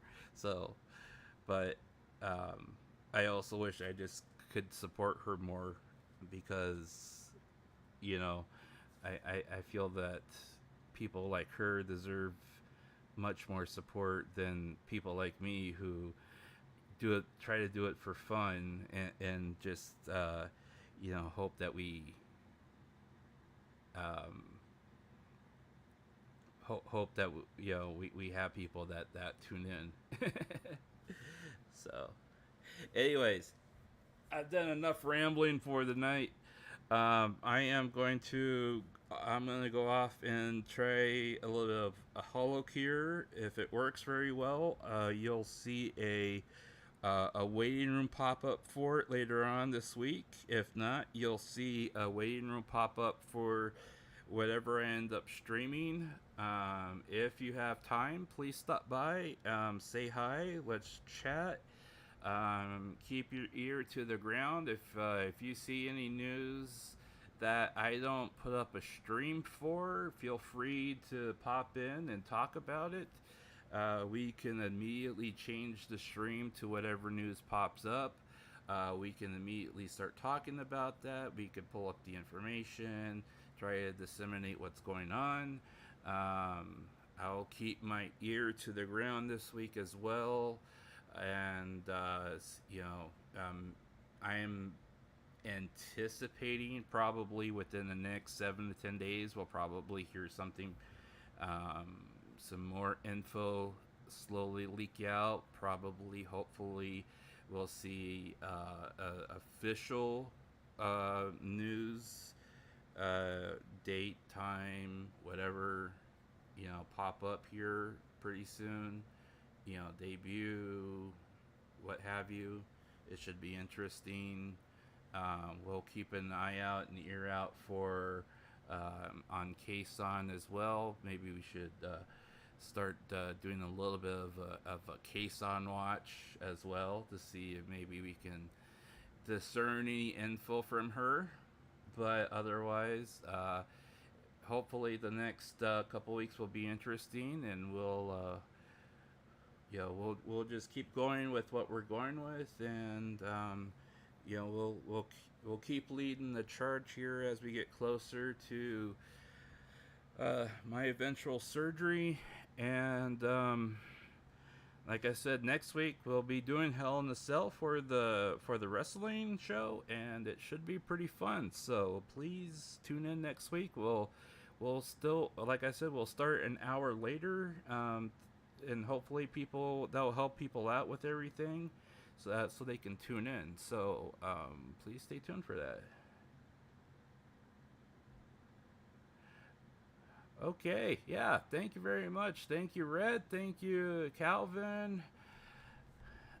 Healer, thank you for tuning in. I know you popped in earlier, and you were at work. I don't know if you were still here or not. Beavers, thank you for popping in. Oh, I just lagged. Okay, there we go. Healer, thank you for popping in. Brady, thank you for popping in. Leo, RFX Leo, thank you for popping in. Oreo, thank you for being here. Let's see here. Alvin, thank you for showing up. Kyoto channel, thank you for showing up. Thank you for being here.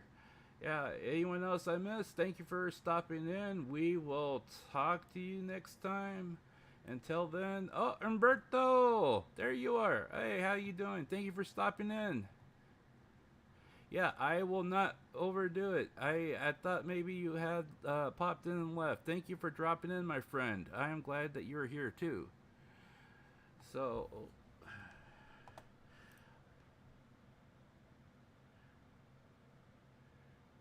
okay, that was weird. Did I just start dropping frames? No, I didn't drop frames. Okay, well, alright. We're going to say goodnight. We're signing off. Until then, this is Marko Yamashita signing off. You guys take care. We'll talk to you again soon. You're very welcome, my friends. We'll talk to you again. I have plenty of other stuff I could share with you, so we'll talk to you later on this week. Take care. Peace.